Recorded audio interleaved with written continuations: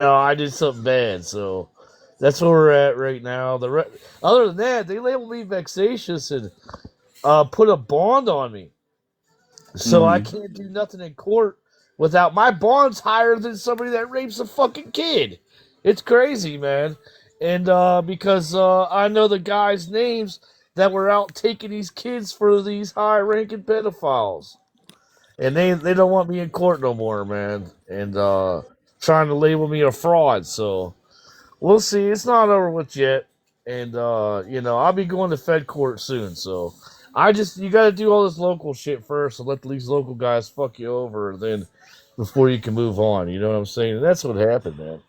That's All what right, happened. Joe Poor. We love you, Joe Poor. Okay, so if you guys don't know Joe Poor has been coming to my broadcast longer than any of you. He was here at the very beginning, and back in 2023, when I was already talking about Trump versus Biden, Joe Poor he would come up here and tell everybody that he is going to win the 2024 presidential election. And the day before the actual election in November of 2024, I questioned him, "Are you still going to win tomorrow?" And he said yes. And obviously that did not happen. And you heard the live update from Joe Poor. So I don't know what to tell you there. No clue what to tell you.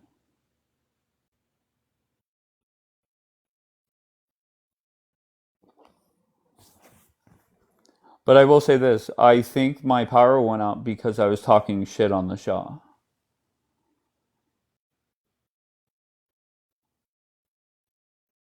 So I don't know if the Shah has control of the weather here in Pittsburgh. But that's that. Wonder how much. Yeah, I don't know. He does sound different, and he said it's definitely the rain. It has been thundering and storming here all day,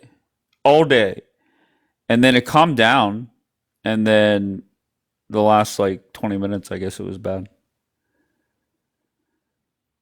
So it's either A, it's the thunderstorm that put my power out, or B, the Shah.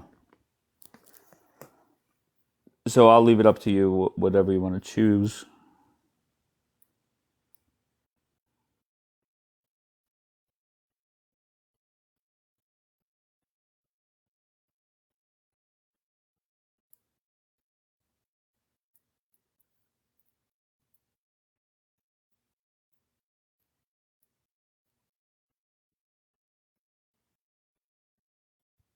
I'm skimming through this article from the New Yorker. It's very long,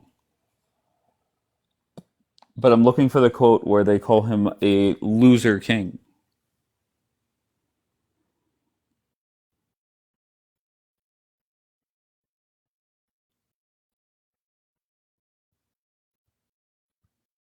Oh, you think it was Mossad that made my power go out?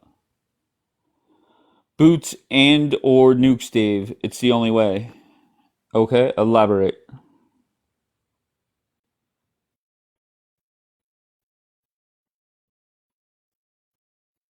Tell me more.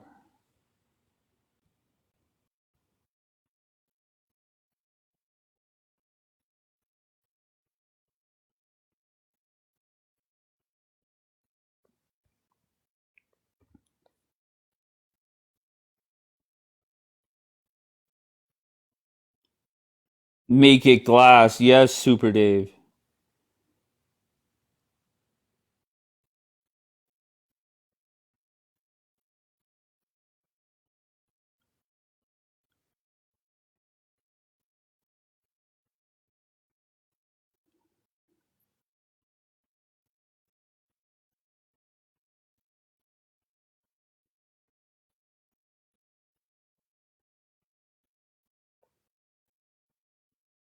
And that's the weird thing, just reading through this article. The weird thing about Pahlavi is Trump made that quote I guess he is. Some people like him.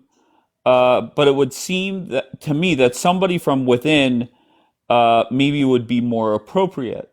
And I thought at that point the dream of the Shah was dead. However, Fox News kept interviewing him and like talking to him often for like a week after that quote. And then whenever Laura Ingraham, I think it was Laura Ingraham, ran a piece on where the fuck are the people that were supposed to rise up. And that's when I believe that the dream of the Shah was dead.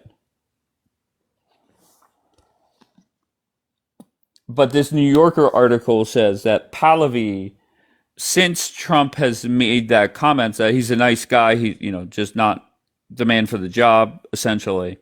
He is his public comments are in favor or trying to gain favor of Donald Trump.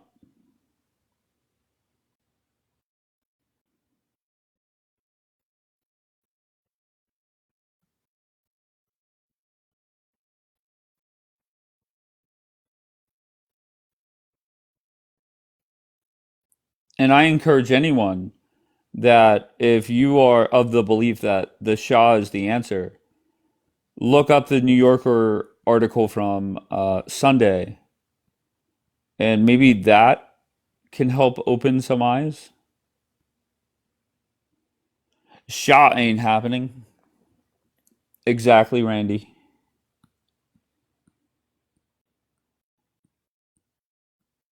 And that's not a shot at the Shah, right? I could care less. I think we just have to look for what is realistic and what is not. And it seems sitting here right now that the Shah taking over is not realistic.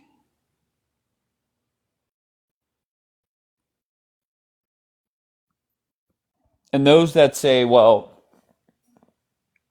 they're not putting their cards out there. Okay, that could be true.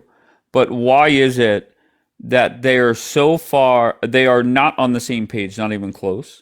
That's number one. And number two, why is it that ever since Trump said it, Pahlavi has changed the way he talks, according to this article? Is anyone concerned that we were just put on alert tonight? Like not just in the Middle East? What was how are we put on alert? What the fuck does that mean? How are we on alert?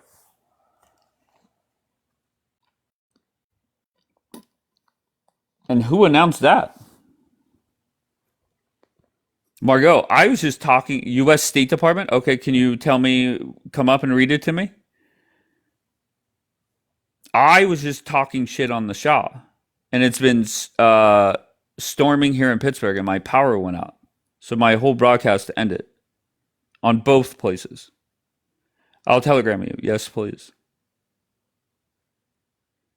Wouldn't surprise me. We have the shitty religion in our country they hide behind. Uh, hung like a moose. All right, let's go. Hung like a moose. All right, I don't think you connected.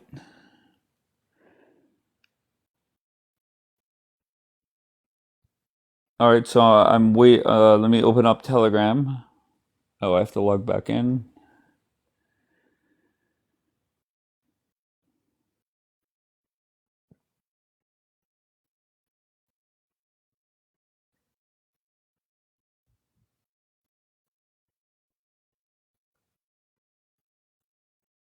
Okay, so does this plane crash have anything to do with like this was just an accident, right? Just before I open this.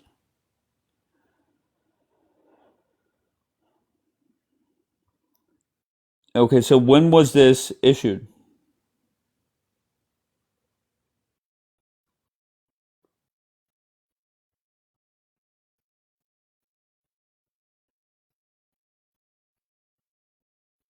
About 3 hours ago.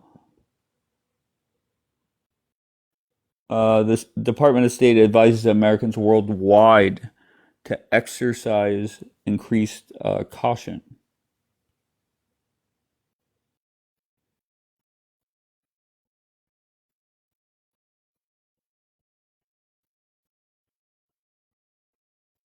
And it says, especially in the Middle East, Americans abroad.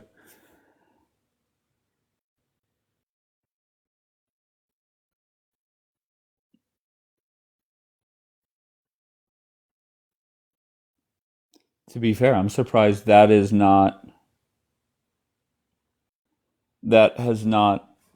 wasn't already out there. But to be fair, usually when they put something out like that, they know something is about to go down.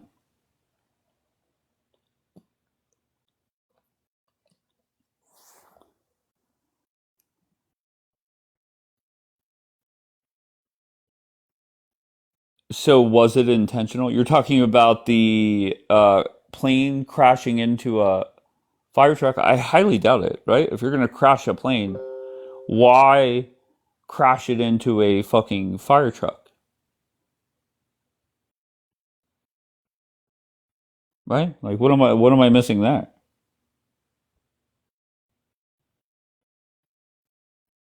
If you're going to do damage, why do that? That's not going to do that much. Or maybe I'm missing something.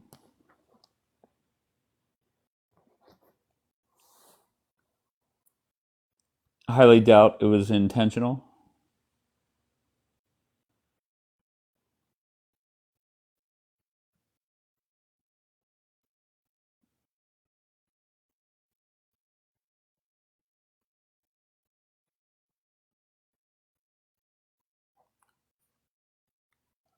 What makes me think that there's more to it, that there's a complete ground stop at that airport, right?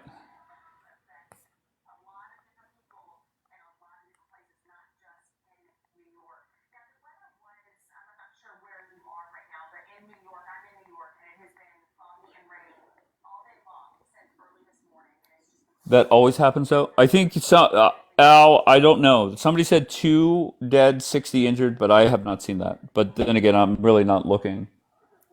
I was reading an article on Sanishaw. What happened? There was a plane, an Air Canada plane landing in New York, and somehow it. What is the word I should use? Collide, crashed, hit a fire truck. All right, come on, Chemo. What's up, Chemo? Hey guys from Syria, I need Oh help for hell it. no. 5 minutes, please. No, no, no, no. 5 I'll bring minutes, you get the back blast, your tomorrow, brother. tomorrow, Habibi.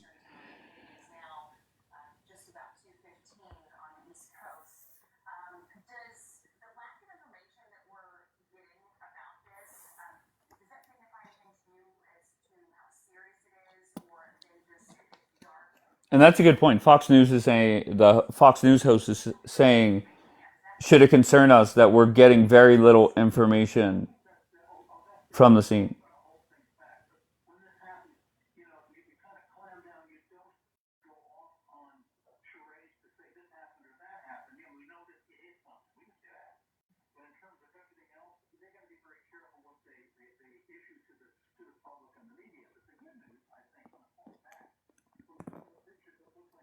As they were landing or while driving on the runway? I think landing. And Fox News isn't saying it's a fire, it just says hits a vehicle. I mean, that doesn't mean it's not a fire truck.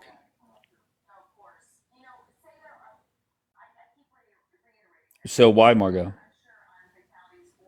Why are we getting why are we not getting the full story?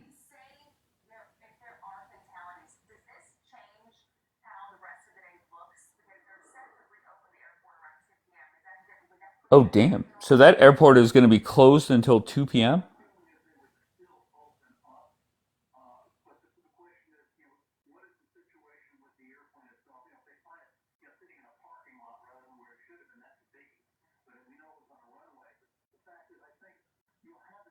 Oh no, not censorship. Don't start with that, just listening.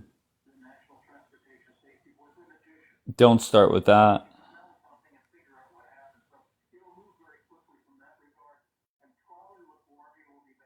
That gets people in trouble when you say things are censored versus hidden. I don't know which side said what. I'm serious. It's really difficult to find info on Iran issue. Okay, what do you mean? Another news thing is I guess in London there's a ambulance service that's for Jewish people, and somebody torched all four of their ambulances in London. So that's also happening. Yeah, I never knew that. I never knew London had that.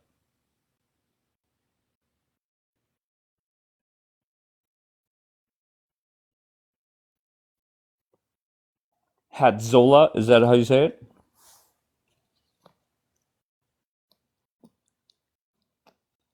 Okay, wait. Did Margot?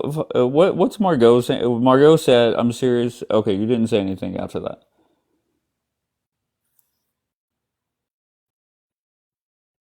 Oh, okay. I did not know that.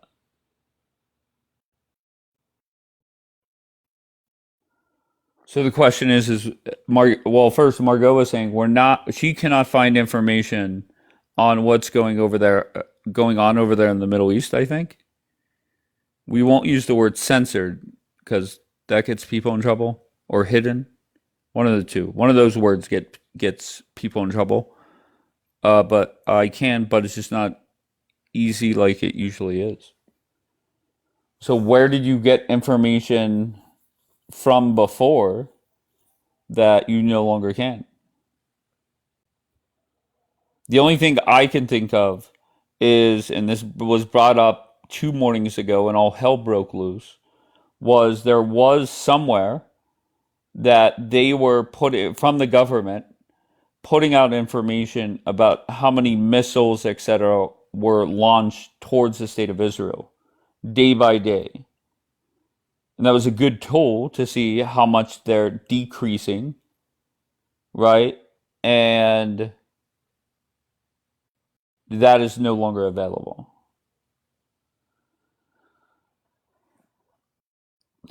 Shishi.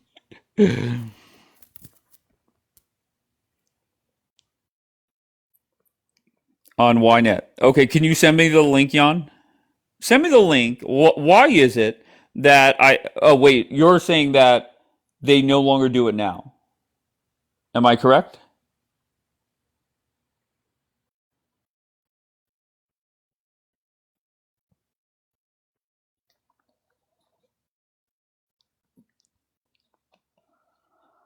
So the question is with what happened this morning at the airport, does this wake Shishi's party up, the terrible Democrats that hate America, does it wake them the fuck up and refund the closed parts of the government? Because I think sources were saying is they want people to feel pain, and now we've had allegedly 2 people die. So we'll see what the new day brings. I am America. Yeah, you fucking are, baby. Sorry, Dave. Didn't mean to join, brother. Sorry You're good, brother. Be good. You got it, Be brother. good. Thank you. Yeah, Shishi, you're definitely America. And I think a fair question in regards to 2 mornings ago is why the fuck did everybody flip the fuck out? Why did it go from me asking simple questions to figure out if my government is accurate? Why did it lead to 3 straight hours of people flipping the fuck out? Democrats don't care about Americans. They care about Islamists and illegals. Yup, true.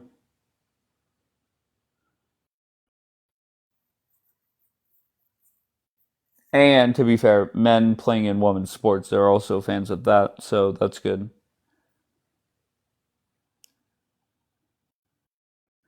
because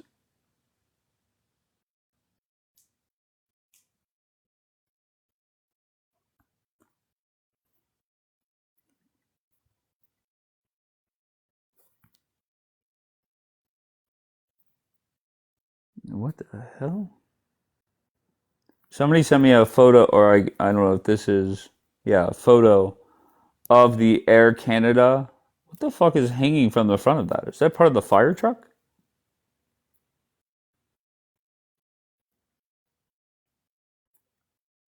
And you would think if people died, that would be the people that were sitting in the fire truck.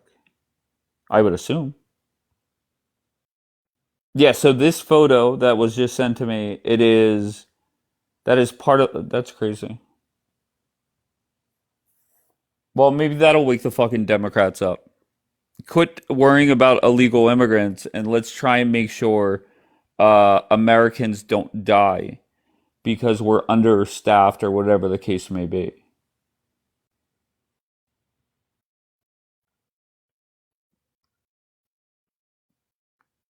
What a joke.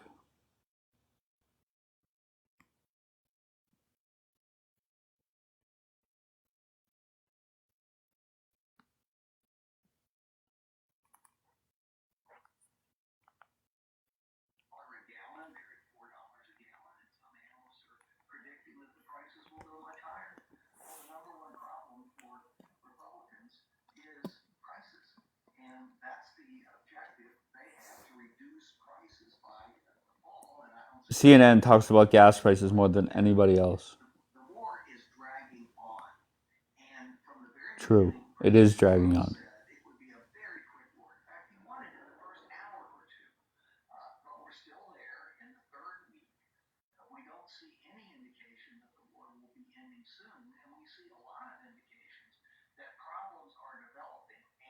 Hell yeah.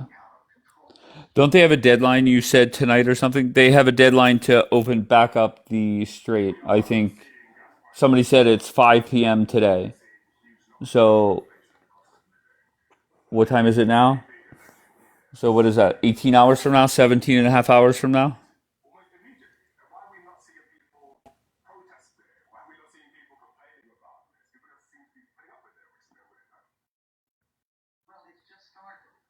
So the CNN guy is calling for people to protest the gas prices. Smart, smart.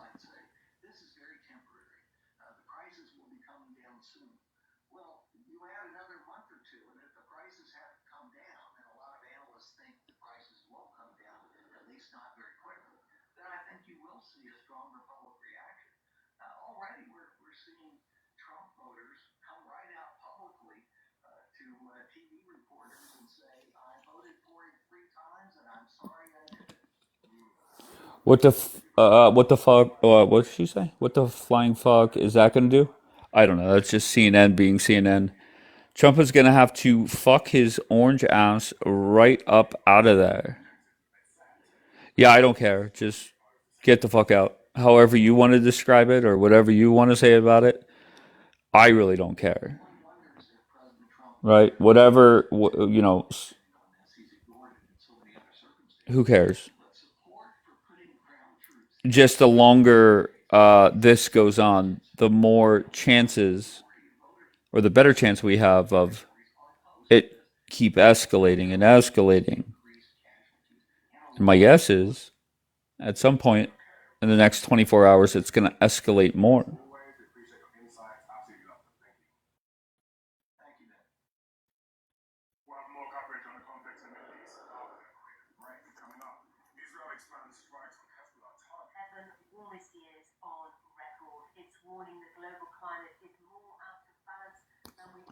Exactly, Maria. There's nothing better when lurk accounts make fucking sense in here.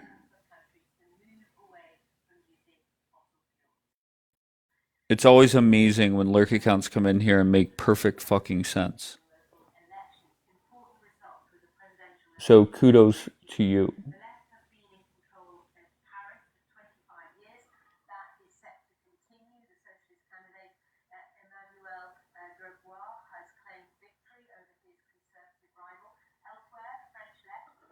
W Lurker.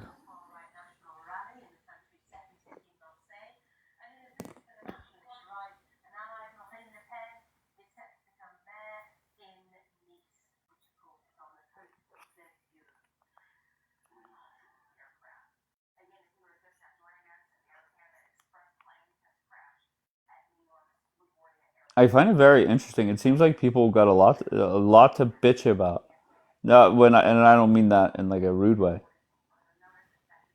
but people have a lot to say.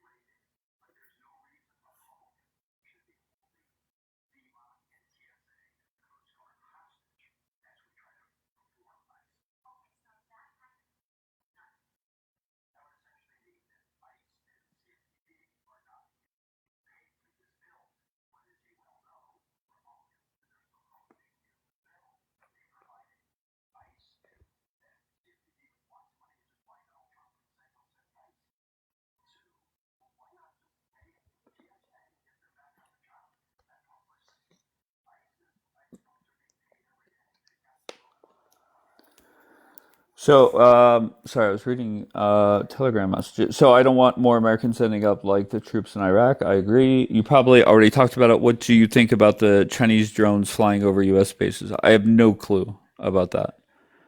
I think Bianca I think it was Bianca mentioned it the other day. I have no clue. I know nothing about it. I haven't even seen anybody talk about it.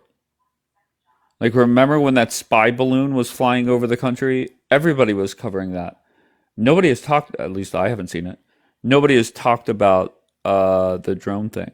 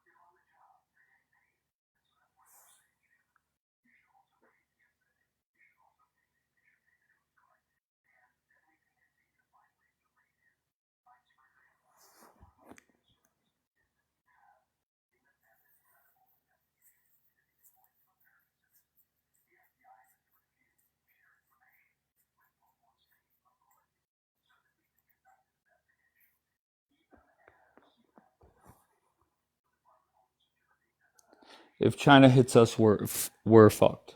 Okay.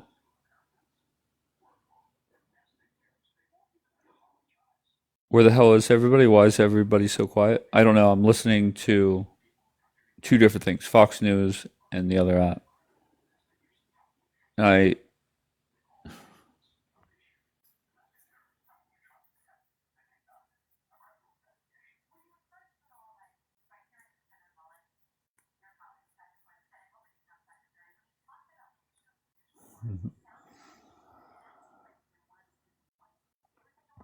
Good morning, Bianca. How's it going?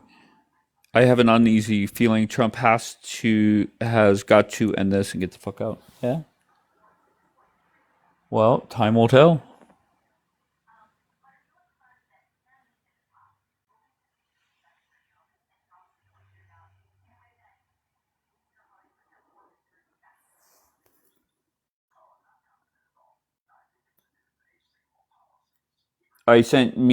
You sent news updates. Thank you.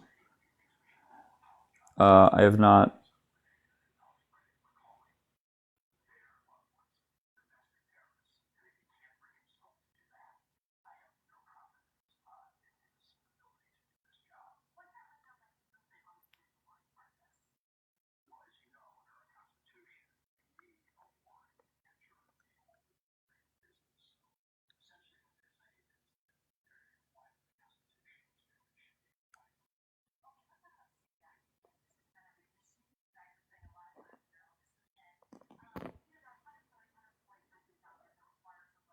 Okay.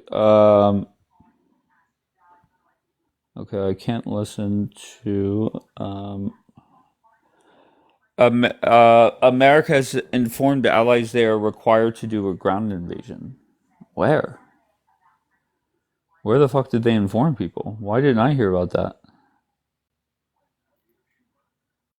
Okay, so how did they inform them? Who did they inform? They, oh,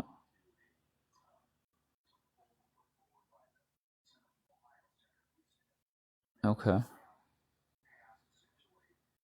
But why are they required?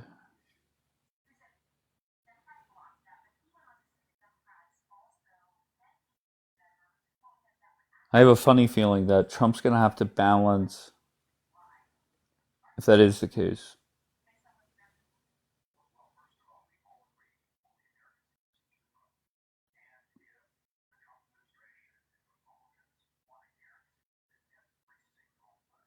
How was it? Yeah, I have a bad feeling. I love Bianca because she gives it to us straight.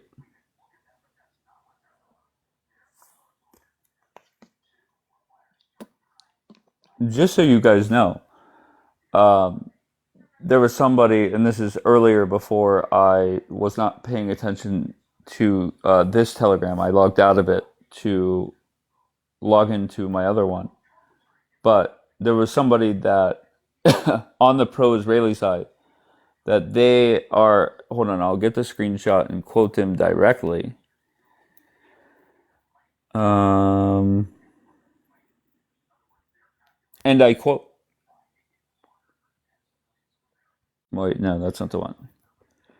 All right, here we go. And I quote: "The thing is that Bianca was never against Bibi until Dave decided he was.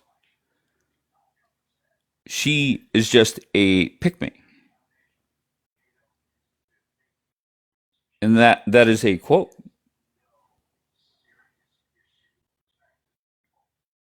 Okay, so first of all, uh, to be fair, Bianca has not been Bibi's biggest fan since I met her.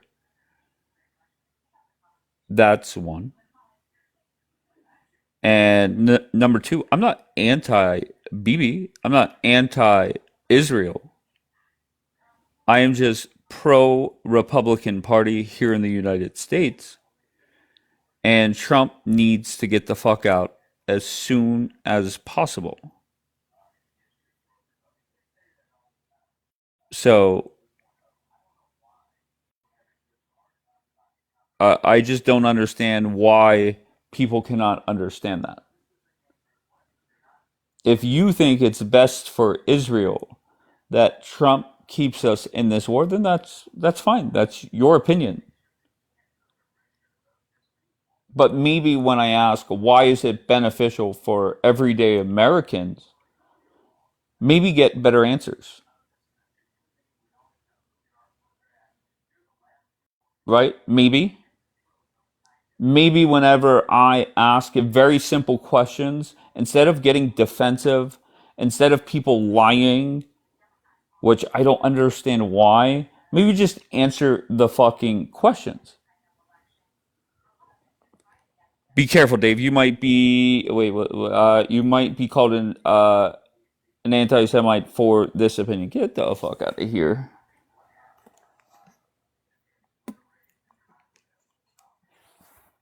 And the crazy thing is, two of the people that have been running their mouths, they are two people on this app that have done so much damage to their own on this app.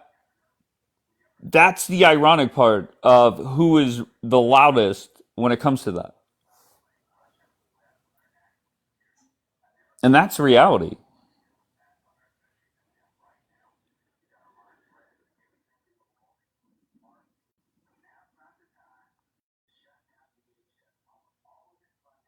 Exactly, Randy. I appreciate that. Chef, what do you got, Chef? Yeah, can you hear me? You sound great, bro. Yeah, I don't know why my picture. It seemed like it didn't come up, but Yeah, yeah, I heard you. I didn't like your photo, so I could actually remove it from your profile. You didn't like my photo. Oh yeah, I wasn't a fan of it. Is that okay? Yeah, I mean, yeah, whatever. That's cool. Yeah, so Um, you'll just have to re-upload it to your profile when you're done. hold up. You was able to take it off of my profile? I could do whatever the fuck I want. All right. All Nah, right, you where you from, bullshit. bro? Where? No, I'm I from Illinois. God. There's no way you can do no shit like that. Can you do You it? wanna fucking bet, bro? I'm just kidding. I'm I mean, messing with you. All right, right. so why are But you up anyway, here, bro? yeah, no. So I heard you say that Ivanka wasn't a fan of Benjamin Netanyahu. No, no, no, no, no, no. I said Bianca. Bianca is somebody that is here in my broadcast often, and she's somebody that lives in Israel, not Okay, Ivanka okay, Trump. Yeah. right, right, yeah. No, Okay. I thought I was like, yeah, because no, like, yeah, Jared Kushner is definitely when he was younger, uh, his he would go and visit and sleep over at his parents' house, Interesting. at I did Jared not know Kushner's that. house.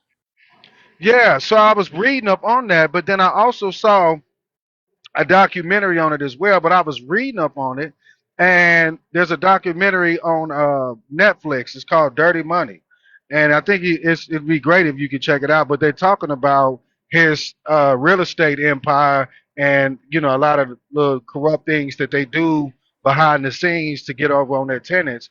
But they would bring up how his family uh, donated to a lot of Democrats, and they were saying like they were real close with BB, and that he would come over to their house and he would stay at their house and sleep at their house. So when I heard you, what I assumed that you had said Ivanka didn't have a good relationship with BB, I'm like, I don't know about that. I mean, so that's what I wanted to come up here and see maybe if you knew something that I didn't know. No, you just no. I was talking about Bianca, not Ivanka.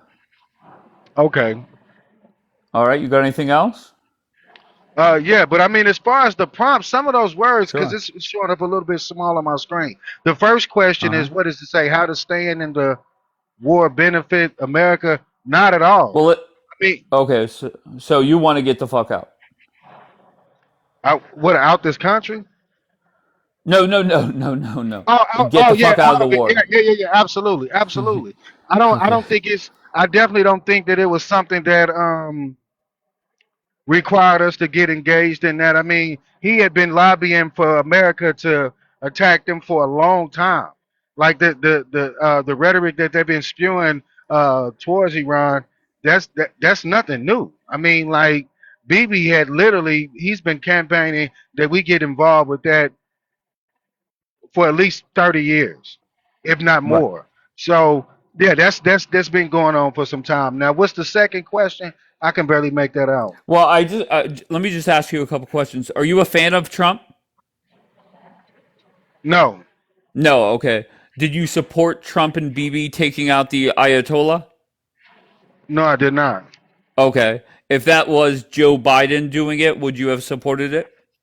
Not at Honestly? all. No. Okay. Not at Very all. good. Okay. So there's nothing that, however Trump ends this, right? If you're anti-Trump, you're gonna bitch about it regardless. Yeah, absolutely. I mean, because I just feel Okay. like Fair enough. I I feel like appreciate the that. research, no matter who it is, Joe Biden, Barack Obama, it really doesn't matter. At the end of the day, I feel like it's. I mean, like as far as all of the things that those resources could have actually Thank you, been Jackie. spent here in Right. America. I was just saying the resources. I think it's just a waste of resources. The amount of money that's being spent thus far could have done wonders to different parts of America. You got people like in West Virginia that don't even have good running water. People like in Flint, Michigan. I mean, like we got some very impoverished places here in America, and I feel as if though those resources could have went towards helping places like that as opposed to just wasting it trying to I got you. attack But America. let me just say this. Regardless, we're here, right? What is a way Trump could get out of this and you support, that way maybe versus the other options he has?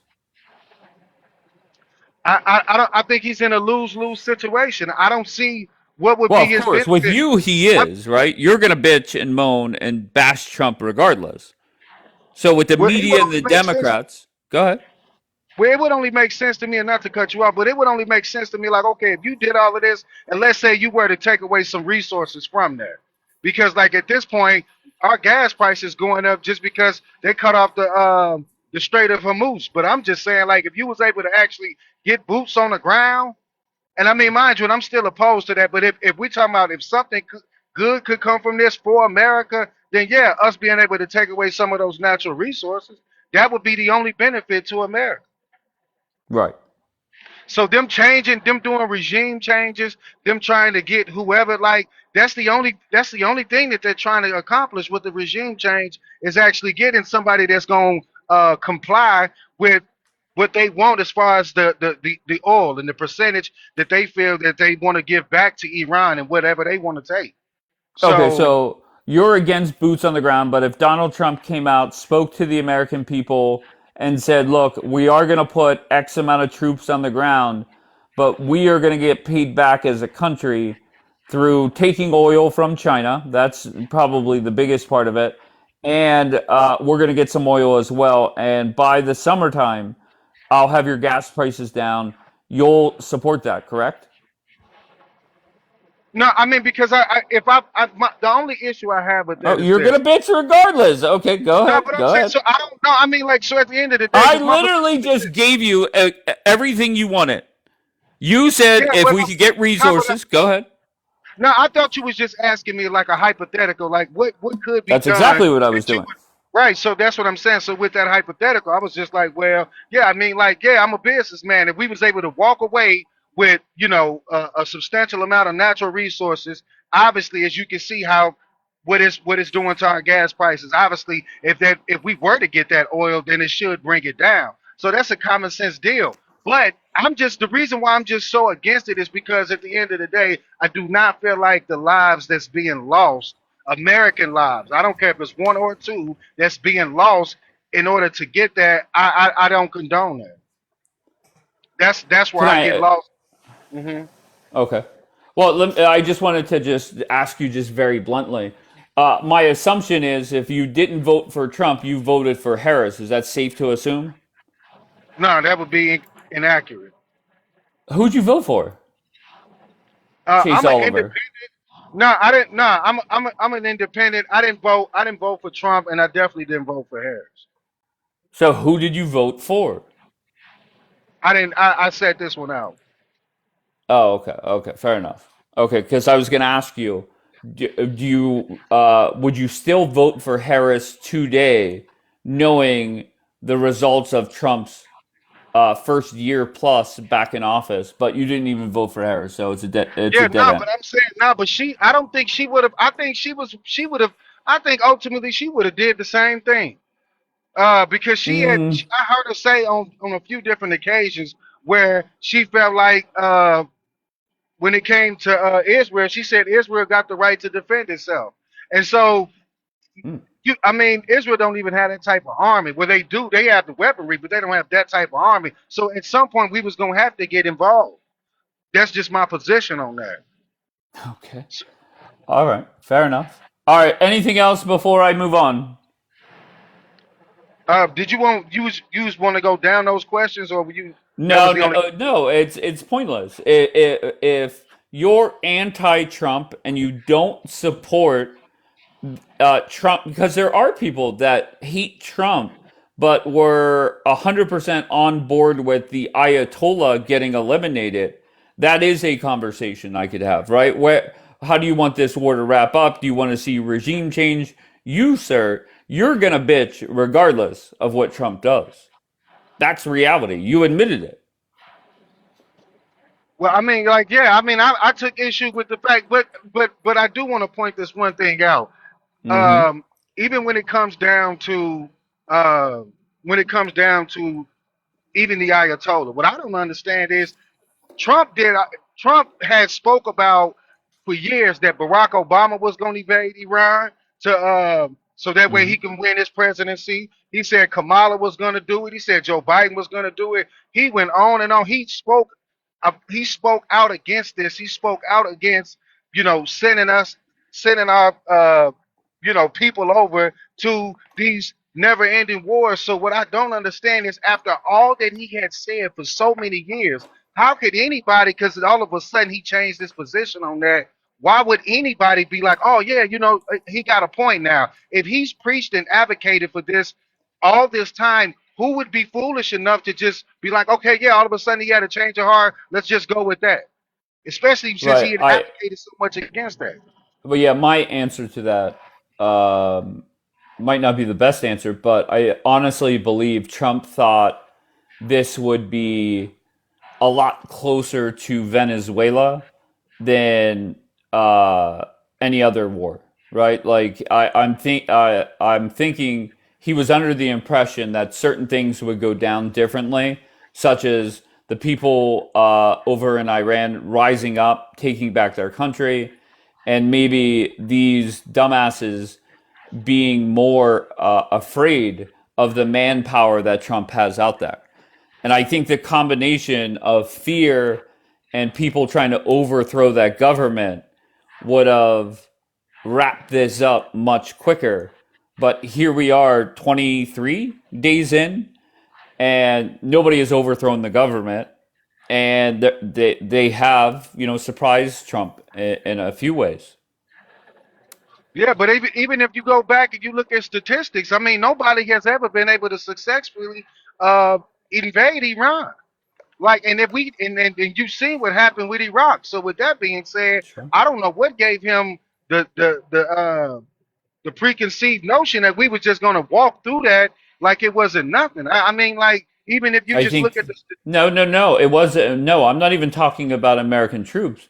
I'm Mhm. talking about that these people were going to rise up and overthrow their government almost instantly while celebrating the death of the Ayatollah. Yeah, but There's no doubt in my mind that if you are pro regime change, regardless of what is going on and stuff like that, you guys could justify it. You have to be somewhat disappointed that we're 22, 23 days in and not much has happened, right? So that's my answer, but go ahead. yeah, but because if you look at it, if you actually look at how their whole system is set up, it's not. Well, I mean, it's somewhat like ours, but not. Because he was a spiritual leader. Like they have the Right. president, they have other different political positions, and they fall within that. But I mean, like there was no way that they was just gonna get rid of the whole system. They got this whole thing played out. So no matter what, somebody was gonna step into that position, and so I don't see, and since they got it under that, since they have it like that, I don't see what was going to be the benefit. Whether you got rid of him or let his son get in there or whomever else, they still share the same ideology. So the only thing that you could have possibly done is get somebody in there that was going to be compliant, like the Shaw, and allow you to, negotiate the numbers you want when it comes to that oil. But that's where the Shaw went wrong at, because that's who they put the Shaw in office, and that didn't hold up too well. So I don't see where they was even thinking like, okay, we just gonna get whoever we want to comply, because that's where the problem stemmed from with the Shaw, because they did an uprising against him because they knew that he was getting over on them. He was stealing their money. He was cheating them out of all sorts of different resources and other stuff on top of that. So, yeah, I mean, that was a huge problem. We've already seen that play out. Right. And I think if you're sitting here, and if I saw somebody comment like Trump's not dumb, I'm not calling Trump dumb, but excuse me, I think if you honestly believe that Trump was prepared for the strait to be closed, something went wrong, right? Why is it happening for this long? You would have been more prepared and maybe worried about that first, and then I'm willing to bet that not many people thought that these idiots would be doing as much damage as they are on day 23 of this war. And if But you that's the. honestly go ahead, you can respond. But I'm saying, but I mean, like the thing about that, like, and I believe you. You know, I mean, I'm with you on that. I think this is what if you look at what has transpired through the years, they always Mm-hmm. underestimated these people. They underestimated uh the people who came here on 911. And even when you go out there, you see these people on donkeys and still living like it's biblical times, but those people are resilient. So I think that's where we lost that before, underestimating them and thinking like, okay, and just only because the military might that we do have, because yeah, those weapons ain't gonna do nothing in those in mountains. I mean, so the terrain over there is terrible. So I mean, like we trying to fight something that we almost live in different centuries.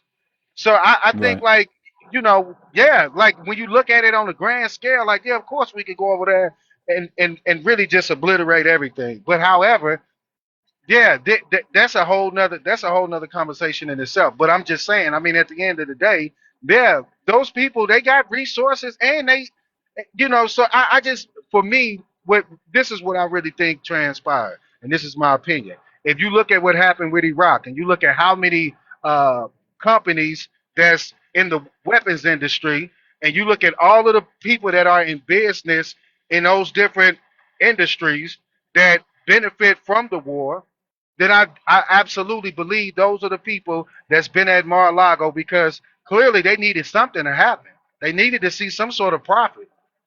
I mean, the only if you got to see some sort of return on your money, and so that's what happened when you had what happened in Iraq and what's going on right now.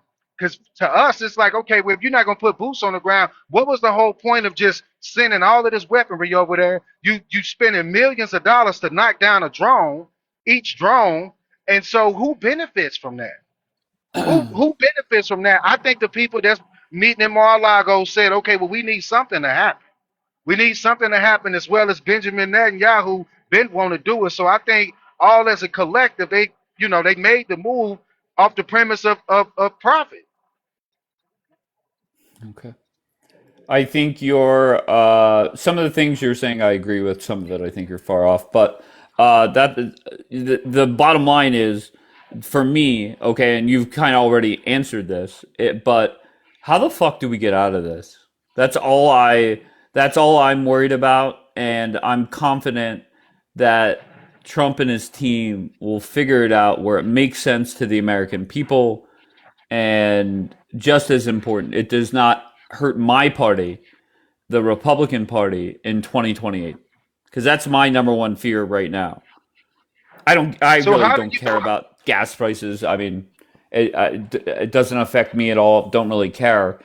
If I'm paying an extra 60 cents or whatever it is compared to 30 days ago, I could care less. I'm not worried about that, but I am worried about 2028. so you don't think that the citizens the administration that you say that you voted for Hmm. made some irrational decisions that put us in a situation because everyone may not be as financially stable. I mean, there are some families that that extra 60 cent a gallon is going to hurt them I, because I, that's I going to agree. determine I whether or agree with not that. their kids can be fed or not. I mean, Sure. the economy is already off. So to do other things like that, that's going to trickle because everything has a trickle down effect. Yes, So but okay, my just thing is, hold on, stop. Everybody has a plan until they get punched in the mouth, right? Mike Tyson said that. So I'm very confident they had the best plan possible to execute whatever they wanted to execute.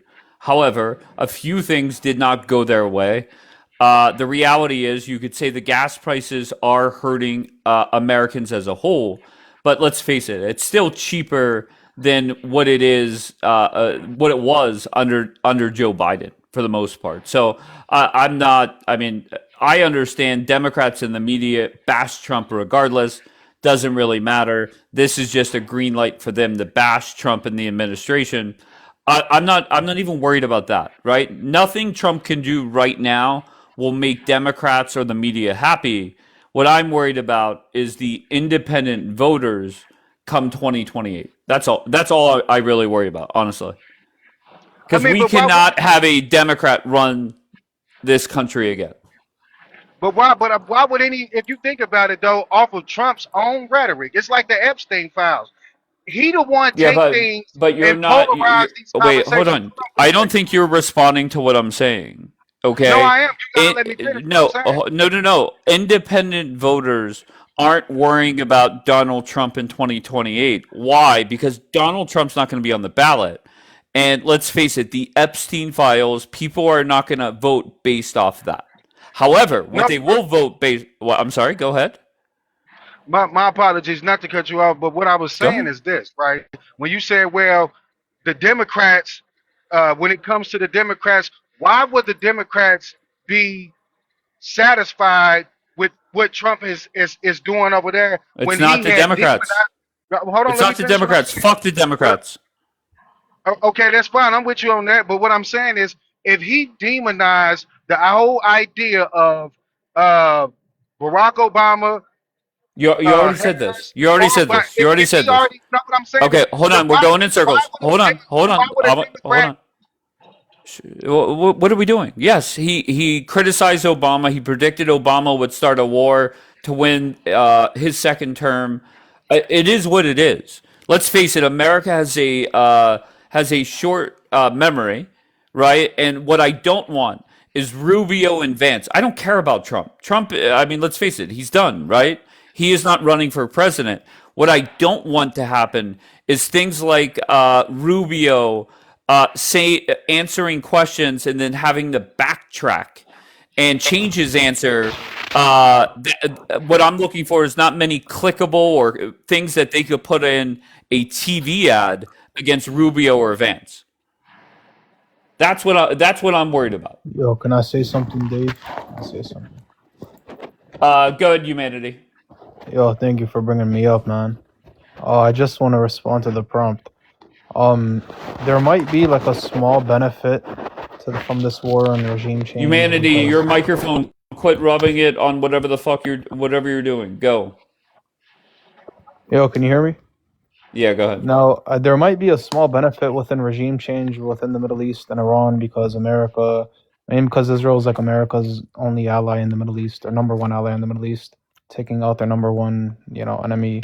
Sure. However, I don't think that it's worth it. I think that American lives are worthy more than, the IRGC in Iran. Not only that, I don't really think they pose a threat to America, and I Okay, don't think so it's the America's question business. is how to okay, It's not stop. America's business. I said how does it It benefit doesn't. America? It doesn't. Okay, fair I enough. don't So think it it's an does. easy answer. Okay, so we agree there. Do you think it benefits America? No, fuck no. So Humanity, you've you been in agree that here. the Jews dragged us into this war? Oh, wait, so you agree then that the Jews dragged us into this war? Humanity. Wait, Why do you have to Dave. go? So you're on my Go ahead. side, Dave. You're a JQer. You're a JQer, Dave. I don't even know what that is, but I will say this. I have no problem with what Trump did to kick this war off. I have no problem with it. Yeah, And that's there why. are certain things that Trump could come out and say that will extend this war. And if I feel that it makes sense to independent voters, I'm going to jump on board with it. Why? Because The I independent do trust voter. Trump. Go What ahead. does Iran have to do with the independent voter in America? Like, what's the relevance?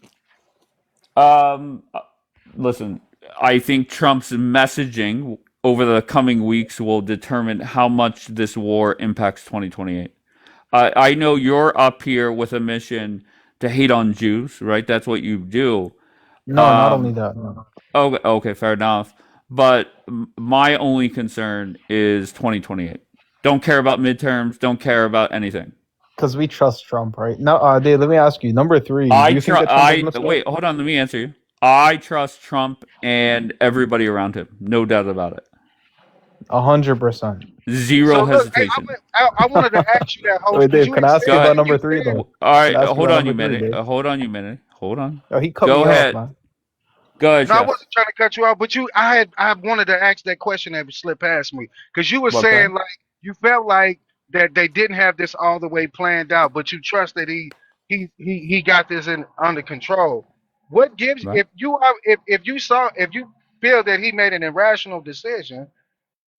No, it's Um, not the decision. I think it's the execution or the plan of okay. that decision. I think that's where the problem is, right? I think going in and helping take out the Ayatollah and give these people a chance to overthrow the government, I think that does make sense, right? If he could wrap this up, get the fuck out, I think it does make sense. Okay, Joseph, now can I is ask you about there number three? hold you man? Okay, here you man. My Let me bad, just my drop bad, your my bad. dumbass. Okay, but I think that there's regardless of how long it goes, it will all be about presentation for Trump and Hegseth, General Kane, etc., on making it make sense for the American people. Yeah, but see, like Go but ahead. even if you look at Bin Laden. We took out Bin Laden. What happened to that group? They're bigger than what they was even when he was alive. So sometimes thinking, okay, we just take out this one person. They have a chain of command just like we do, and no matter who you take out, there's always gonna be somebody that fills those seats. That's just a fact. So I don't see. Well, their And argument is that they could strike the United States. I don't agree with that argument. I think it's fear mongering, but right. that's some people's arguments on why we should see this through. Yeah, and that's what I'm saying. And I'm glad that you at least can admit to that because yes, I do think it's fair mongering. I do because like when you stop and you think about it, that's like even right now we don't even have to go off the hypotheticals. If those people, you and I are intelligent enough to, and I hope we would agree on this, that no country that actually really have those type of weapons are under any threat of being attacked because, well, that's why they have those weapons. It's just to prevent them from being invaded. So, because if that's the case, I'm sure he would have rather went out to North Korea than Iran. So, so whenever you looking at these things in its totality, we don't have to Right. look at it from a hypothetical. Since we attacked them, they haven't unleashed any of those sort of weapons. If that's what the whole purpose of us attacking them was to do, prevent them from creating these, then what's stopping them now for dropping them if they had them or was in the process of uh, formulating these said weapons? Like, it was common sense to tell you it's fear mongering. And if they could hit the U.S., why wouldn't they hit it now instead of just trying to hit bases over there? Clearly, because they really didn't oppose a threat to actual American soil. All right, let me go with Matthew. Where are you from, Matthew? Hey, this is Matthew in Orlando, Florida. All right. Can I ask you, are you a Trump supporter? I am. Obviously, I'm a bit ashamed about his past, but I think for our political survival and the survival of our country, I think he's doing a good job. All right. So you voted for Donald Trump. You support Donald Trump. Did you support Trump's move to go over there with Bibi and take out the Ayatollah? Yes or no? I do. Okay. I think it could be going too far from a prophecy perspective, though. All right. Here we go. So you're saying? Can you elaborate on that? Because a couple of people Okay, have so said that I to me. do a Yeah. little audio. Yeah, I do a little audio podcast on Bible prophecy. Hell yeah. And this is much different than the Iraq war.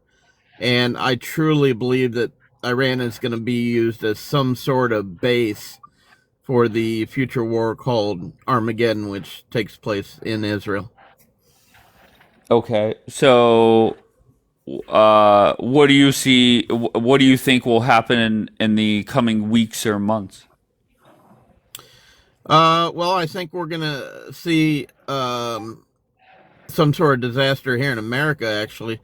And then Trump is going to have to make a decision here whether he wants to keep this thing going another month or if he wants to pull out. But either way, I think it's going to cause, we've already stirred up the hornet's nest. So there's really no going back from that. I personally don't even know if Netanyahu is alive. So until I can confirm that, I can't even prophesy what's going to happen with Israel as it relates to Iran. All right, I'll be honest. Whenever you first came up here, I was like, you know what? This guy seems legit. However, then whenever you drop the "Where is BB" bomb, you lose all credibility there. Like Well, BB. Wait, hold on. Let me explain. BB okay. literally was live outside of one of the buildings that got hit in Israel, I think yesterday morning, and then the day before that, he was holding a press conference answering questions. So what else do Okay, you you may need, have more of an investigator? update. Oh, okay. Yeah, you may have more of an update on that than I. If he is still alive, then I guess everything continues as is. But from what Netanyahu said about the burning of the satanic statue in Iran, that as a Christian, that was very disappointing to me when he said that. Wait, I'm so sorry. Wait, can you say that again? Okay, so before all this happened, when he supposedly was killed, he He's was alive, though. What are we doing? Okay, I'm just speaking about something that happened previously. Okay. He was speaking out against the people that were burning the satanic statue in Iran. I think it was Moloch or something. Maybe somebody can correct me. But if he just comes off as more and more being anti-Christian, and part of this whole regime of the fake Jewish government of Israel. Yeah, but I mean, Okay. most of those people is from Eastern Europe. The people that's over Oh, there here we right now. go. No, I'm just saying that's a fact. I mean, like that's a fact. Let me That's guess. a fact. Black people. Wait, are you one of these people that say black people are the original Jews? Not at all. Oh, okay. Okay, fair enough. No, not at all. Not at all. But that's Okay. a fact. I mean, I mean, if you look at when they was given that piece of land, where they came from, like I'm not just pulling some conspiracy theory. That's a fact. Okay, just I want to focus on the statue thing because people in the chat are saying you're lying, Matthew. So you're saying that BB is anti-Christian? I am. I'm saying he is a Zionist, and he is a Noahide, and Trump may have actually converted to Judaism because of his son-in-law, apparently. But I'm saying, Okay. I thought in order to be a Christian, you had to be a follower of Jesus Christ, and you had to believe that Jesus Christ came down and manifested in the flesh. I mean, they don't You believe do, in but Jesus. you do, but it's you have to be very careful because Jesus was Jewish, right?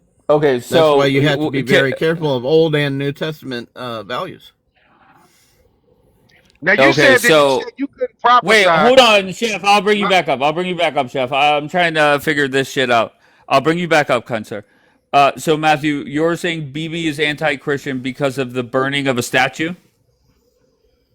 Correct. If he was pro-Christian, he would have said that was a good thing when they burned a satanic statue in Iran that's been used ever since ancient Egypt. Okay, and who burned it down? The people that were trying to overthrow the government Oh, or I want the don't know their government names, sir. It was just people of the streets of Iran. Okay, when did that happen? Within the last month, it was all over the news. I don't know how you missed it.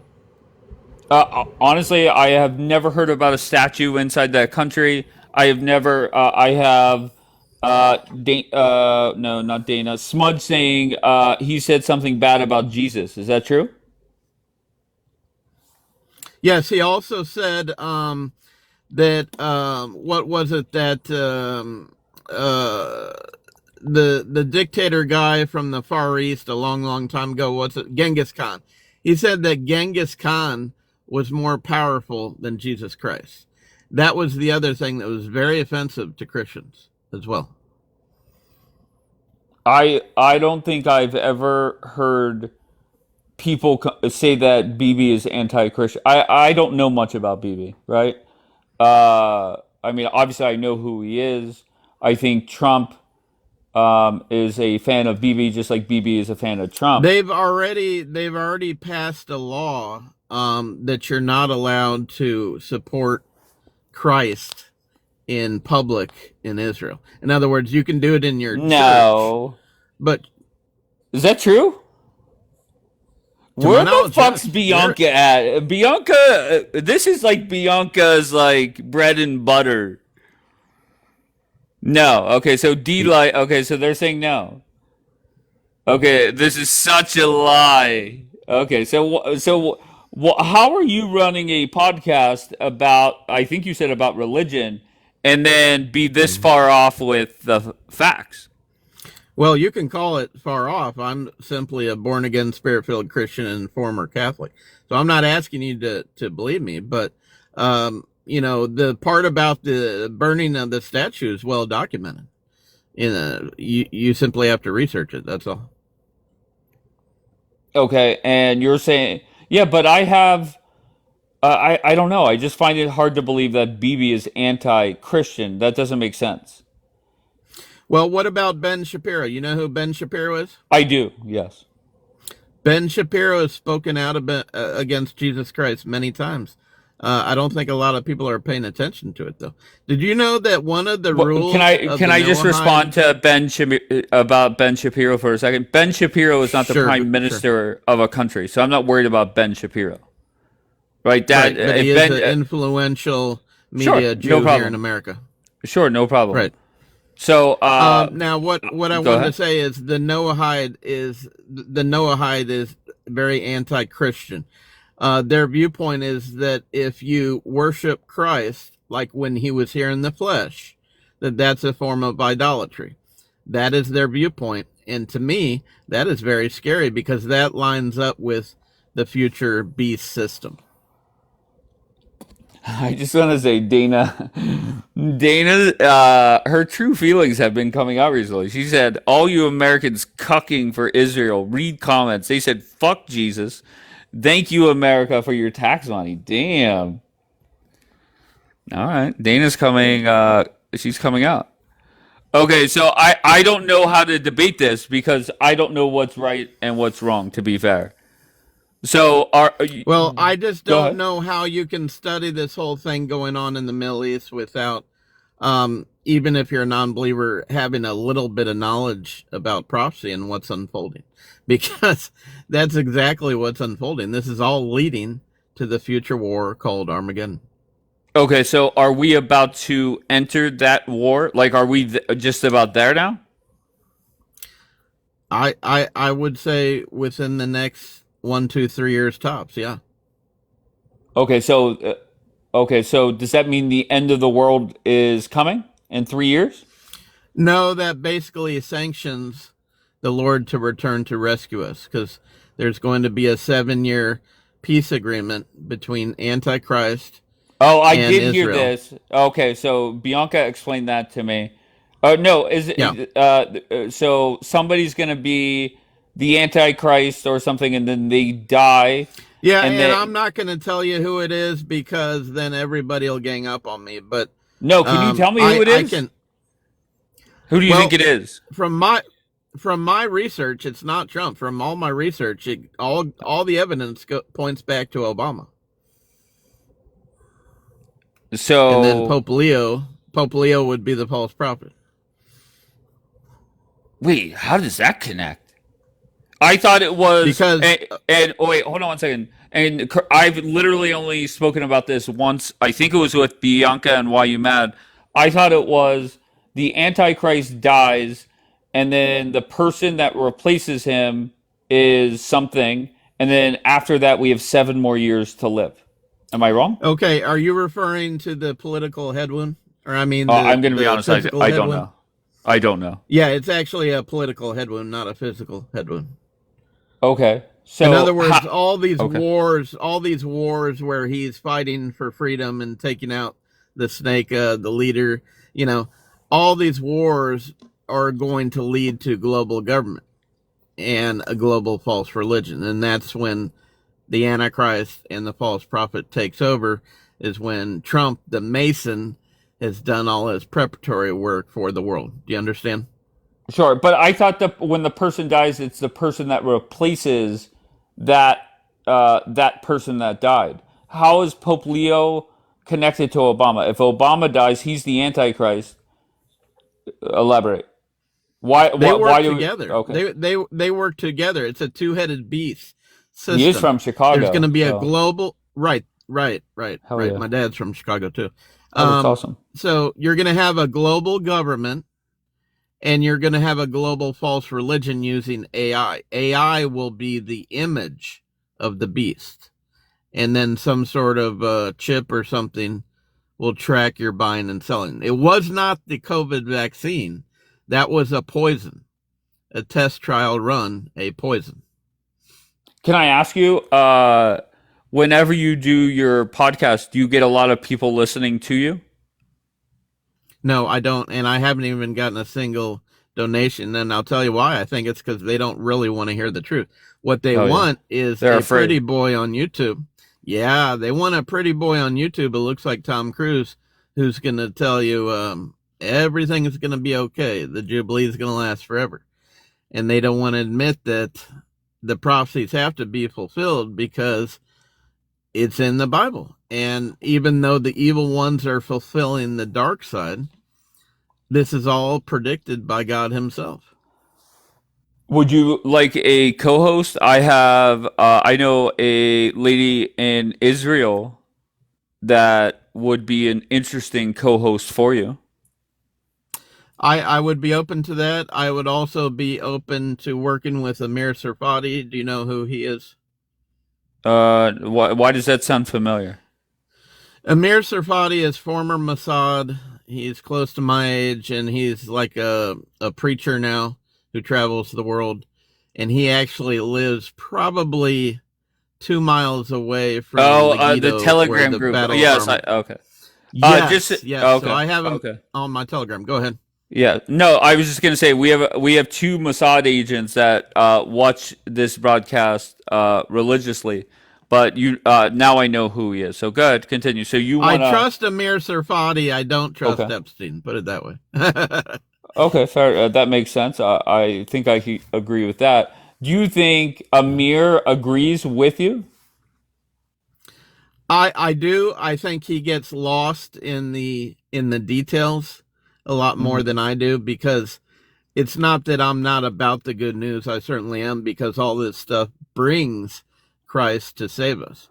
But the thing is, you have to go through hell on earth in order to get to that point where Christ comes back to save us. All right, and just for those that are just joining, the reason why we went down this road, and you could correct me if I'm wrong, but I asked you if you support Donald Trump taking out the Ayatollah, and you said it resembles the prophecies too much, correct? I call it a necessary evil. I was 8 or 9 Okay. years old when Iran lost their freedom. I was born July 1st of 70 in Indianapolis. So I had seen this from a young kid. And apparently before 1979, they were gallivanting around in bikinis and had total freedom. Hell yeah. So, I mean, Yeah, they were. It wasn't until 1979 and the hostage situation with the down helicopter and everybody blamed Carter. It wasn't until that point that this whole regime took over. Okay. So let's fast And forward. then I Okay. did want to mention one more thing real Sure. quick. The Bible talks about people called the Medes and the Persians. We know that Persia is Iran. We know Right. that Iraq is basically Babylon. But who are the Medes? If you could tell me who the Medes are, we might be able to figure out a lot more regarding the prophecies of the Medes and the Persians. Yeah, you're asking the wrong guy. I'm like the least religious person on this planet. I'll research that for But you. I am intrigued by the thought process. But so how does I'm BB just thankful. Okay. I'm just thankful I didn't get shot down, because I usually get shot down when I speak the truth. But go ahead. No, not here. Here, I get intrigued by people like you, and I want to ask questions. So whenever you say BB is the one, he hates Christians, how does he tie into this whole story or this whole war? in regards I would to call tying it him. into the Bible? Yeah, I'm not saying he didn't have a righteous background. I think he actually went to high school in Pennsylvania, Right. believe it or not. And I think he was probably a wonderful soldier, IDF. But somewhere along the line, I think he kind of sold his soul. And I would, if I had to pigeonhole him, I would call him the political Judas of the end times. Not the Antichrist, but the political Judas who's going to cut a deal for Israel and what's called the future third temple, which is a whole nother issue we can talk about. Whenever BB made the comments that you consider anti-Christian, did it make a lot of news? Like, it wasn't like covered by CNN and Fox News. It was but not. It was not. I Okay. simply put two and two together because I know for a fact that ever since ancient Egypt and Babylon, they have had those satanic statues, including the ones that had to do with child sacrifice, which is directly connected to Hillary Clinton and the whole Epstein thing. So, what do I Google? BB comments on what? And I just want to see who even like picked this up. The burning of a statue in Iran. Burning statue, Iran. And Netanyahu speaks out about it. And what did he say that was offensive? Go ahead. He basically was, he did not want the destruction of that statue, and that statue represents pure evil. So if he is a righteous so-called Judeo-Christian, right, he would have said that's a good thing to burn a satanic statue. But he's not. He's a fake Zionist. Wait, BB is not a Zionist? BB is a Zionist connected to the government of Israel. But what I'm saying is not all Jews support Jesus Christ. There are some Jews that believe in Jesus Christ being the Son of God. But BB, probably for political reasons, is not one of them. Right. And these statues, or I don't know if it's statue or statues plural, they were burned by the people that were protesting their government, correct? Yeah, I don't know how tall the statue was. It looked like it was over 7 or 8 feet and had a large beak, like something you would see from ancient Egypt.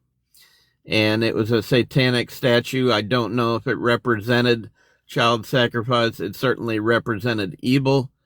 And for him to be against these people on the ground of Iran, the regular people, it shows his true colors, along with his comment about Genghis Khan being more powerful than Jesus Christ himself.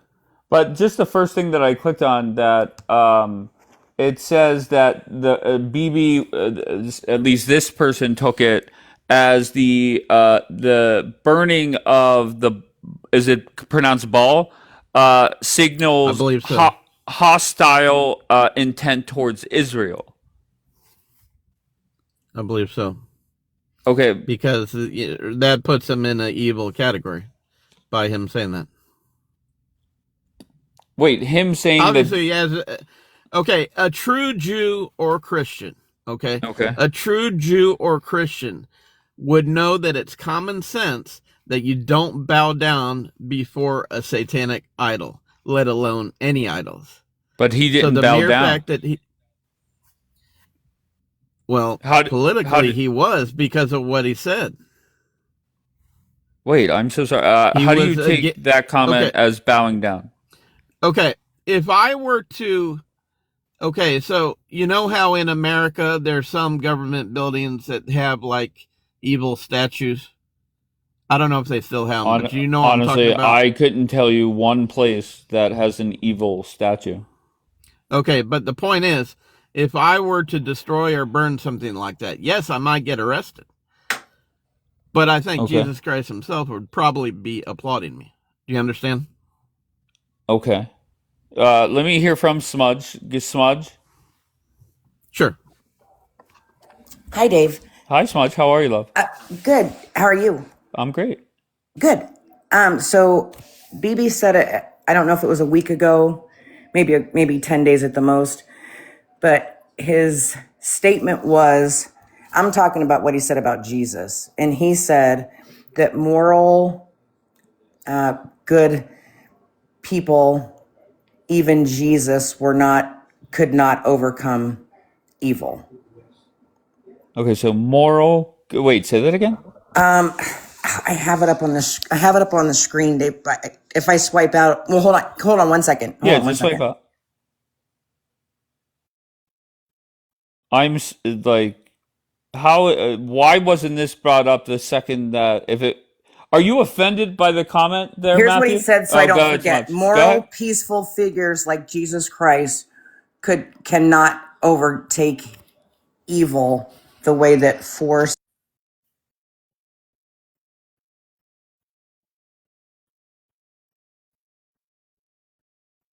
That moral people, even like Jesus, could not overtake evil the way force can. Meaning that, I mean, it was a dig against Christians and Jesus. Meaning, all you Christians who maybe are against this, just know that not even Jesus can beat Iran. Only force can. That's what he said. It wasn't good. If you Google, okay. Dave, what did BB say? Yeah, good. Hold okay. on. BB comments on good. On Jesus. Just put that. That should work.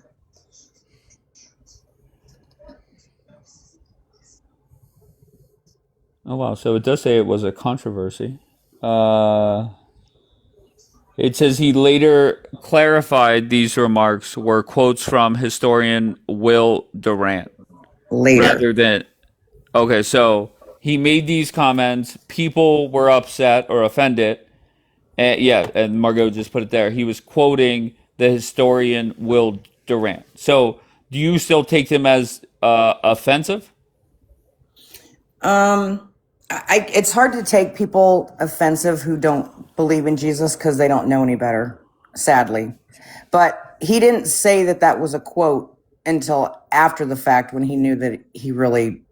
Right, he got blowback for it. I mean, to be fair, politicians do that often where they say dumb shit and then but that was a pretty big one, don't you think, Dave? I mean, considering honestly, what's going on, that you'd think he's smart enough to know not to say something like that. Can I tell you my answer to that question, honestly, is if you are confident in your religion, nothing that anybody else says should interrupt that or bother that. Well, that's what I said that, though, Dave. I did agree with you on that. Okay. I said that it didn't bother me. I just feel bad for people that they don't know better. But right. So it's not that I was offended. I just thought it was a really stupid thing to say, considering the situation. That why would you say that, knowing that you're going to upset a lot of Americans by saying that? That's all. Well, not necessarily Americans, just Christians throughout the world, right? Well, I mean, I say Americans just for the fact that we're over there doing what we're doing with them. That's why I just said Americans. Right, I got Christians all over the world. Sure. Okay. Fair enough. So did the blowback stop when he clarified it was, what does it say? It was were quotes from historian Will Durant? No, but I think there's so much going on day to day that we just keep going to the next thing because there's stuff happening so fast. Yeah, it's kind of forgotten about now. It was basically buried. It's very difficult to separate religion and politics. If you look like a bird, if you look back at Bible times, okay, it was the leaders of the temple, not the government. It was the leaders of the temple that were in collusion with Rome. That makes sense? Yeah, not really, but I was reading. Okay. I was reading more about it. Say it again. I'll pay attention. I'm so sorry. Okay, the point I'm trying to make here is in Bible times, it was the leaders of the temple that were in collusion with Rome, not the government leaders of Israel. Okay. Here comes Margot. Margot. I just have to clear this up because the misinformation stuff drives me crazy.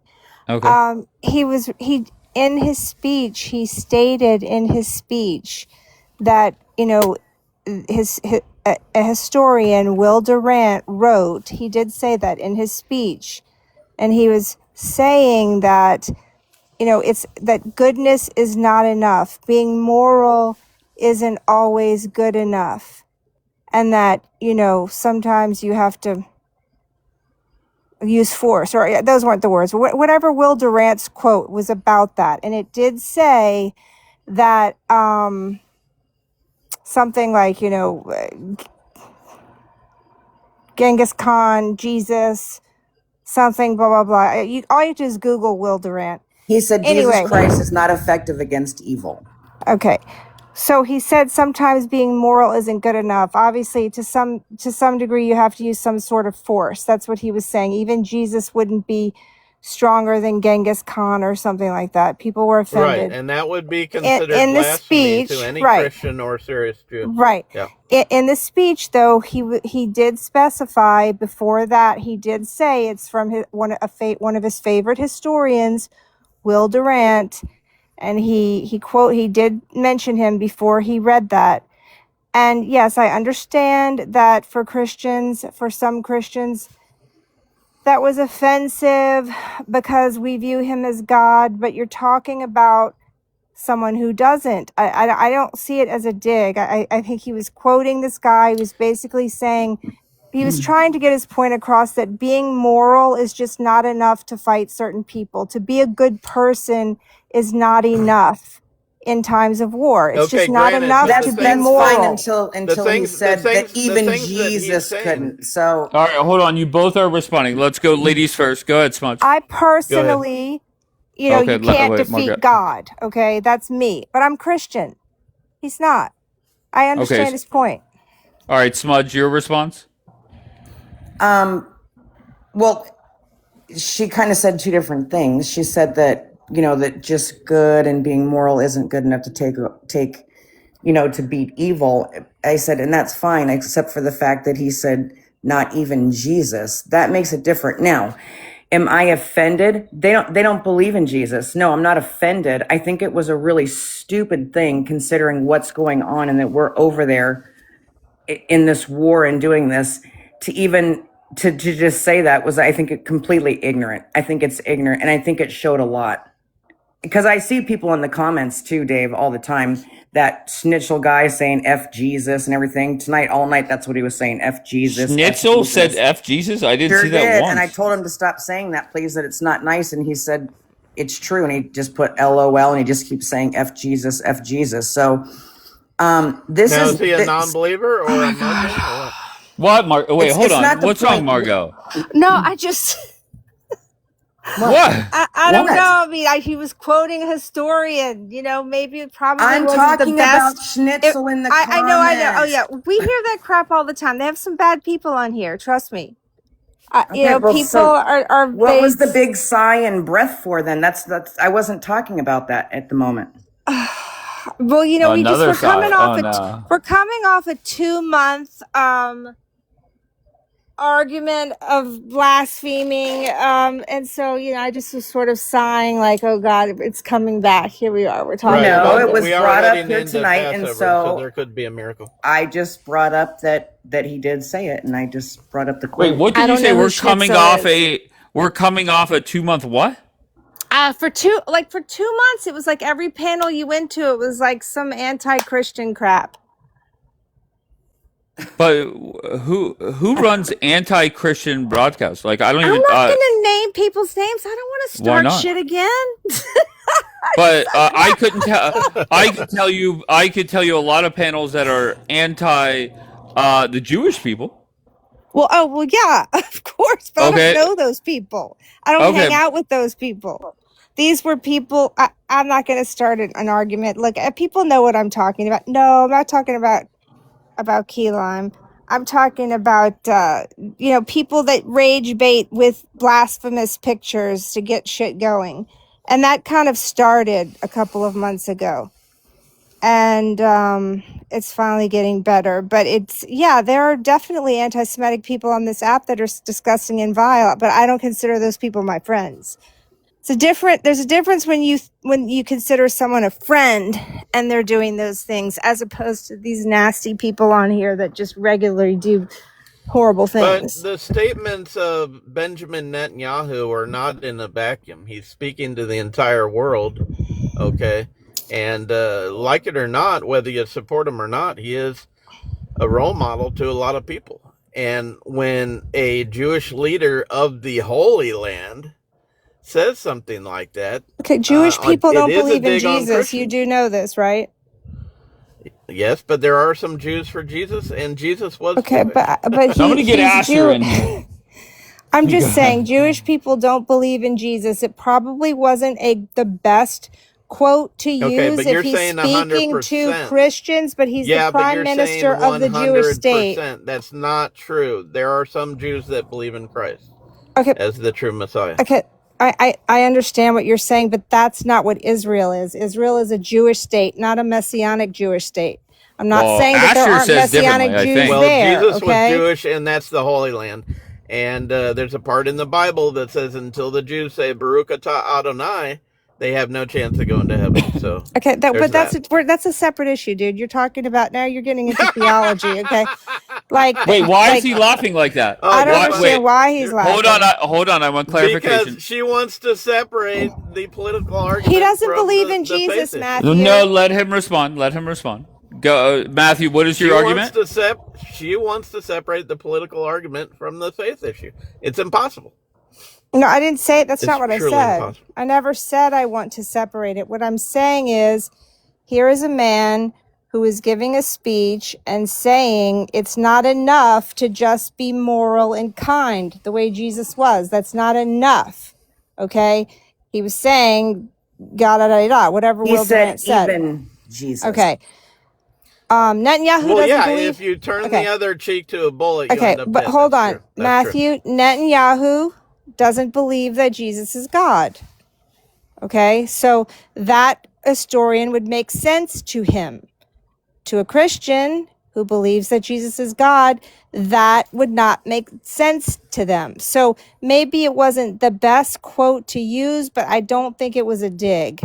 Okay, so you're not saying BB hates Christians. I'm not saying that. I don't think it was a dig. I said I thought it was ignorant. It was probably I'm not saying the wisest. politically speaking, It was him and ignorant. Shapiro But- It was despise very But he's stupid and very speaking to his ignorant. people. Hold on, let Matthew talk. Go ahead, Matthew. I'm saying that both Bibi Netanyahu and Shapiro, the American guy online, they both politically despise Christians. What's the difference between politically despise and just flat out dislike? See, I don't get that. Why are we playing word games? Because it's either you. Go ahead. If you're at church with your friends, you might have one type of conversation with them. But if you were a senator, okay, and going to D.C., you might say a totally different thing. Maybe the Illuminati are threatening you. You just don't know what's going on behind the scenes. And I know for a fact that both Trump and Netanyahu are both Masons. Hell, okay, so we're going. Okay. I just don't know what to say. Okay. Okay, so just point blank, Smudge. Sorry, I think I'm you're passionate somewhat. about the prostate. I'm sorry. I was Okay, like, we're wait. getting into some conspiracy theories and stuff here now. No, Like, Smudge, this is Bible hold on, prophecy. hold on 1 second. Smudge, just very bluntly, do you think BB hates Christians? I think you're No. somewhere in between Margot and Matthew. No, Okay. I don't think that. I'm not saying Okay, he would murder one. I saying like I politically said, he I don't Wait, think- hold on. Let Smudge answer. Let Smudge answer. Go ahead, Smudge. No, I don't think he does. Like I said, I think it was an ignorant, stupid thing to say. And Okay. but I think people like Schnitzler who are in the comments over and over again saying F Jesus, I think, yeah, that he hates Christians. I think there's lots of them. I can't say that I think that BB does because I haven't seen anything from But him the that would number make me one say that. reason why they come against Christ, you want to know the number one reason why they come against Christ? Because they want to justify their own personal sins. Mm-hmm. Now let that sink in. Let Yep. that sink in. I agree. Just point, Matthew. What were you gonna say? Whenever I ask Smudge, does BB hate Christians? She's saying no, just a dumb thing to say. Are you still sticking to yes, he does? I'm saying He does, because he knows that everything Because he of says, one comment that could be taken out of context? Well, wait a minute, hold on. Okay. He knows that everything he says is also being watched by God himself in heaven. Okay. And so if he slips off from what God and Jesus wants in heaven, then that's not good. That's all. But I'm the saying. guy But he has doesn't been. believe in. They don't Wait, believe in that. hold on 1 second, please. The guy has been, every word he has, he says, has been played in front of the world for like 30 years. I don't know what the exact timeline is, but is there anything else he has done or said that you could point to that said? There is no excuse for intentionally killing innocents or children. I will say that. And that is on both sides. That is on Israel's side and Palestinian side.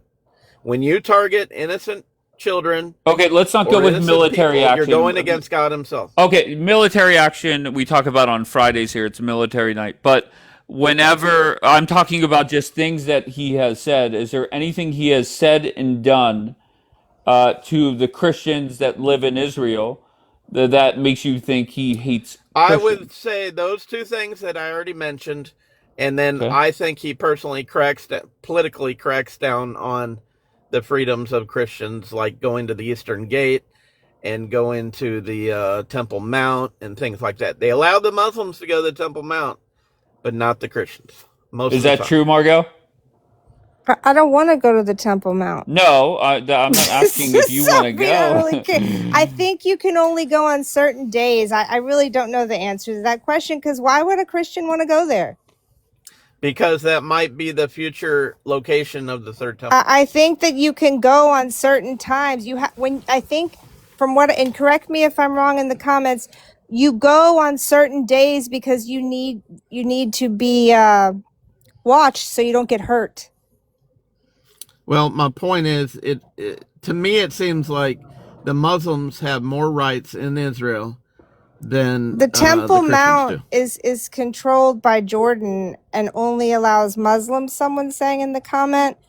I don't really know that to be true. I know that even Jews can't go to the Temple Mount whenever they want. I think you can only go on certain days because the IDF and guards have to be there so the Muslims don't hurt you. Okay, so that's not I mean, a it BB. could be. I mean, it could be, but I've also seen IDF soldiers it's for your own crack down protection, on, Matthew. It's not like to say Christians well, bad, you I've can't go. even seen IDF It's for your soldiers protection. crack down on Jewish Orthodox people. So it cuts both ways, really. Right, but you're switching from the rules of Temple Mount to now the Orthodox Jews. I mean, there are certain days and times for you to go. It's for your own protection. My point is that the Christians should have just as many rights as the Muslims do to go to certain holy sites. Yeah, but they're saying that's not even controlled about. Let's just recap, Right. Matthew. Hold on Israel 1 second. doesn't control it. Yes, hold on 1 second. Matthew, I said to you, that is fine. You want to criticize the comment. Is there anything else that leads you to believe that BB does not like Christians? And the one example you gave is that Christians cannot visit the Temple Mount. And reality seems to be is that's not even up to BB. The Jewish people don't even get to go to Temple Mount whenever they want. Well, then who, pray tell, is making up those rules or laws? The Muslims. Apparently Jordan. The Muslims. Okay, so it's a one-sided deal then, huh? Because it's not controlled by Israel. It's controlled by Jordan. But, okay. Never mind. The point is that a lot of people think that the entire Muslim religion was started by the Catholic Church and a group of non-believers in the Illuminati. So, and they want them to clash with the Christians. Yeah. Okay, so I can't talk about the Illuminati. Wait, hold on. So you're saying Christians are essentially to blame for Islam? I'm saying that he said Catholics. Muslim religion was organized by the Catholics and he's a non-believers. Protestant Catholic hater. That's what we got here. I don't even know what Don't that put means. words in my mouth. I'm a former Catholic and an independent Right, Christian yeah. All who the believes Catholic in haters Yahweh are and supposed Yeshua. former haters. Um, What religion are and you? I don't go to a physical church anymore. So I do you're a podcast on the Bible Trust. non-denominational Christian, is what you're saying. Basically, yeah, independent Christian. So, like, when you go to church, what kind of church do you go to? Well, I just relocated back to Orlando from Claremont, and so I'm thinking of joining the Baptist church. But again, I'm not into denominations, and you know, you don't want to put God in a box, and you don't want to put his believers in a box either. I don't think God is in a box. The Catholic Church is the church founded by Jesus, but you know, that's No, that was on the yeah. that was I'm on not the going to rock get, of Peter, dude. I'm not going to the get rock of into a Jesus. religious discussion with you, but I'm just Well, saying that's if fine. you support Peter You can over have Jesus, your that's your opinion, business. but you're That's your talking business. Illuminati, which I just shows me that it's like a pointless discussion.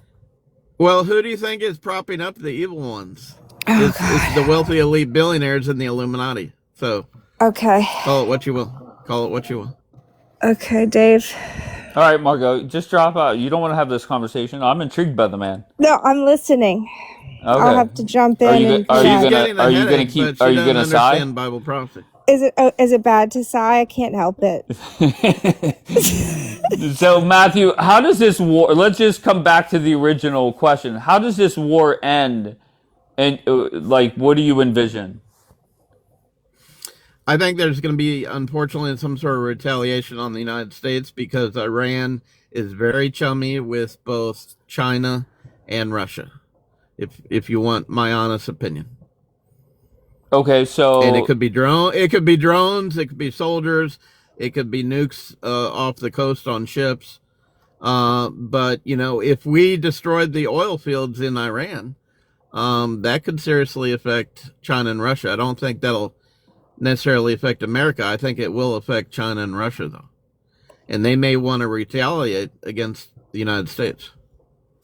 Okay, so if Trump follows through with his threat, goes and fucks up some energy sites, do you think China and Russia then start weighing in? I think Trump will start going into deep negotiation regarding energy with both China and Russia.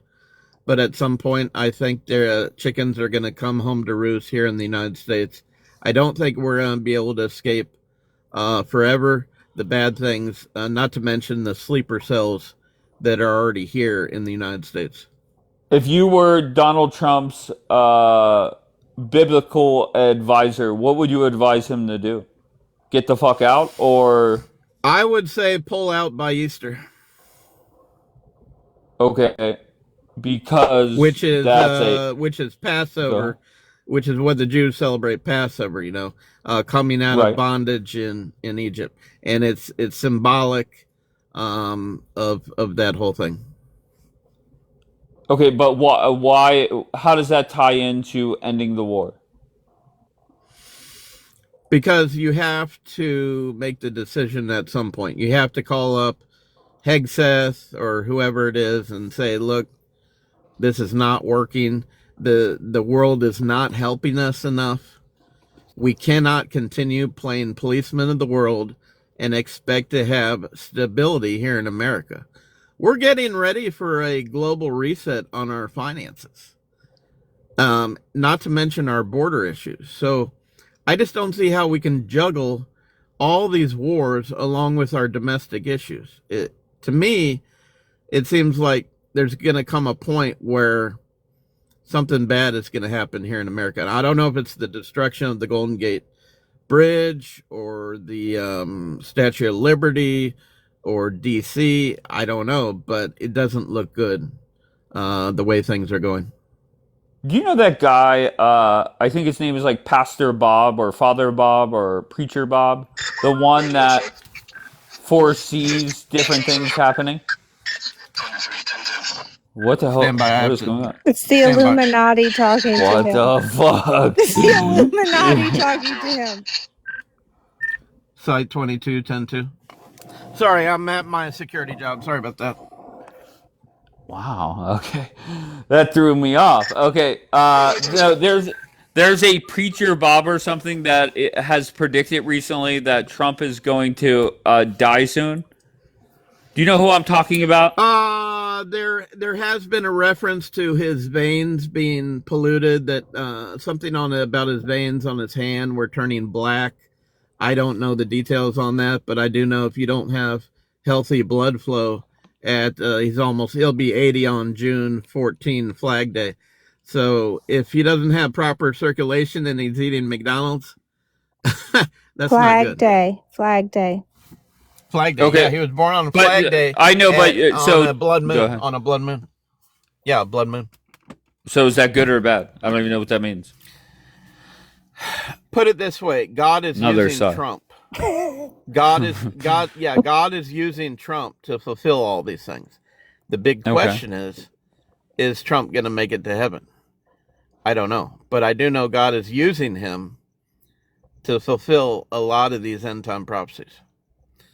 So God is using Trump, but then Trump won't make it to heaven? Correct, as a trumpet. Okay, so why would God use Trump and then not take him to heaven? Are you aware of the statue that Trump put in Mar-a-Lago? Are you aware of that? What was the statue of? Okay, he's got a golden goat covered in I don't know if it's dollar bills or 100 bills that says "In Trump We Trust." Now, Trump has this in Mar-a-Lago? That's in Mar-a-Lago, and that is a slap in the face to God himself. Yeah, yep. Okay. But to be fair, Trump has everything in gold. Everything. Okay. Is covered in gold. Okay, so what else? Yeah, but this is an idol, and it says "In God We Trust" on all these paper bills that were, I don't know if they were glued or taped to the idol. I don't know, but that is a slap in God's face right there. All right, somebody looked it up, said he's right. Okay, so you were saying Margot, just so you know, he said that whole Antichrist story where 7 years after, that's when the world ends. I think that I'm saying that correctly. He believes in the rapture?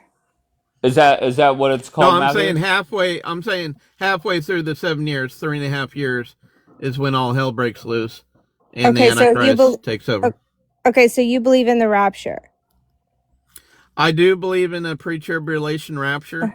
Okay. And I think it has to come soon because we're getting very late in the game here. Yeah. Okay, and so halfway through the 7 years, what happens? All hell breaks loose with the Antichrist taking over global government. Okay.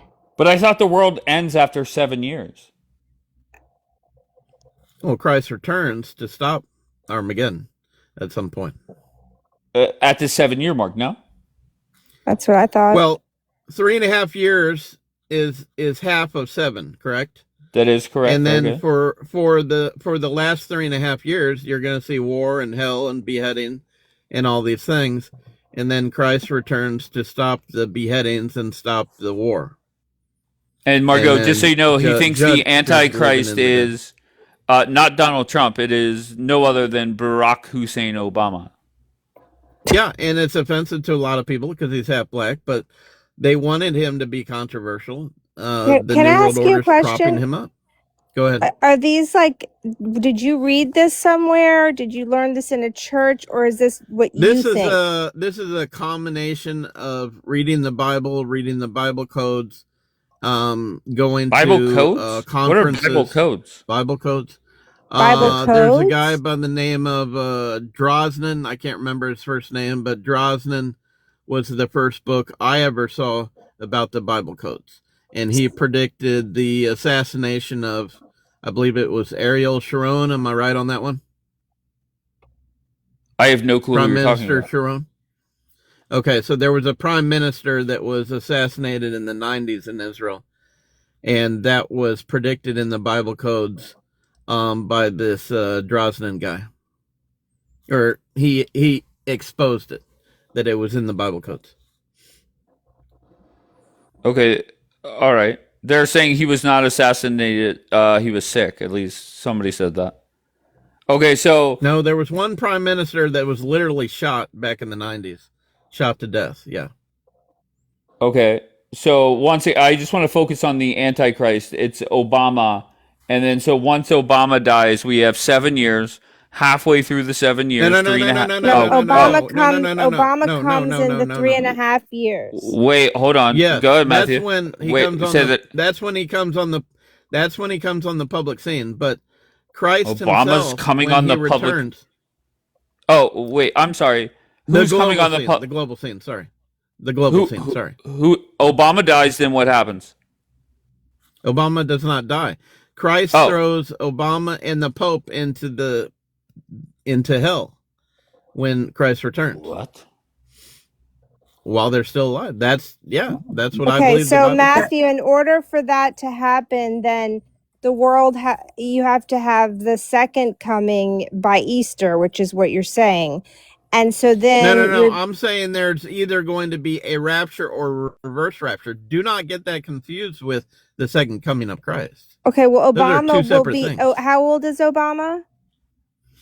I want to say he was born in either late 50s or early 60s. Okay, so he's 70 something. I mean, he's 60 something. I mean, he's 60 something. Yeah. So if he's 60 something, so. I mean, I'm going to give him a lot of years. 20 years, he's going to be dead, most likely. So this has to happen before he dies. I am predicting the second coming of Christ before the year 2035. Put it that way. Can I say something? And then I'm going to drop Dave. But go ahead, Matthew, no disrespect to you, but oh no, not the butt, well, not the no, butt, no. What not the butt. Here we go again, another jab. Everything Dave's making me right play now, along. Just jab so me you know. like Rambo. Everything no, Margot, right you now, better Matthew, drop. You better fucking drop, Margot. Matthew, if you She's say gonna you're jab Christian, me like Rambo. Go ahead. Everything you're saying right now, none of that is in the Bible. You either believe the Bible or you don't. And everything that you're saying, you're making that up. Codes? Have you read the Bible codes? I read the Bible. Have you read the Bible codes? I read the Bible. Where do I find the Bible codes? Okay. Nobody knows, Dave. Michael Drosnin is the author of that book, the first one I ever witnessed. Well, Michael Drosnin. Yeah, Smudge and I read scripture. We don't read Bible codes. Yeah, I don't read stuff that some guy. Okay, so exactly. you're saying that you're saying that Obama is going to be the Antichrist. You're saying that God and Jesus didn't. You're saying that God and Jesus didn't put. Well, God Bible is Jesus. Jesus is God. That's right. Amen. But you're Amen, saying that Margot. Yes, thank you. Okay. Again. Are you saying that they're not? Are you Bible saying that codes Jesus in the Bible. is not? If you Matthew, don't, is then Jesus God? that is your prerogative. Matthew, is Jesus God? Matthew. Yes.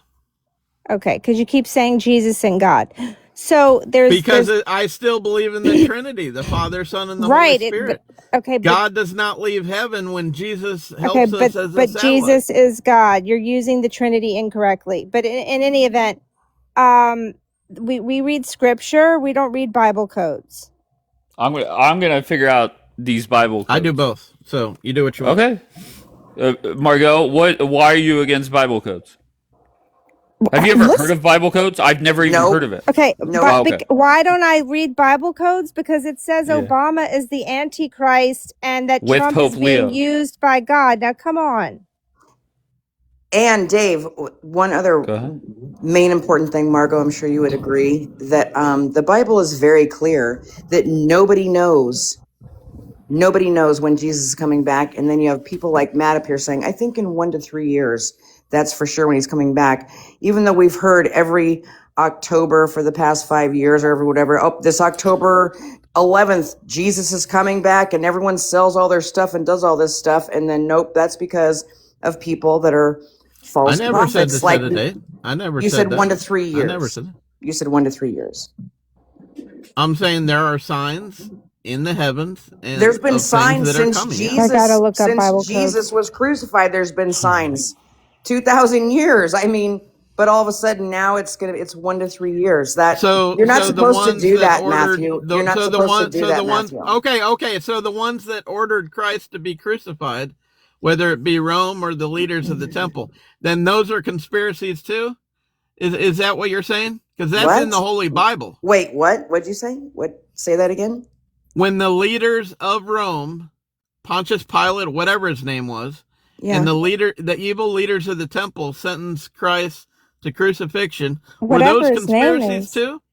Were What do you- those conspiracies too? Yes or no? What do you mean? Was it a conspiracy? It's in the Bible. Okay, so why are you saying modern day political leaders couldn't be a part of Bible prophecy? Because it's not in the Bible. Oh my God, that's what the Bible codes are for. No, I read Oh, the yeah. Bible. I just read the Bible. Okay.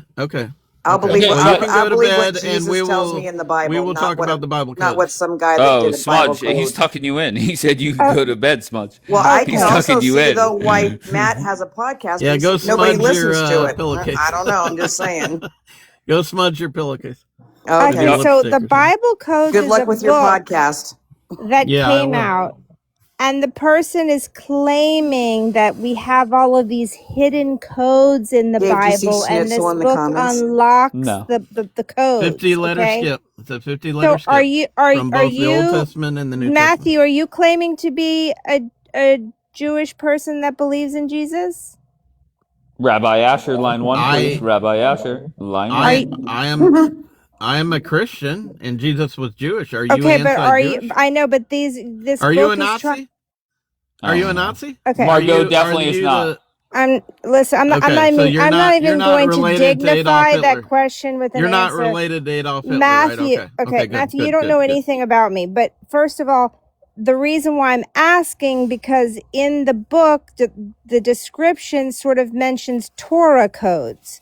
So that's why I asked you, do you Do you consider yourself, understand are that you I'm Torah trying to be observer? calm and Matthew, peaceful? are you No, one no, of no, the, no, no. I have to interject. Matthew, You I'm trying to ask you a understand question. Hold that on, the Matthew. Torah is the Matthew. Old Testament. Hold on. Let her ask the question and then just answer it. Are you Torah All right, observant? tell me when you're done so I can talk. It's Okay, just relax. a question, dude. Are you Torah observant? No, because I'm Christian. Okay. Wait, are you Christian or Jewish? I am Christian, but the Torah is the Old Testament. You have to have an understanding of where Christ comes from. We And all all know the where Old Christ Testament comes from. prophets Nobody's predicted doubting where Christ's Christ I mean, birth. that comes makes sense from. to me. Yeah, I just think we don't have hidden codes. It's like you're. Well, Well, ma'am, Christ technically is we from do. the house Bible of codes. David, and you didn't put the Bible codes in there. So don't No, Oh, you're he- right. he said I Bible read they're codes. not scripture. accurate. I don't have a separate book that came out recently that shows Bible codes. No.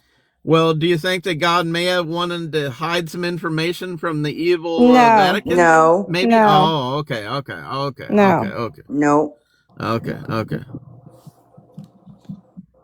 So That the would be Vatican that would be doing saying the that right I God thing think with child Matthew, you just trafficking, hate right? I So the just think you Vatican's hate doing the right thing with Catholics, child trafficking, and so right? you're Yeah, holding yeah, on yeah. to all these Okay. I conspiracy think you're theories ridiculous. about the I church. think you're absolutely Like ridiculous. you think, Well, You you need to think the wake papal up and staff open your is eyes. evil. I Okay, know wait, you're Humble hold on one Christ second. and Hold on one realize second. that Christ was Jewish. All right, no one hold on. said he wasn't. Wow. Okay, are you saying he does not like Catholics? No, he hates Catholics. Is that true, Matthew? I'm former Catholic. They all Yes, say they're I do. former Okay, but you I Catholics. do could despise it now. I do Okay, go ahead. despise Catholicism now. Yes, I do despise Catholicism. Yeah, and this Okay, is why the problem though? with Wait, these hold people. on, Margot. Hold on. Why? Well, number one Why? reason is the Pope is the false prophet. Number two, they're all about idolatry and very robotic masses. Oh no. They're not Oh, truly God. about Christ in the Bible. What They're you not know? What truly about Christ. I want to in the say Bible. something to you, Matthew. This is why I really doubt that people like you were ever Catholic, because You sound if like a kindergarten teacher, and I have okay, a master's of business. So go on. I don't really give a shit what the fuck you have. Listen, I'm You don't going need to to tell curse. you right now. I'm If going you're to a say what Christian, I you don't want, need to Matthew. curse. All right, You're not You didn't going learn to that. tell me what a Matthew, Christian just is. let her respond. Okay. Go, Margot. The thing that I find with people like you is that you spend more time hating on another religion than focusing on your own. Focus on your little codes, okay? But there is not idolatry, okay? If you were ever Catholic, you would have learned that in the catechism, Okay, you would know the catechism, you would know scripture, you would know how scripture defines the catechism. Why do I and need you to pray wouldn't to be Mary when I saying can we go don't directly pray. to Okay, God first of all, and Mary, Jesus? first of all, Matthew, I know you've heard Catholics answer this question for you before, but you don't want to believe the answers. So talking to someone like you is pointless. Your heart is filled with hate. That's the kind of person you are. You're the kind You of sound like either person a Catholic or a you're the non-believer, to be kind of honest with you. person that stands on a corner and tells people if they don't believe in Jesus, they're going to burn in hell, and you scream it from the corners. That's the kind You of think homosexuals are going to heaven? Christian, quote Do you unquote think here we go. Christian you homosexuals are are. going to heaven? Jackie, line Margaret. one. Excuse Or me? Margot, do you think homosexuals are going to heaven? I think that the Bible tells me that God is the final judgment. God judges Well, souls, the Bible not that I me. read says Matthew, that the liar, I am the not the idolater, person to the judge thief, the someone's murderer, soul. and the homosexual Okay. cannot inherit the kingdom of Okay. heaven. You know what, Matthew? Okay, You so go on and live your little life with your Bible codes. Do gay people go to heaven? Yes or no? That's for God to No. judge. I don't Okay. I don't judge souls. God does. If they don't repent and come to Christ, no. Smudge, do gay people go to heaven? Oh, Dave. What's up? Dave's trying to We're getting down to get brass going tacks. tonight. We're getting Wait, down to brass tacks. listen. I just ask questions. That's all I do. And to be fair, everybody consistently hates me because all I do is ask questions and let people talk. But I'm the bad guy. Absolutely. So do gay people go to heaven? Yes or no? I'm going to partly agree with what Margot said, but And I'm partly also agree. going to say, but Dave, you don't believe anyway. Right? The question is not what I believe. The question is, do you believe okay, gay here's people what go to heaven? Okay, here you go. All right, let me get my Margo's pen. I'll definitely use this lukewarm, for I'll I'll tell you use that. this for all different kinds of sins, but we'll stick to the do gay people go to heaven? If a person is gay and continues to live in that their entire life, then they haven't repented, and then I say no. That's not what the Bible What says. happens if they Right, repent Elton John, married before to a man. Well, they here's die? the thing, Dave. So here's the thing. There are Oh, people no. that believe if you're gay, that people are born gay. Some people don't believe you're born gay. So Right. let's just, whatever, okay? You're gay, or someone's gay. Right. If there are all kinds of sins. I mean, I know that you know that, Dave, okay? So you can have thoughts, but if you don't act on those thoughts, then that's not the same thing as committing the sin. But if you willfully live in your sin and you think that, well, I believe in Jesus, so I can do whatever I want and live however I want and I'll be saved. Like it's a free pass because you believe in Jesus. That's not how that works. Well, I will say this: where I get confused is there are openly gay priests. Yeah, that's terrible. Okay, they're not openly That's gay, blasphemy. Dave. I'm so We've sorry. had this Google. discussion before. I'm so sorry, Margot. Hold on. Let me pull it up yet again. Other people say someone's gay. There's no openly gay priest. There are, Margot, actually. Oh, well, What are you Episcopal talking priests. about? I've seen it, sorry. Margot. What the In the fuck? Episcopal Unaware. Church, they are allowed. You're caught Okay. unaware. Yes, I forget they're called priests in the Episcopal Church. No. There's Catholic priests that are too. Okay, but that's against canon law. You can't. But it, There are that's no. fine. I'm but so there sorry. are, Margot. Openly gay priests are Okay, rare give with me a it. name, Hold Dave. on, Give me hold a on name. one sec- Let me look hold- it up. Hold on. Just Google openly gay priest and the AI summary. Openly gay priests are rare within the Catholic Church, with estimates saying around No, 10. give me a name, Dave. Oh, I sure, want a no name. problem. Father Greg Greighton. Okay, we've already talked about him. Oh, I've never heard that name before. How did we talk about I it? didn't hear that. What do you mean we already talked about it? And it's not just that there's openly gay priests. There's openly gay pastors. There's openly that means nothing. That doesn't mean that Even women are not supposed to be leaders of. It doesn't mean that it's temple. okay, and it doesn't mean that. Not at all. They're just as deceived, and they're deceiving other people, and that is not a good thing. Not a good thing. But I've seen the gay priests. I mean, on clips and things like that. It's not good. And pastors. I'm not just saying just Catholics, but no.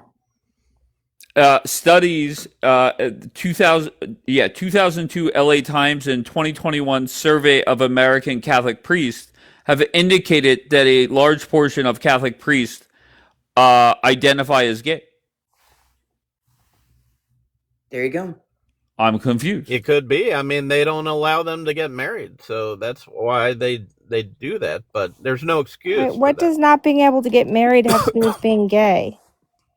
Yeah, that doesn't really make any sense. They turn to being gay because they can't marry a woman. You don't understand that concept? So you say they You're turn not to being supposed. gay It's a because sin that's to act upon. Let's test your IQ, Okay. Margot. Can But we do that? okay, but it would be a sin to act upon homosexuality urges, so that would make no sense either. Okay, so are these priests gay or no? Yes. I don't think you're a real Christian, Margot. Sorry. Wait, Yes. why are you saying that? Because he's an idiot. Because she's justifying homosexuality amongst Did I just No, she's not justify justifying it? it. How? I don't think she's justifying it. No, He she hates didn't. Catholics. This is what they do. They're crazy. They're so blinded by hate that they don't even practice their own faith. Their And whole ironically, faith, wait, hold on, Margot. When he first came up here, I thought he was going to be anti Jewish people. I don't think he likes that was Jews the fir- either. Because I'm not ignorant. I understand the I don't think history he of likes prophecy. Jewish people either. I I can tell you apologize, that right Margot. now. I don't like fake Zionists. My I friend don't Matthew like said fake he is Zionists. Jewish. Wait, No, are you Jewish, he's not. Matthew? No. He's not Jewish. No, Oh. he I'm doesn't Christian, like but Jews. there's a difference between the real Jew and the Zionist. You see, I there told you go. This guy, I pegged him right away. He doesn't like Jewish people either. Okay, so who do you There's a dislike difference more? between the Zion. Who do you dislike more, Matthew? Jews or Catholics? I would say I'm against Catholics and Muslims the most, but the Zionists are basically in the same category. They're not real Jews. What the hell? How do you put Muslims and Catholics in the same category? Matthew is one of those. Hold on, Margot. haters Hold that on, Margot. hate No, everyone. It's my Matthew. turn. It's Matthew. my turn. No, hold on. I'm not done with the fucking question. There's no Catholics wanting Jews and Christians dead, right? It's Muslims. So why are they Can I all tell in the you same? what Yeah, go ahead. Catholics? Can I tell you what Catholics and Muslims have in common? I have my pen back out. Go ahead. Or Catholics and Jews, either way. All three Wait, of them so basically believe in God. Holy fuck! But Okay. all three of them basically believe in God, but the difference is who the Son of God is. That's basically the difference. But Muslim is a false religion. Wait, hold on a Catholics minute. become Hold a on. false religion. Catholic. What Judaism do is the Catholics history of believe about the Christianity. Son of God? What do Catholics believe about the Son of God? Well, you may believe he is the true Son of God, but you certainly do ignore Jesus and Revelation quite a bit. We in your believe services. Jesus is God. What are you talking about? Well, why don't you talk about Jesus and Revelation in your services? Why don't you be more specific? I don't know how to. I love Margot's size. Yeah. Uh-huh. So, Matthew, when was the last time you went to a Catholic mass? Probably 1990. Okay. Okay. I don't think you paid attention. All right. I will say this, though. Catholics believe that Jesus is God. Muslims believe that Jesus is a prophet. So we aren't the same. Okay. Okay, well, I'm just saying that, Catholicism and Judaism are similar in that they put a lot of emphasis on God, but not Jesus. That's what I'm saying. No, okay, first of all, Jewish people don't believe in Jesus, so why would they put emphasis on Jesus? I just said... And in the Catholic Church, we talk about Jesus every day. What are you talking about, Matthew?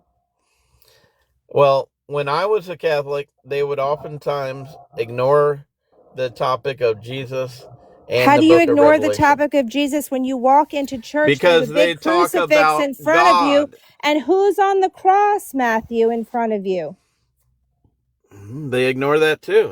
That's No, considered how do an we idol ignore to it? We them. have the Eucharist every day. How often do you have the Eucharist? Margot, just because you wear a How cross around your often do neck you doesn't have the make you a Eucharist? Christian. Okay, first of all, I don't have a Just cross because you around wear my a neck, cross, Matthew. okay, well, Matthew, for those how who do. often do you take the Eucharist? I'm no longer Catholic. Right. So we don't talk about Jesus, but we take the Eucharist every day. And what is the Eucharist? The body of Christ. So don't tell me that Catholics don't talk about Jesus. Okay, your leader, the Pope, is the false prophet. If you do not understand that you're falling under the false prophet. He's not a prophet. He's a man. He's not a prophet. The Bible calls him the false prophet. No, the Bible does not. The Bible calls the Pope a false prophet? No, it doesn't. How is that possible? It doesn't. Okay, so where did you see that in the Bible? I find that hard to believe. In the Bible codes. Oh, fuck yeah. You said the Bible. The Jesuit order of baby killers. The Jesuit order of baby killers is connected to this Pope and the former Pope Francis. Oh my God. Okay, so this is like QAnon for Christians. I don't know this. All right, crazy. hold on, Smudge. Okay, so how is Obama Number 17 and means victory in the Bible. Okay, the number 17 means victory in the Bible. Oh my God. Okay, so what does that mean? I mean, I understand what you're saying. 17 is connected to the QAnon movement. They're making fun of the Q movement. The Q is the 17th letter of the alphabet, and it goes back to John F. Kennedy. And these women have no idea what they're talking about. Okay, so what about Orsini and the De Medici family? I'm running lives on Bible code starting tomorrow, so go ahead.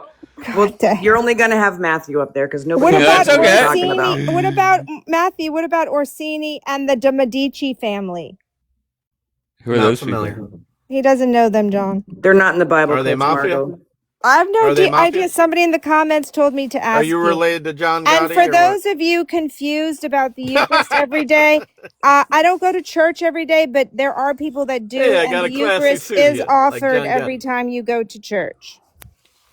Okay. So if I were to I'm go not down Italian, I'm Irish. Okay. All right, Matthew, answer me directly. What's the number one thing I would learn if I dove into these Bible codes?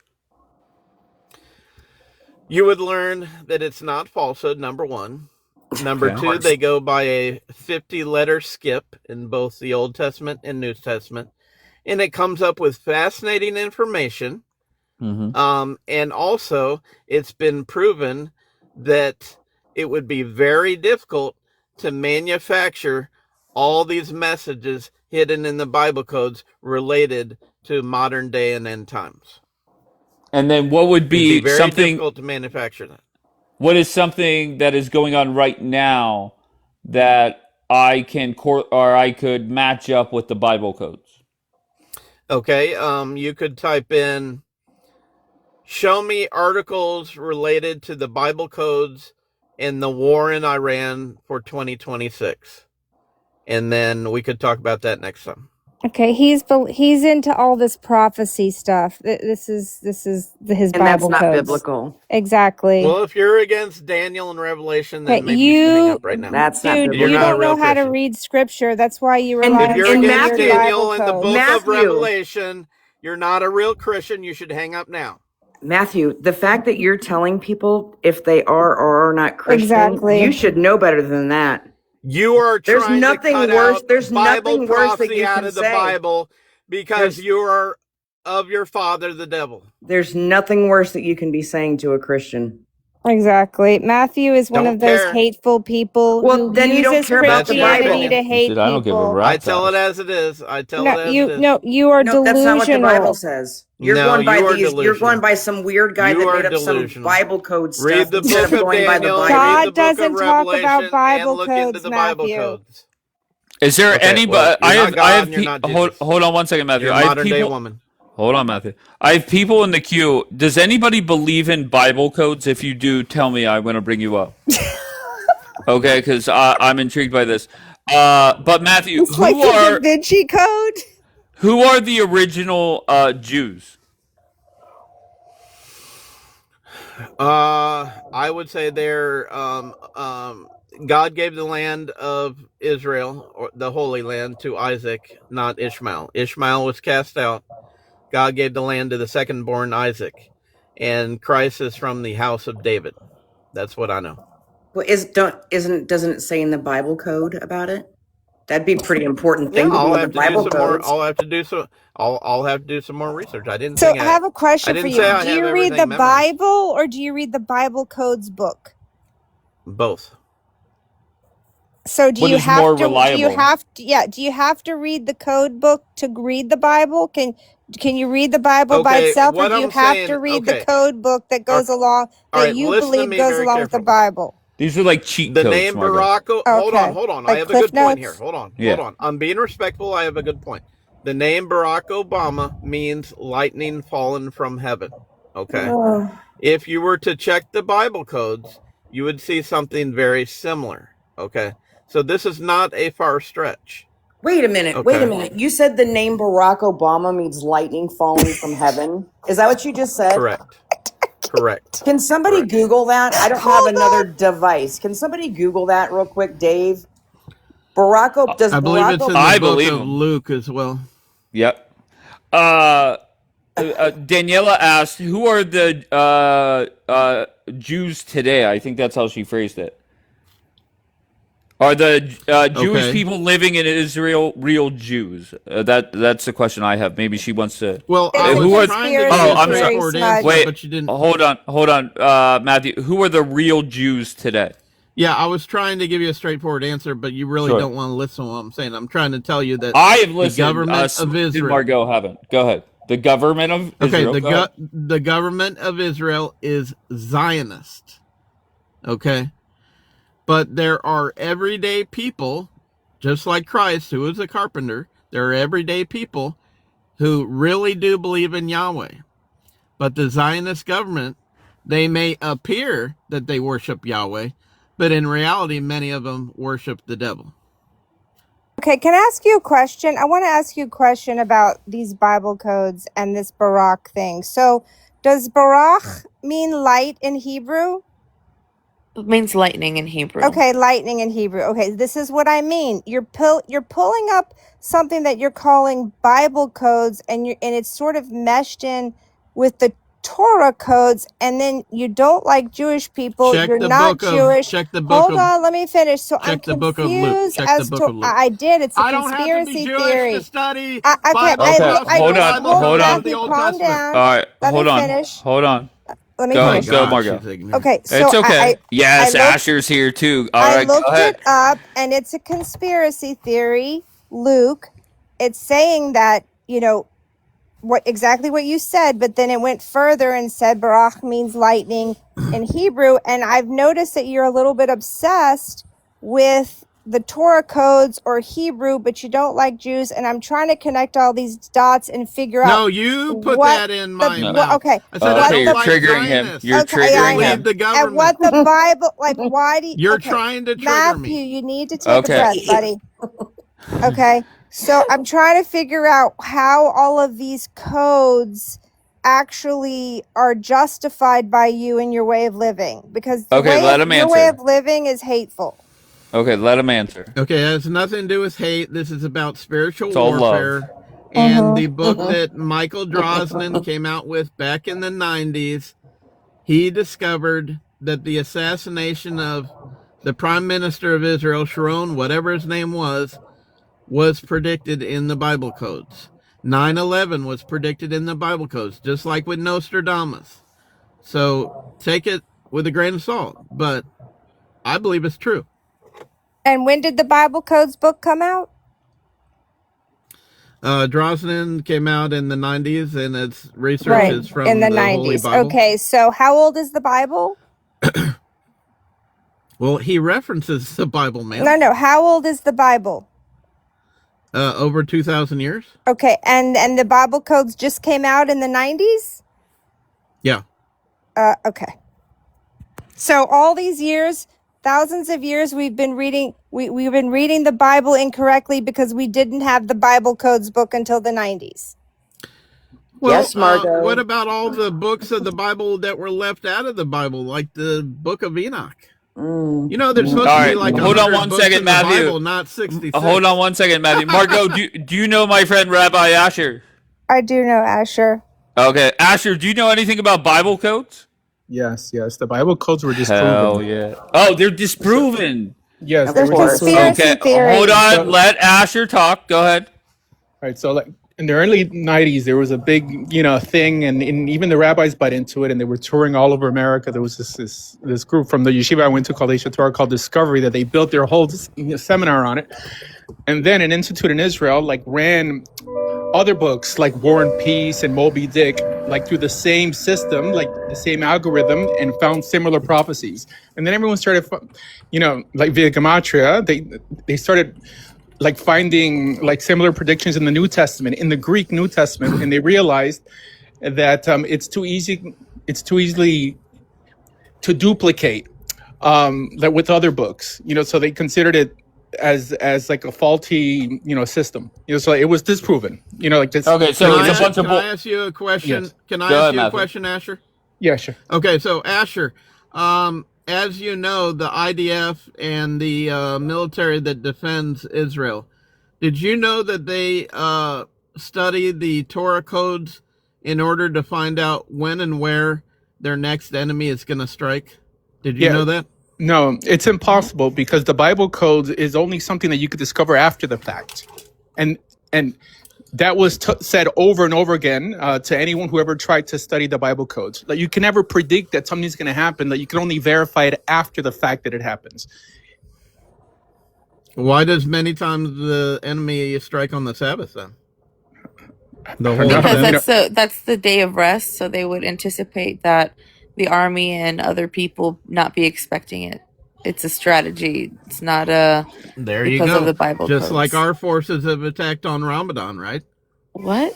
You wouldn't think we would attack. But what does that have to do with the What Bible does it do with the codes? Bible codes? What does that have to do with That's nothing to do with the Bible I don't even know what codes. Bible codes are, but The It's a leadership conspiracy You've never theory. heard of it, Israel Bianca? studies I don't know. these I've things. never heard to of it. I'm about to when start their running enemies broadcasts are on it, going so to fucking buckle attack. up. I just told you. Okay. That was Okay. the question I had for Asher. I just told Okay, you. what was the question, Matthew?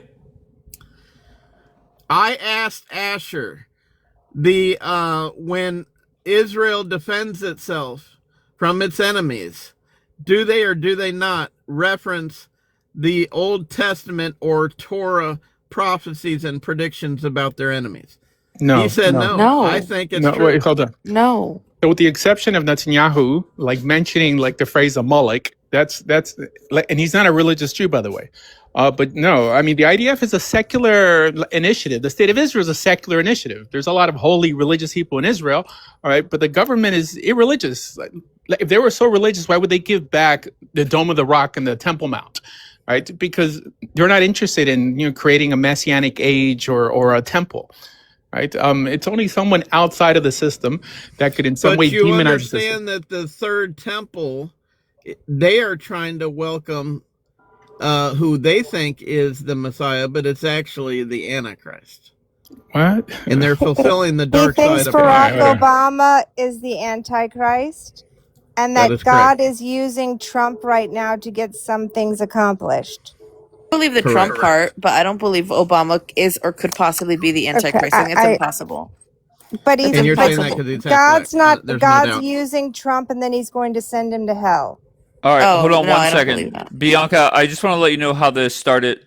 Matthew came up Okay. here and he brought up a quote that Bibi said about some kind of statue burning. And essentially, he said Bibi does not like Christians. Agree or disagree? I would disagree. I think Bibi Okay. invests a lot in outreach to Christians. There you go. And that's somebody living in Israel, Matthew. Asher, does Bibi dislike Christians?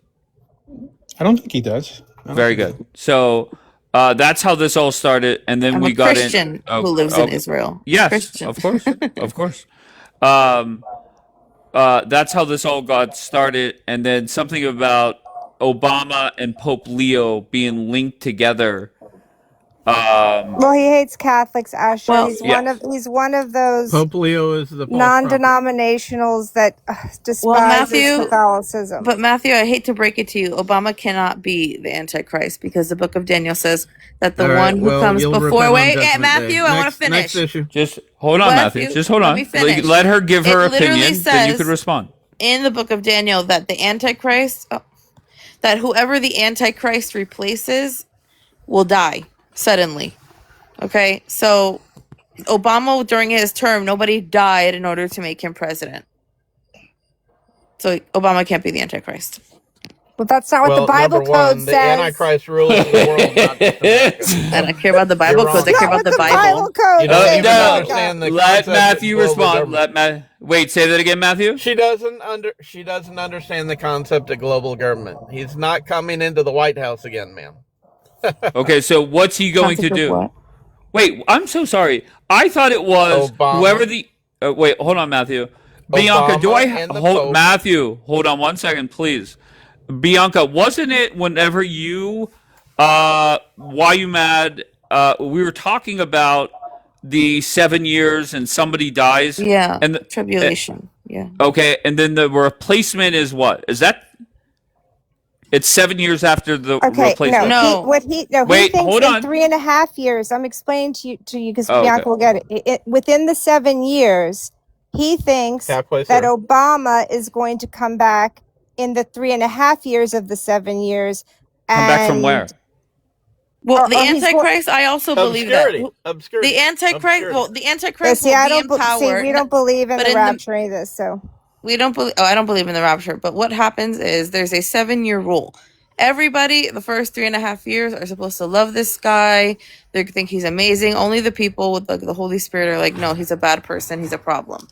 But in the middle of those 3.5 years, he is going to go into the third temple, according to. that's going to be Barack, according to Matthew. Yeah, it's not Barack. Right, He's going Obama to. and He's Pope already Leo. going to be a world leader. If Barack Obama cannot be assume the presidency again, he cannot be a world leader. So it's not Barack Obama. There's What a lot about of other Pope Leo? qualifications. Ma'am, you have no, no also no. idea. There could be a hostile takeover of the No, United States. a hostile already. takeover Wait, hold led by on, Barack hold on. Obama. Hold on, he's about to break some news. Go ahead, Matthew. There could be a hostile takeover of the United States. Our currency is plunging down to zero. If we keep playing policemen of the world, especially with Iran, the chickens are going to come home to roost here in the United States. Okay. How is that going to make That's Obama president again? Hostile He's stepping takeover. up Duh. into global power, not the White House. Stop thinking of just America, just America. Okay, There's so a whole world global out there. power. What is he going to be? It's going to be a singular government ruling who's the world. I think you Who said will be the global leader? Obama and Pope Leo. Obama and the Pope from the Third I don't Temple, taking away sacrifice. Okay. That's when the Jews run to Petra. It's in the Bible. No, it's not in the Bible. Yeah, they do. They run to Petra when they take away the sacrifice at the Third Temple. All right, so let me hear from Asher, the TikTok expert. Go ahead. Your thoughts on my new friend Matthew? I mean, this is what fuels a lot of Christian support for Israel, unfortunately. This is why, I mean, it's so easily fading away because it's not grounded in anything substantial. It's a lot of kookiness, unfortunately. What can I tell you? Are you calling Matthew kooky? No, well, I mean, the whole notion. I am. Mark, that I you're know going to you. support a I system. can almost guarantee you, if I was talking to Asher face to face, he would say there is some legitimacy to the Bible codes. He's only giving in because of the women on here that are arguing with him. No, you guys can look it up, guys. Everyone, Asher, type no. it in. You're typing Bible codes, Moby Dick, Bible codes disproven. I mean, this is why, like, rabbis don't mention it no more. Now, we have this notion called gematria, right? Because the Bible codes are based off of gematria, which is numerology. But that's to, in some way, inspire us, like to expound on a specific word and the numbers that it equates to. What about the book by Jonathan Cahn, where he references things Would a like Jewish 9/11 person happened? read Jonathan Cahn, Matthew? Like, honestly, why would somebody who's Jewish read Jonathan Cahn? Because he's a Jew for Jesus. He's a rabbi for Why Jesus. would Jewish people read books by Jews for Jesus? Wait, Yeah, Matthew, do you know Rabbi Asher? They Wait, realize hold on. Christ is the true Matthew, Messiah. do you know Rabbi Asher? Down here below is Margot? Mr. Asher a rabbi? Are you a rabbi, Mr. Asher? Well, some people say yes. Or says no. Okay, he says I yes. was trying to get your opinion about Jonathan Cahn and all the books that he's written that have won a lot of awards. Asher, have you read these? No, I'm seeing like what year he wrote it. No, because there was the Bible codes. Could you tell us about the by the way. Jewish time periods that reference things like negative things that happened, like 9/11? They seem to be synchronized with the Jewish calendar in terms of these things happening. Oh, you're going Do you back know to anything that. about that? Jonathan Cahn is messianic. I don't understand your obsession with messianics, but then you say you're not Jewish. I'm trying to figure out your whole non-denominational MO is people here. like And he messianics. started All of the Christianity. I they have don't know like how three many times I channels. have to They have tell like you. 3 shows on like Daystar. It's like Okay. that's not abnormal. The Okay. issue is why you're expecting for Jewish people to have anything to do with messianics. They completely reject messianics. They don't like I'm messianics. talking about Bible prophecy. It doesn't matter if I Yeah, talk but to they don't a believe rabbi in or our a priest or a interpretation. pastor. Our I Bible sure as hell ain't prophecy. talking to the They don't Ayatollah believe of in our Iran. interpretation. Hold on. You guys have to let Matthew respond. Respond. I just want to know if Asher has read any of the books by Jonathan Cahn. No, he said and no. if he thinks they're No, I haven't. Okay. Yep. Okay. But Okay. but I don't think he writes on the Bible codes, but rather Bible prophecy. So Bible prophecy. But he Harbinger. talks, yeah, like in the Harbinger, he talks about the Jewish calendar and how it often sometimes happens, like every 50 years there's a Jubilee, or every 30 years there's judgment, something like that. And Yeah. Jonathan Cahn writes about these things. Yeah, no, those are coincidences, and they happen throughout Jewish history.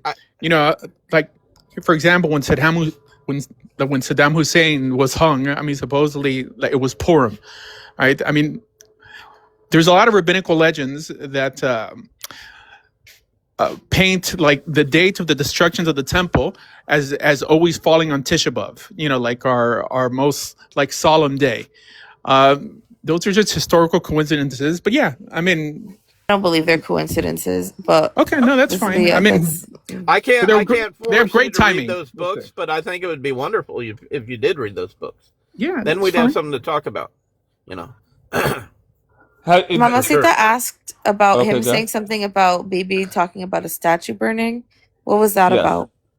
I explained this to you. I said No, that's I know, what. Okay, go ahead. I wanted him to explain what if he could re-explain. Okay, there was a satanic statue in Iran, and I think the host will tell you that it was maybe not Moloch, but something like that. And it's one of these satanic statues that you would have, have you ever seen artwork that's maybe stuff that comes from Egypt? Have you ever seen any of that artwork of like false gods and pagan idols, things like that? Okay, so they had those in Iran because Iran is Persia, right? And so the people of Iran were burning this satanic statue. And then Netanyahu walked up to the podium and said, "I am against you burning this satanic statue." And that told me right then and there, he's not truly with Christ if he's speaking out against them burning. Can you bring the video? Listen, it wouldn't surprise me, but can you bring me the video? Why would Netanyahu be with Christ? He's Jewish. Yeah, but Jews don't use. He doesn't believe Satan in Jesus, like that, by the way. Okay, exactly. He would have made such a He statement. doesn't believe in Jesus. Matthew doesn't understand that Jews don't believe in Jesus. Relax, he would not relax. be with Quit God screaming. either. He would not be with God either if he did that. He would not be with God either. Listen, I'm not but he Bibi's didn't do biggest that. fan. I'm not Bibi's Guys. biggest fan, but I would like You to see the said video. Jesus was God. You Stop, just told me Matthew. He Jesus is was God. Jesus is God. Guys, Well, guys. you give me two Guys. stories. Hello. Here, look, it's like Jews don't use the word Satan like that in terms of calling something satanic because we don't like view Satan how Christians view Satan. So like I doubt that he would have made such a statement to begin with. Just Jews Can you just believe bring in the Satan. video? Yeah, I mean Jews believe That in wasn't Satan, the but it's a only different. evil statement. He also said Genghis Khan was more important than Jesus Christ and more powerful. Yeah, that was horrible. Okay, hold on a minute. Well, that's not what he necessarily said. Will He Durant. quoted an author, but it was still a stupid, It was ridiculous quote. Well, it was not. Yeah, but it smart wasn't a for him stupid to quote. Hold on, Use it it wasn't for a that quote. instance. It was. But It's he's incorrect, still quoting especially an it's offensive to historian. Christians. Okay, I know, but I don't. Obviously, if he's trying to make the claim that Jesus doesn't stand a chance against Genghis Khan because Jesus was passive or something, is so Well, no, right. I understand what you're saying. Christians believe the opposite of that because Jesus is God for us, but Jesus is not let God. her wait. Hold on. Let Bianca finish her thought. Stop. Bianca, finish your thought. To say something like that is first of all so obviously incorrect.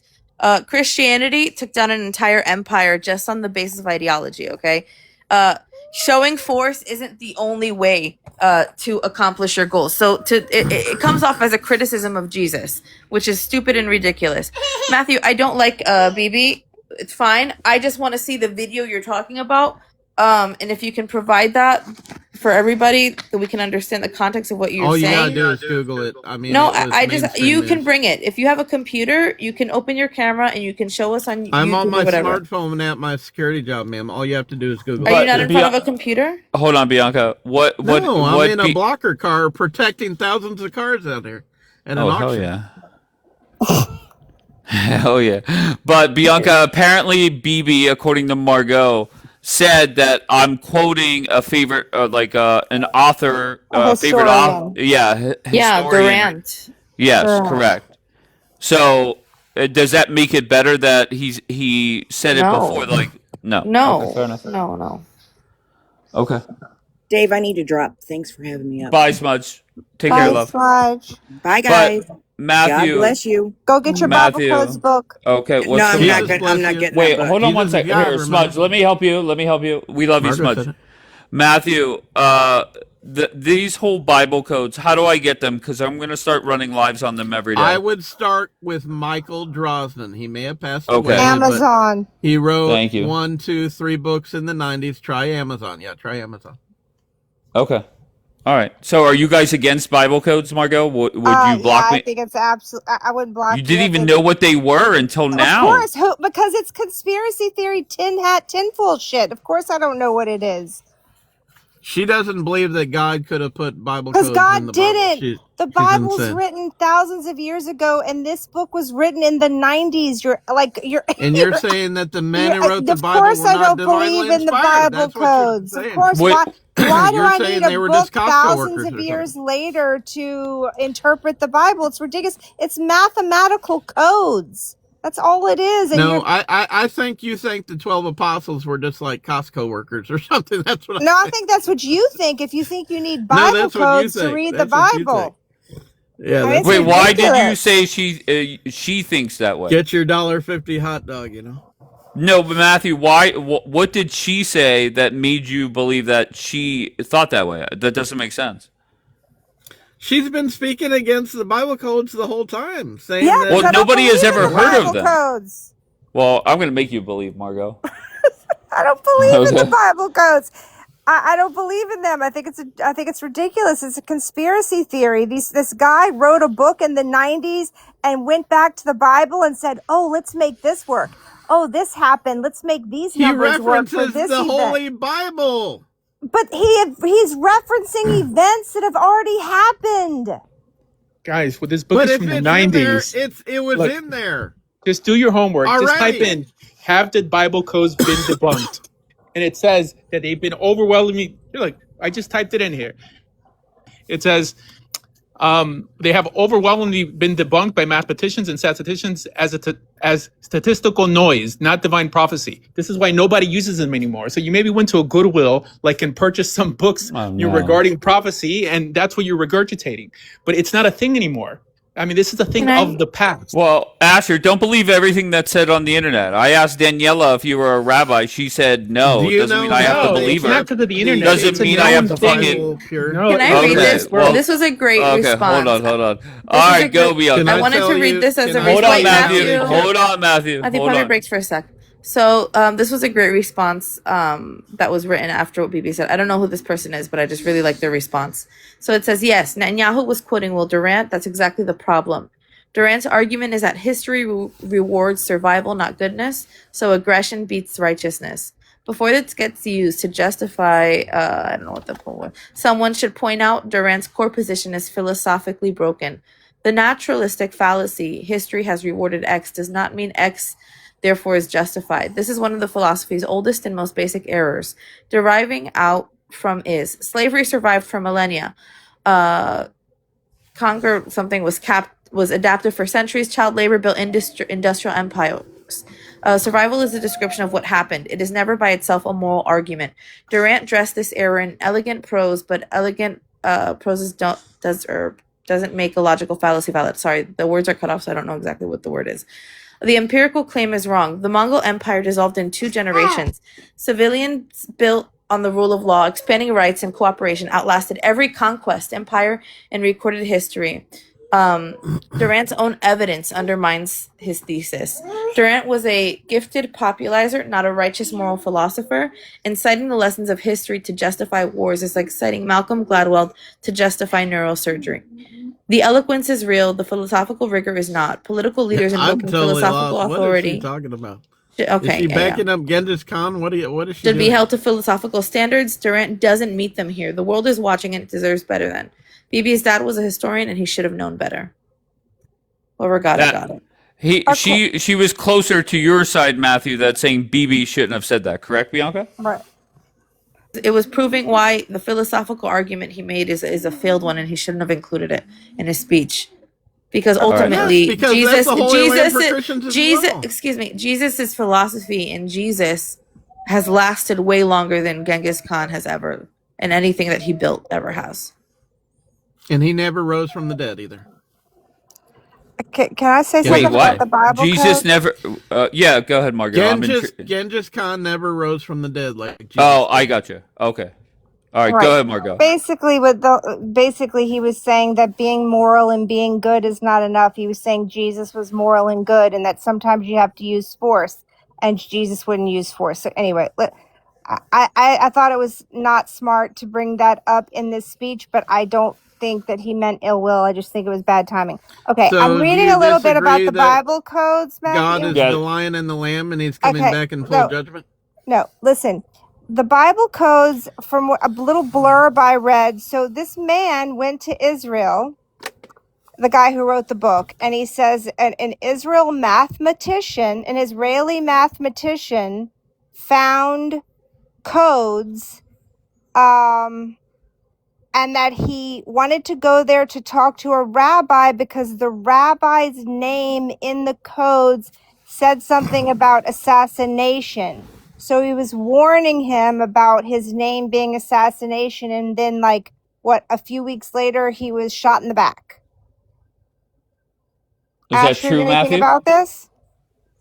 Yes. What I'm trying to say is that Bible code that predicted the prime minister being shot was in the Bible, not in the. But you see how everything goes back to the Jews?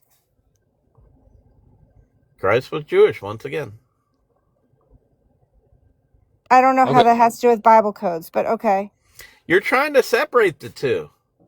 They're linked. Christ was born Jewish in the house of David and started Christianity. They're linked. A book that was written in the 90s that tried to make sense out of numbers in the Bible for verses, and saying that an Israeli mathematician found the codes in the Bible.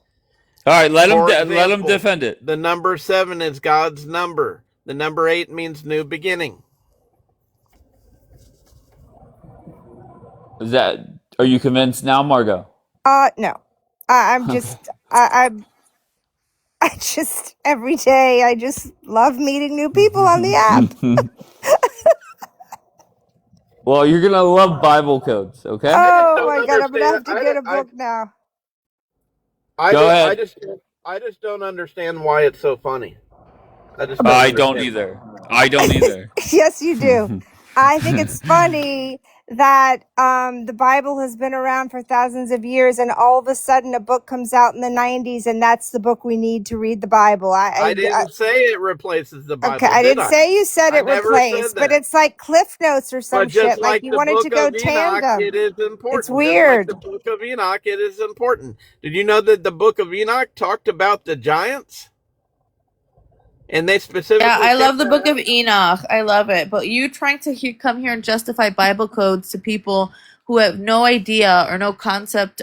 Oh, he's not even here, probably. That's crazy. Yeah, I don't believe in Bible codes. Sorry. I'm all in. I'm all in. If you're too young to have researched the Bible codes, that's not my fault. That's Nobody's not my too fault. young here. Nobody's too Okay, young first here. off, I don't want. Okay, well, you're not going to put me in a I would crazy never box 'cause I believe was in born Bible codes. Hold I on, don't let believe- Matt. Listen, you guys are tag teaming. Indianapolis, Indiana. And Wait, I'm a right-wing conservative Christian. You're not going to put me in a crazy yeah. box because you want to laugh like a liberal. Okay? I'm It ain't not gonna a happen. liberal. That's Margot. Matthew. Margot's a We're getting liberal. close to the second Matthew, I'm coming of not a Christ, liberal. Everything and you you've are said not about me, going to put me Matthew, in is a wrong. demonic box. It's You know never what? going to happen. I can tell. You Never know gonna what? I happen. know why you need Bible codes now, because everything you have said about me is wrong, which means you don't have very good intuition. Well, you act like a. Well, So he didn't you check the need codes a yet, code. Margot. He didn't check can't- him yet. He has no intuitive sense, so Okay, I he just has wanna to say- have Bible codes. Okay. Matthew, this is where I'm sorry to tell you, this is heading into idolatry.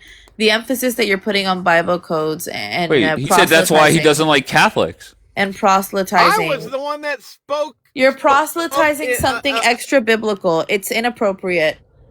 All you need to offer people is the gospel. No, anything you don't further. exactly what Thank you, he's Christy. doing up here. You He's don't proselytizing. understand Bible He prophecy. thinks he is. You Anyway, don't no one's Anything further than listening. that. Bible prophecy. Everything further than you that. don't understand Bible prophecy, I and it's not my understand. fault. I understand No, you Bible don't. prophecy No, you very don't. well. He's going No, to you get don't. on the No, you corner don't. and read No, the you don't. Bible. And you're not a Yeah. pastor. You're not a pastor. I and don't you're need to not be a prophet. pastor. I don't believe in pastors. And I don't believe in female pastors. Hey, Matthew, can I just Me ask you neither. a question? Hold on one second, please. Why is it that everybody that has a very unique position in regards to religion, why is it that you guys are all very emotional? Why not just explain why you believe what you believe in Because a calm? this, Go ahead. for Okay. me, this goes back to the 90s when I was trying to convert gothic girls on the street to come to Christ. You see, I And told they you he wanted to stands on call the me- corner. They wanted to call me a So what's wrong progressive there? Republican and all this stuff.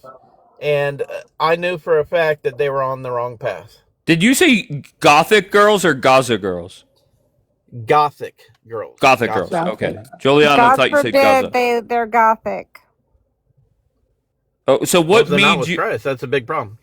But what made you go down that road? I think you said Indiana. Because when I okay. got to college, I split from my father, who's a strict Catholic, turning 99 on April 16, by the way, still alive, to become a tremendous. Christian. God bless him. He's And a so I numbers become guy.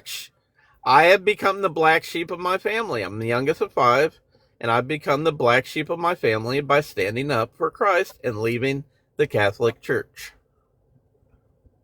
Yeah. See, I don't. That is crazy. He wants a goth girlfriend. Oh no. Mhm. No. But Okay. they were interesting to argue with. Put it that way. Right. So Just you like standing Margot, on a corner telling everyone they're going to hell, I'm sure really brings them to Do Christ. you have a problem with somebody being outside as opposed to being in a building? Do you have some sort of obsession? I'm going to be honest with you. Do you yeah. do you think when you walk into church, all of a sudden you're holy roller Mary, in roller the Mary or something? Catholic faith, we lead by example. Well, I we don't, just told you that. right. the Hold Pope is on, the Matthew. false We prophet, don't and stand you on refuse corners screaming. All right, Leave hold the on, Catholic Church guys. Stop and come to over talking Christ. one another. So But I can do. I Go do ahead, Margaret. disagree with standing on a corner and shoving Bibles in people's Well, faces your Pope is the and false prophet. You better screaming get out to of them there. that You they're may not going make to it hell. heaven. Because I You may can not make it promise to heaven. you that I don't Guys, think why are you guys doing this? Why are you I'm guys not doing over talking? Because I want her to I'm make it talking heaven. to I both don't of want you. her to stay in the Catholic Church. he's preaching to me right now. Okay, Here's I have the a question. thing. Hold on, Wait, Margot. can I just Margot. say one thing? Sure, go ahead. Go ahead. I can promise you Matthew has never brought anyone to Christ screaming at them on the corner that they're going to hell. Okay? You are the Catholic version of Hillary Clinton. Put it that way. You know, I always thought that about Margot. Shut up. Sorry. So, Margot, what I don't get, and correct me if I'm wrong, Matthew, your whole family is Catholic, right? I grew up in a Catholic family, and you said... Irish Catholic. Okay, I'm Irish as well. And you said I wanna I wanna change my religion to what? What are you exactly? So then, just answer when I got directly, into please. college, Okay. yeah, I decided to become a born again, spirit filled Christian in college. But why would that break up a family? Right? Like I don't get that. It does. Because really, yeah. Like I have, when I was born again, like I just was completely different than everybody else. They would have much rather me just stayed Catholic and be like them and like freaking drink in the bottom of the freaking church. And like, because Peruvian people have these things called polladas and stuff. And so like Catholic churches would host these events where people were buying alcohol and getting drunk in the basement. And That like, doesn't happen at my church. yeah. So so don't speak for Not that all you Catholic know of, churches Margot. because I that didn't. happened at yours. Well, first of all, Margot, I'm not speaking for all Catholic churches. Okay, relax, guys. You're all Okay, all so over it's not my talking. church. It's not my church, first of all. Okay. Okay, Matthew, one second. I'm still speaking. I'm still speaking. Can I hear? I'm still speaking. Okay, relax, Matthew. Relax. Go ahead. So when I left Catholicism, there's a problem in the Latin American Catholic Church. It's just a problem that exists, whether we like it, whether we don't like it. American Catholic churches, less. Latin Catholic churches do have this issue where it's kind of like, living a double life in that they accept some things that are not acceptable. Not every church does this. I didn't say all Catholic churches. But they would, when I became born again and I stopped participating in a lot of these things, it did create a rift in my family. Okay, Matthew, mute when you're not talking, please. I don't need to hear whatever's going on over there. I apologize. It's okay, no problem. But why such outrage when it's not like they're becoming to me, let me say it this way. To me, there's not much difference, right? It's not like all of a sudden they're becoming a Muslim. Yeah, but you know what it is? It's when people start to say things like, okay, Matthew is the way that he interprets prophecy, I completely disagree with, right? But I mean, I'm not that far off in terms of how I interpret like the end times, like why you mad, when she's like, we are in an emergency situation, Jesus is coming soon. That's not a normal thing within Catholicism, and it does upset people. Like if you're talking about it all the time, you're saying these things, it makes people uncomfortable. If you start saying like, oh, I think some of these practices are wrong, it makes people upset because you're challenging the system that they belong to. So there's a lot. And then also, some people start to say like, I'm not going to do these things. Mind you, I'm also speaking from like a cradle Catholic experience. Like my Catholic family, which is like everybody, also don't know anything really about theology or the catechism or anything deep, but I find that that's probably most Latin American Catholics anyways. I disagree. I don't know. Okay. Go ahead. Okay, go ahead, Margot. No, I disagree. My mom's Mexican. My grandmother was a Mexican Catholic. I disagree with you. I that has not been my experience. Yeah, for us, it's been, my family is very lukewarm, but they're very tied to the traditions.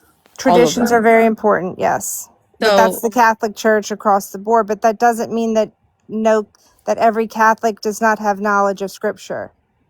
I didn't say you're making generalizations that I didn't make. I'm saying my experience with my family, who is lukewarm, they're very tied to their traditions, but they have no understanding or knowledge or, focus on any sort of theological positions of the Catholic Church. It's just go to church every Sunday and, you do the Catholic things. Send your kids to CCD.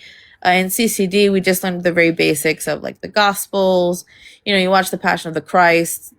You have like fun Sunday activities. School, yeah. That's pretty much it. And this is, was my experience for 16 years. And that's the other thing is Sunday is not the real holy day. Saturday. That seventh day of the week. All right, yeah, but we're not. Oh my god. Okay. What's wrong, Bianca? It's just gonna create another fight. He's saying he's born again, but yet he's still No, I was referencing actually gonna say. Jewish Hold on, practices. let him explain. I Go was ahead. actually gonna say back in college I was a lot like Margot when they came knocking on my door saying, "You're not saved. You're not saved. You're a Catholic robot." I didn't understand what they were saying. Dude, if you came and knocked on my door, I'd slam it in your face so fast, so you wouldn't have a chance. That's rude, to say Margot. anything. I wouldn't doubt it. What would Jesus do? How do you know she's not saved, Matthew? Like that's so absurd. I mean, I am saved, Matthew, but Because you know that. in But see, I don't tell other. 2026, This is why. if you're staying in the Catholic Church in 2026 That's a lie. with That's a Armageddon lie. approaching, That's a lie, and the Matthew. Pope That's a being the lie. false That's a prophet, lie. You're saying, It's a lie. you're saying that's based on your you're interpretation saying- of Scripture. You're condemning you're saying people. Pope Leo. You're condemning Are you believers saying in that Jesus. Pope Quit Leo over is not the talking false one prophet? another. He is condemning Are you- believers in Jesus. Those who proclaim and have faith in the Lord, just because they practice differently, does not mean that they're not saved. You are But you condemning can't people. mix truth and Do you know? falsehood. Do you know? As someone who does study the Hebrew Bible and does actually speak Hebrew and does live in Israel, do you know that Jesus said that if you call a man a fool, that you're putting yourself in danger of hellfire? Do you know that verse? I called you her never get the ignorant. I Bible didn't code. call her Well, it's also a I called her sin to ignorant. condemn people. Wait, He's not I God. want to finish. I want to finish what I'm saying. 1 second. Do you know that verse? Yes or no, Matthew? I did not call her a fool. I called I'm her not ignorant. asking if you called her a fool. I'm asking if you know the verse. Yes, You I've know the read verse. that. I've So do you read know that Yeah. if we're going to go back into the ancient Hebrew, okay, and understand the concept of fool and the terminology in which it was used during the Second Temple period, it's calling someone a not believer or an inauthentic believer. So what you're All right, doing can is I ask essentially you a question? let me finish my sentence. So what you're doing by criticizing her walk, you don't know if this is where God wants her. You don't know if this is how she's reaching people. Like I just said, my experience in the Catholic Church, I did not see a lot of people of faith. Very few. So Margot, who is a person of faith, is a benefit. She can reach out to other Catholics and encourage them to walk closer with God and walk in righteousness. And you are condemning her and you're telling her that she's not where the Holy Spirit has brought her. Shame on you. Shame on you. You have no idea what God is doing. This is your problem. You're Okay, is it interpreting my things turn? All right, incorrectly. let Is him it- respond. is it- Let him respond. Okay, it's my turn. So, if the head of the Catholic Church is the false prophet, and I'm 100% He's not a right, prophet. Let him respond. let me finish, then she is the willfully size back. in a false religion. No. That's what I'm saying. According to you, first of all, he's the false prophet. According to your interpretation, there is nothing that has qualified that outside of you and many other Do you want to Christians make a believing that. $1,000 bet? Do you want to make I a don't. $1,000 bet Is that on who first the of false all? prophet is? Absolutely not, because that is against the Bible. So I will not be betting with you over who Okay, the false well, I know prophet I'm is. right. That's demonic. Okay. I So know I'm right. You're incorrect. You're incorrect. You believe that you're right, but I'm not in the business of I believing. know I'm I'm in the right. business He's of formed in knowing. the global false Okay, B-Love. Okay, religion. but do you see On the purpose. problem with people like Matthew? Okay, because first of all, the Pope is not a prophet. Number one. No, but Number that's just a religious leader, no, Margot. I know False he's Non-denominational. not. prophet, I said. But he's not a prophet. Okay, No, so but I'm saying non-denominational people and evangelicals interpret as the prophet right, and just being a religious leader. It's just right, and I'm trying to tell him that he's wrong. The other thing is, this is why, you don't have to like Catholics. Nobody does. Nobody has to be Catholic. I like being Catholic. You want to know why? Because I'm not sitting here being hateful, telling him that the way that he's practicing is wrong. If that's what he wants to do, knock me yourself out. wanting to get you I'm into not heaven is judging hateful. him Okay. the way Okay, he honey. judges me. And this is my problem with people like him, the ones on the corners, because that's all they do is judge, judge, judge. In the Catholic Church, we bring people to the church through our works, through example. If you like what you see and you ask me, I'll talk to you about it. We don't stand on corners. We just live a life through works and through examples. We don't. Well, he's do standing this on the kind of corner stuff. to help you to No, he's get into screaming heaven. at people that they're going to hell.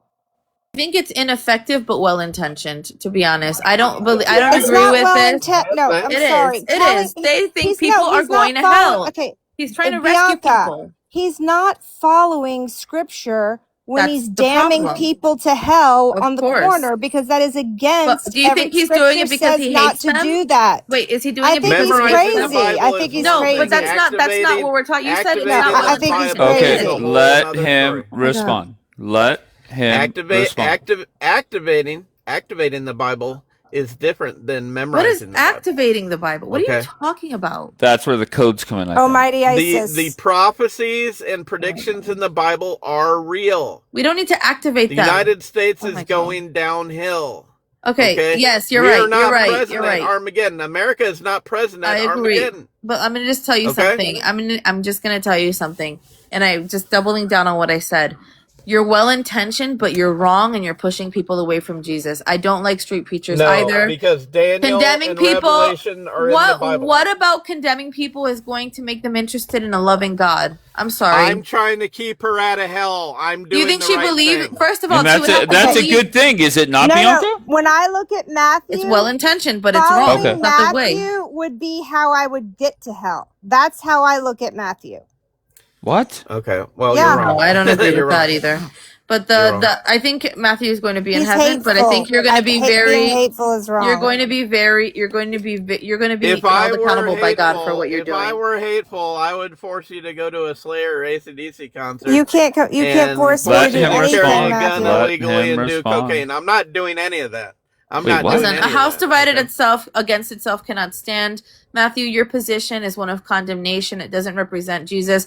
In fact, That's your opinion. No, in fact, That's your opinion. Satan in Hebrew means the accuser. And so that's the position you're taking, You is are coming to Jewish. accuse You're people. not even with Christ. You're like Netanyahu. I'm You are not Jewish. I'm a Christian, actually. Yes, you are. No, you're I'm a not. Christian. You're with How do you know? Netanyahu. How do you You're know I'm not a saying that. Christian? Hold on. Because How- everything you said is anti-Christian. No, it's not. Oh. You just are very lacking in understanding in the Holy Let's Spirit. just You're be I- honest. No, I'm He's not. crazy. No, I'm not. you're I an studied the Old idolater. Testament as It's well for unfortunately you're an prophecy. idolater, and you need to repent for that. Nope. So that's how I'll help you. I Nope. hope you don't go to hell, Nope. but you're an You idolatry. probably worked at Hooters 10 years ago. No, don't say never. that. Don't say that. I've never worked at Hooters. Matthew say doesn't that. like I women. challenge it. Are Matthew you- yeah. doesn't like women. He's a Challenge your misogynist. masculinity. You probably try to pay girls at Do Hooters you, to meet do you you, after do you, work. do you, justify goth the girls. Hooters girls too?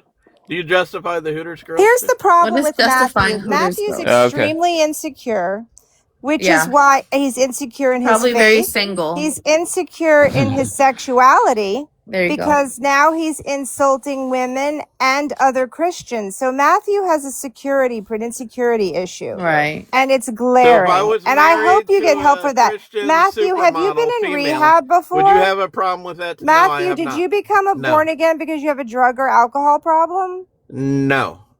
Okay. He's So just, you just he was bullied. you- He was did you just what do you do this because you're a hateful person and you think that if you preach the Bible that God will forgive you for your hatefulness and I you'll go am to heaven trying anyway? to tell you that if you arrive at Judgment Day as a Catholic, you have a lower chance. I'm going to tell you on something getting right into now. heaven. What you just said to lie. Bianca and what you're saying to me about going to hell, I can promise you God is going to judge a lot harsher than Yeah. me being Catholic.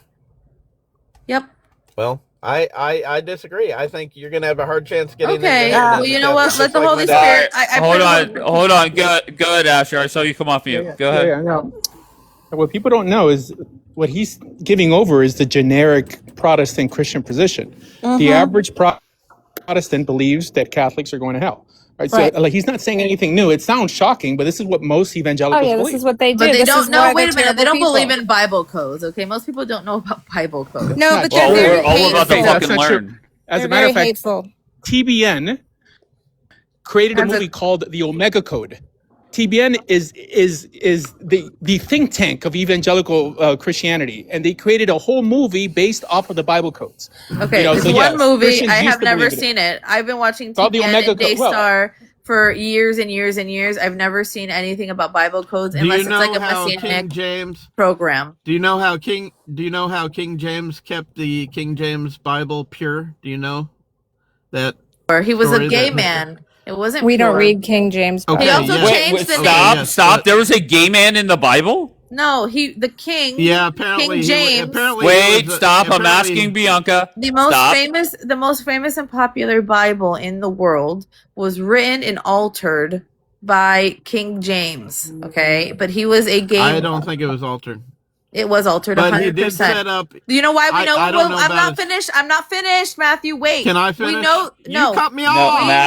Matthew. I want to hear from Bianca. I just want to know, was there a gay man in the Bible? That's all. We know that Yes or no? he altered some things in the Bible because, first of all, the name James is not an ancient biblical Hebrew name. He wanted his name in the Bible, so he changed James one of was the brother of apostles. Jesus. His name wasn't James. His name wasn't James. So he changed the name to include himself to be James. He changed the name of somebody in the Bible to James when it was not originally James. I never Okay, even can knew I this. talk now? All right, go ahead. Okay, so he had a policy set up, and I don't know about his private life, but he had a policy set up for his kingdom that anyone who changed the words of the King James Bible would be beheaded. Now, I'm not saying that's righteous, okay? So don't say I'm not righteous. I'm saying that kept that Bible pure. The King James Bible, it kept it pure. Go ahead. Pure. It's completely different than more ancient. It's the Septuagint bears witness to that. The Latin Vulgate bears witness to that. The Masoretic text bears witness to that. The King James is completely separate from that. They've added so many verses. And the name James was actually Jesus's brother Jacob or Yaakov, but he wanted to have some lasting memory, so he changed Yaakov to James. But That's my the question Okay, I is, didn't know that. Margot, Thank you. hold on one second. Margot, why are you surprised that there's gay priests when there was a gay man in the Bible? No, I didn't say that there were no It's not gay in the Bible, priests. I said that there are. Wait, there are did we not say no that? priests No, I said that are openly the having king. boyfriends. So just Yes, Julia. a little I'm bit of very biblical confused. a little bit of biblical history. Just for a long time, Christians did not have access to the Bible. They were only written in Latin. And then after that, once there was the Protestant Reformation and stuff, we started getting Bibles in different languages. So by the time it got to England, King James decided that he wanted to have his own translation of the Bible. But you And said so- this. So Yes, is but the this is King not in James the Bible a Catholics don't Bible? read that. This The is King James 1,000 version is not accepted in the Catholic Church. So Yeah, Okay, this is did a King we don't thousand read years James King ever after. James repent? Bible. Right. The Latin Vulgate is actually Did- a much better, by the way, Hebrew, Jewish biblical scholars say the Latin Vulgate is a much better witness to the actual original text of the New Testament than any other. So Catholic Bibles are superior Okay. in some respects. Okay, Okay. did King James ever repent? I'm asking you a question. Did I don't King know. James ever repent of his? Did he? Okay. I didn't know. But they're not. I King don't know James either. is not mentioned in their Bible. So No, how would he's they over know? 1,000 years after the Bible. He was just a king who had the Bible I'm translated just into wondering. English. I'm just wondering if he made it into heaven. That's all. Schofield Bible is also a sham. Bianca, can a gay person make it to heaven? Sure, if he repents for their Okay. sin. Asher, can a gay person make it to heaven? No, Oh, Hold on. flat out no. Okay. Let's analyze what she just said. unless So they she repent. said yes, and come to yes, God. they No, wait. repent. No, Wait, hold on. Wait, Go ahead, Asher. Right. So Bianca said was yes if they repent, meaning if they die not gay. So That's not true. No, if they No, ask they for just don't. They forgiveness. They can't don't act on act, if they it. don't there's act no sin on to be their, gay. Okay. If Right. they don't Okay. act If on you their- have a heart attack, Wait, you Guys, spoke for me. guys, You spoke what for is me. going no on? prohibition in Guys, the Bible. why are we out of control this Oh my morning? God. I What? said No, it's Matthew's everybody. fault. It's I Matthew's want to. fault. I want to hear spring from fever, Asher. Aries. I want to But hear he, from but Asher. he misinterpreted what I said. He said Just- I Oh my said God. that I said because if they repent for acting on their urges, then they can go into heaven. It's no different than somebody who's straight who lives in sexual immorality and also repents. You can think gay thoughts or contend with that. That is true. Sodomy is wrong. temptation Oh my God, is- Matthew, Sodomy stop. is wrong. Guys, Quiet. okay. Temptation is not a sin. It's fight. That's what you have to fight temptation. So just because somebody is gay, Exactly, right? They're Bees. they're tempted to be with somebody of the same sex. That's not necessarily a sin. So they don't. have to Okay, can I repent hear for that. from Asher? Asher, can a gay person go to heaven? Wait, hold on. So there's no prohibition in the Bible in merely being gay. So Bianca's right. The prohibition is acting it out. So what she's saying that if they not just repent, I mean essentially relent, from that behavior, right? I mean, that's what repentance means. It means, like coming back to the proper path, and they could make it. So from that perspective, they're not violating anything if before they die, they cease that behavior at that moment. So, I mean, from that perspective, I think they can make it to heaven. I mean, but the act of homosexuality is one law, bundled in all the other laws, and people break laws every day, so like if someone's struggling with something, I'm sure that God is merciful and understanding. Can I ask Asher a question? Go ahead. Okay, so in the comments, Napster said, "What about the pedophile?" Now, do you know anything about the story of the age difference between Joseph and Mary, Asher? Pedophiles aren't going to heaven. They're reprobate. They're reprobate. They're not going to heaven. Asher, If you're going to start talking about I'm not a Christian regarding Margot. Go ahead, Matthew. Hold on. What was the age difference between Joseph and Mary? Asher, do you know? Well, I've never heard. Go ahead. I'm not Christian, but I heard that Mary was around 12 years old. Yeah, supposedly Mary was 14 12, to 16. and Joseph was an old man. And so we're running around the United States wanting to put pedophiles to death, but apparently God endorsed it. He's telling on himself. He's freaking telling on himself. Okay. I'm not speaking to this guy. Ew, I'm done. Okay, go ahead. So Matthew. How old was Mary? I'm sorry. How old was Mary? 14 Mary was to like 16. 12. Joseph was an 12, old man. right. Oh my God! So he in was America. Wait, The guys. understanding was that she was going on? 12. Yes. Okay, go ahead, Matthew. Here in America, they're putting pedophiles to death, but from my understanding, Joseph was an old man and Mary was only 12 when they were married and honored by God. I So never once have heard that. Never, ever. Fucking Hold telling on. himself. Hold on one second. He's No. anti-Catholic. You're going to hear Guys, all you're like, sorts guys, That's not of fair. shit. That's not true. Like, I No, just he's a want to drop it. pedophile. What are I you know guys he doing? is. What are He's you guys creepy. doing? Matthew's a creep. Hey, Do you guys Hold not on. hear me? He didn't make that up. What's that noise? Oh, sorry, it's a blocker car. Listen, if I was a pedophile, I wouldn't be allowed to carry a weapon and work in security, but nice try, honey. Guys, We pedophilia has to deal we with don't know what you prepubescent did, Matthew. children. You could be in Guys, the basement somewhere asking cutting up guys, bodies for all we know. guys, hello, the age guys. difference between Joseph and Mary. Okay, Asher, I just want to hear from you. Go, Asher. He's right. The consensus is that like she was around 12 years old, and that wouldn't be pedophilia, right? Pedophilia typically deals with prepubescent children, but it would definitely be gross. But even in Europe, Jews in Europe were getting married at age. I'm asking Matthew, This is Matthew, a theory. This is a theory. let Hold him on. respond. I don't think anybody knows how old Joseph was. But I the think idea he is was in that the 70s. Go ahead. In his 70s? well, that's okay. Well, that's your theory. I never So heard we're of that just one. picking random numbers now. God needed a virgin and a responsible man. God needed a virgin and a responsible man. And he chose Joseph and Mary. So what's your source that he was 70? I am so confused.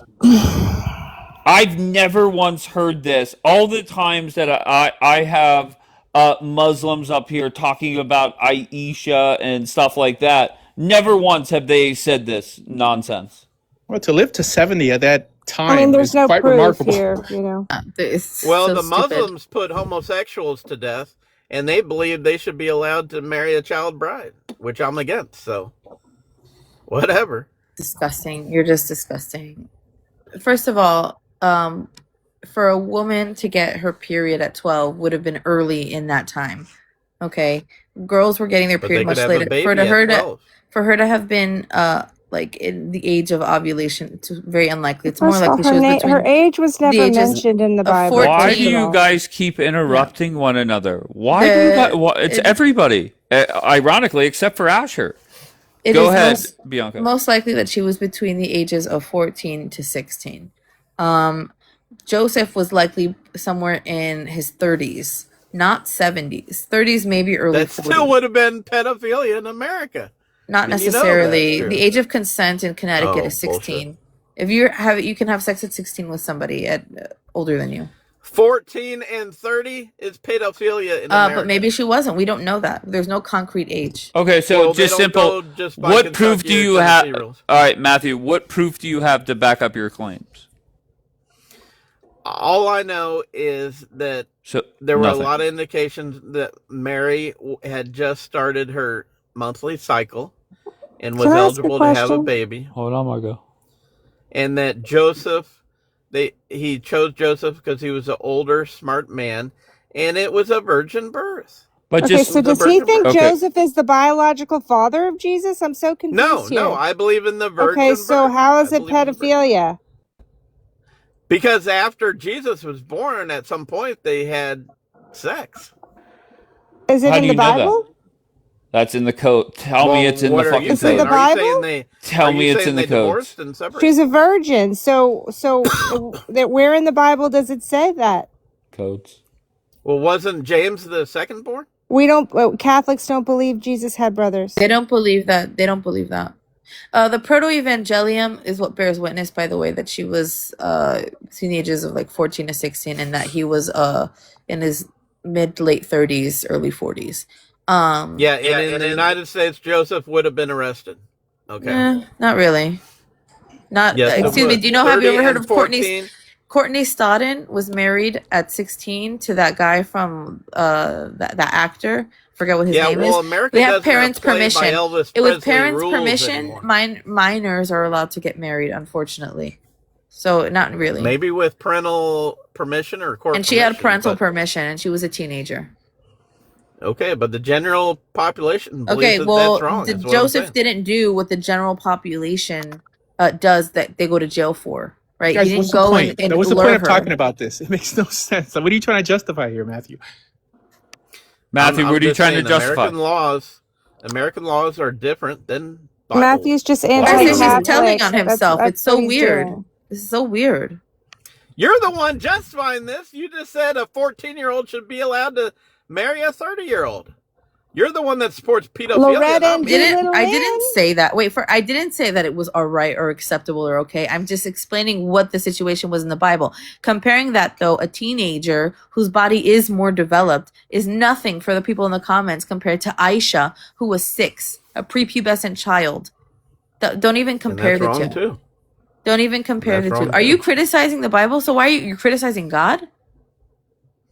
No, I'm saying. So what are you saying? I'm saying that I believe Joseph and Mary are in heaven, and you're running around screaming Joseph's a pedophile. What? You're the one who brought She up the never pedophilia. said that. You said that. You said that. What are you talking said about? that. No, you were calling me a No, pedophile. you were No, I called you a criticizing pedophile the after. age difference between Joseph and Mary, acting like Joseph is the biological father of Jesus. Mary is a virgin. So where are you even talking about pedophilia? You insinuated that Joseph was a Even though pedophile. it was a You are virgin creepy. birth, You are a it was creep. still justified by the Lord. Their relationship, their marriage. So you're was saying justified pedophilia, by if the Lord allows it, is okay? Like, what are you trying to argue here? This is so stupid. No, This is why that's you what sound like you're you telling on said. yourself. You said can, a so you 30-year-old literally man can. should You be can wake allowed up to one be with a morning. 14-year-old You girl. can wake up Don't one be a morning. hypocrite. You can wake up one morning and say, the Holy Spirit told me that I need to marry this 12-year-old and justify it because the Lord told you. This is why I know what you're doing, and you're very creepy. You are, and you. I said oh my that gosh. Joseph and Mary are in heaven, and you're saying, well, a 30-year-old You man brought should up be allowed to be pedophilia. with a 14-year-old girl. You brought up pedophilia. And he's telling me Because that I I'm going believe to there was a hell for huge being age Catholic, difference and he between just Joseph called and Mary. You are Jesus's crazy. mother. Your mother's creepy. Don't call me creepy. Your mother's creepy. Maybe my mother's a little creepy, just like me. And what? Yeah. Yeah, exactly. What you got to say now? Nothing. Weirdo. Now, well, the fact of the matter is, I He's believe telling, Joseph look, and he's Mary are in telling heaven. everyone that they're going to hell, and he has said the worst things up here than anyone about Jesus and Mary and God and Joseph. I believe Joseph and Mary are in heaven. You're the ones that are saying that it was That has inappropriate. nothing to do with what I'm You're saying. calling the relationship a pedophilic one. It's just so right, weird. exactly. You're saying it was creepy. Yeah, you're saying it No, was creepy. you said you that. said that, babe. No, you said that. You brought up the topic, and you know what? That you probably can't resist because you're living in this secret dark web sin, and this is why you even brought it up to begin with, most likely. Somebody needs to freaking report you. They need to check your. The FBI needs to go to your house, check your computer. No, I have a clean record, and I'll meet you in the court of law anytime you want, honey. You know his I'll computer's meet got you in some the court of creepy law shit on there with the anytime you want, for honey. sure. And I will Well, we take weren't your even talking money. about pedophilia. He brought it I will up. take your money. I will take your money in the court of law anytime you want, honey. For Anytime. what? Yeah, I don't know what you're talking For about, but you false sound like a accusations. psycho. Is that in the And Bible we're talking codes? about a Bible story. Is that in the You're gonna Bible cry codes? about it? Are your feelings hurt, Matthew, for being a weirdo? You're the weirdo. Because you don't want to You're face the definitely fact that Joseph was an old man and Mary was like 12 you're the or weirdo. 14. Consensus No. says you're the weirdo. One in the chat if No. he's a weirdo. One in the chat if he's a weirdo. Two in the chat if he's not. One. I believe in marriage to older woman.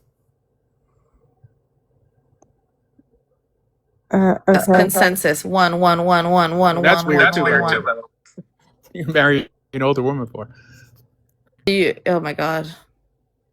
See, you're the weirdo, Matthew. So you were saying I'm judgmental, but in reality you're judgmental because you're spitting. Oh, I lies about me. judge people who Trying talk to about get your liberal pedophilia and friends, try to trying to get normalize it with the Bible. Trying to get your liberal 100%. friends. Trying to get your liberal friends. Oh, to so are you prosecute saying me that for not something conservatives I've are never done. pedophiles? No one here is liberal. I don't even know what he's Yeah, talking I'm not a about. liberal. I don't know what you're talking about. You are. You're liberal Catholics and Jews. That's what you Oh are. my god, this is so weird. We're liberal Catholics and Jews? Yep. Wait, I turned it back up, and he's calling all of you what? We're all liberal Catholics and Jews. Well, first of all, nobody up here is liberal. Exactly. Literally nobody. So I don't get that. Well, the fact of the matter is, Joseph and Mary are in heaven, and they were trying to say that it's But okay nobody's for arguing a that, I 30-year-old don't man think. We to didn't be bring with up. a He brought up 14-year-old girl. pedophilia, Dave. You You're not. just Nobody called was me talking about it. and He's you saying I endorse brought a it up. 30-year-old man being with a Matthew, 14-year-old. you were You are the creepy insulting one. Joseph.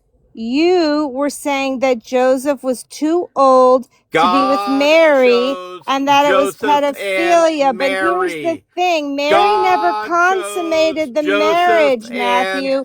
So how would Joseph be a Mary. pedophile? Joseph and Mary were chosen by God. Okay, but that's not what you were saying earlier, Matthew. You were saying that Joseph was too old and twice Mary's age and that it was pedophilia. You said that, Matthew, okay? And what we were saying, or at least me as a Catholic was saying, is that Mary never consummated the marriage. Mary's a virgin, therefore, how could Joseph be a pedophile anyway? You're assuming that after Jesus was born, you were the they one didn't that have was sex. saying he was a pedophile You because are you are assuming. creepy. Okay, You hold on, and Margot, your Margot, Bible codes. Margot. That they didn't Hold have on. He's sex creepy. after Christ was Okay, born. fair enough. After I'm not Christ saying he's was not. born, they had sex, and you're No, denying that. nowhere in the Bible does it say There you that. go. Well, Matthew, how do where you in the think Bible Joseph- does it say that they had sex?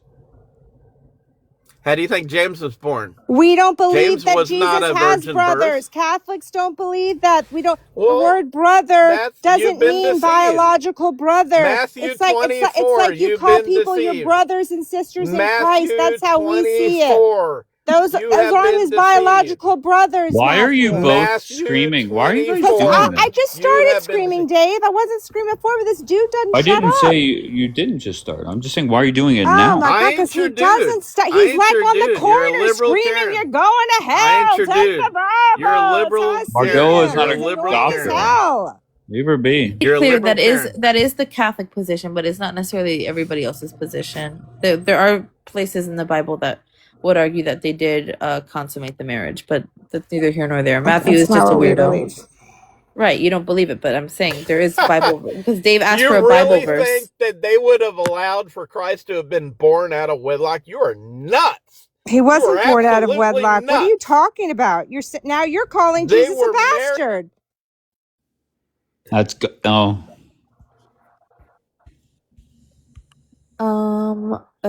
Michelle wants me to read a I Bible wanted verse. to thank the host for having me on here, and we will continue another day. I got to get away from these psychopaths. Okay. thank Have you, a wonderful Matthew. day. I'm gonna join your podcast. Maybe I said to him, I didn't throw out a Dave's name. really liking I him. did say that there was maybe somebody in Israel that could be his co-host. I didn't throw out any names, and if people want to throw any names out, they can. But Daniela. Once again, I did not throw names out. It is what it is. Okay, so the one thing that intrigued me about him was him saying that, and I think he was saying that there's a lot of things that are happening in this war that resembles the, what did he say? The something, the blank, what's the end times? Basically, rapture? Armageddon. No, he said Armageddon. That's what he used. Okay, do you agree with that? No, I don't. Like eschatologically, nothing, kind of 50-50. 50-50. It's not Armageddon. This isn't the Armageddon war. That's Gog and Magog. This is definitely not Gog and Magog. But it's like leading up to it. Sure. We're playing with like nuclear war here. It was so crazy because we went from what do you think about the war to then the burning of the statue or whatever that was, and BB being anti-Christian, and then him slowly coming out that I think he's just fucking nuts, to be honest. But the good news is starting at 1 a.m. Tomorrow, I'm going to be talking about Bible codes. So if you want to join me, go for it. If you want to block me, go for it. Have you ever heard of Bible codes before today? You know what? I'm just saying the Bible codes goes with his Bible, not mine. It's a math. It's numerology. It's all he talked about were numbers. I wonder if he probably is a big fan of Brandon Biggs. I forgot to ask him that, but he just went off the deep end. I forgot Brandon Biggs' name. I kept saying Father Bob. I don't know why I kept saying that. Okay. Yeah. He also, by the way, predicted stuff about this. It was weird. He always has like some correct predictions. But he just went off the deep end. Wait, hold on. Whoever's saying about the Danielle thing, I said that last dude said he has a podcast, and I said there's somebody in Israel that maybe could be his co-host. Now, some people could say maybe it's Bianca, okay, because Bianca's deep into religion, and then some people suggested Daniela because she's just as nuts and says just as many crazy. Oh my God, he's a conspiracy theorist. He's a lunatic. Right. So, I mean, once again, maybe we'll take a poll next time he's here. It's either you go with Bianca because Bianca is definitely more religious, more knowledgeable on religion, or we go with the one that has a history of just saying a whole bunch of crazy shit that's maybe not so accurate. But that'll be up to Matthew. Well, I'm so sorry, Margot. What did I say that was wrong? That guy is like certifiable. Okay, so what? He's entertaining. Never have like any co-host. Like he doesn't let anyone get a word in. He called. He said she worked at Hooters. Then he accused her of saying that Joseph was the pedophile when he's the one that said it. People always telling themselves. All right, Jay, why are you up here, Jay? What's up, bro? What's going on? Dude, I just got done hearing an argument about how Joseph is a pedophile for raping the Virgin Mary for the last 15 minutes. I don't know. Oh my gosh. Y'all had me too, because I was like, he is kind of, because he's like, I was like, all right, yeah, maybe. And I was like, wait a minute. Somebody is saying that guy was Jewish. Anybody? Why would somebody say that? I don't know. I don't think he knows what he is. Fair enough. Dave, can I ask you one question? Go, Raza, because I know I'm not a fake Christian. I don't get offended when people insult me because I know these things are not true about myself. I get called shit all the time on this app. No. Dave, with Iran, you've probably heard like the discourse of like talking about potentially, I don't think it happens, but like it's potentially sending in 5,000 Marines to Clark Island and all these other You hear that discourse, right? Mm-hmm. Yeah, of course. Why haven't we heard any of the Israelis ever talking about sending one single soldier on the ground? Isn't that already weird? do. What are you talking about? Our Air Force already talked to our that. troops are their soldiers. Whoa! Why did everyone interrupt me? I said on the ground. The Air Force doesn't count. No, the Air We're in there Force. too.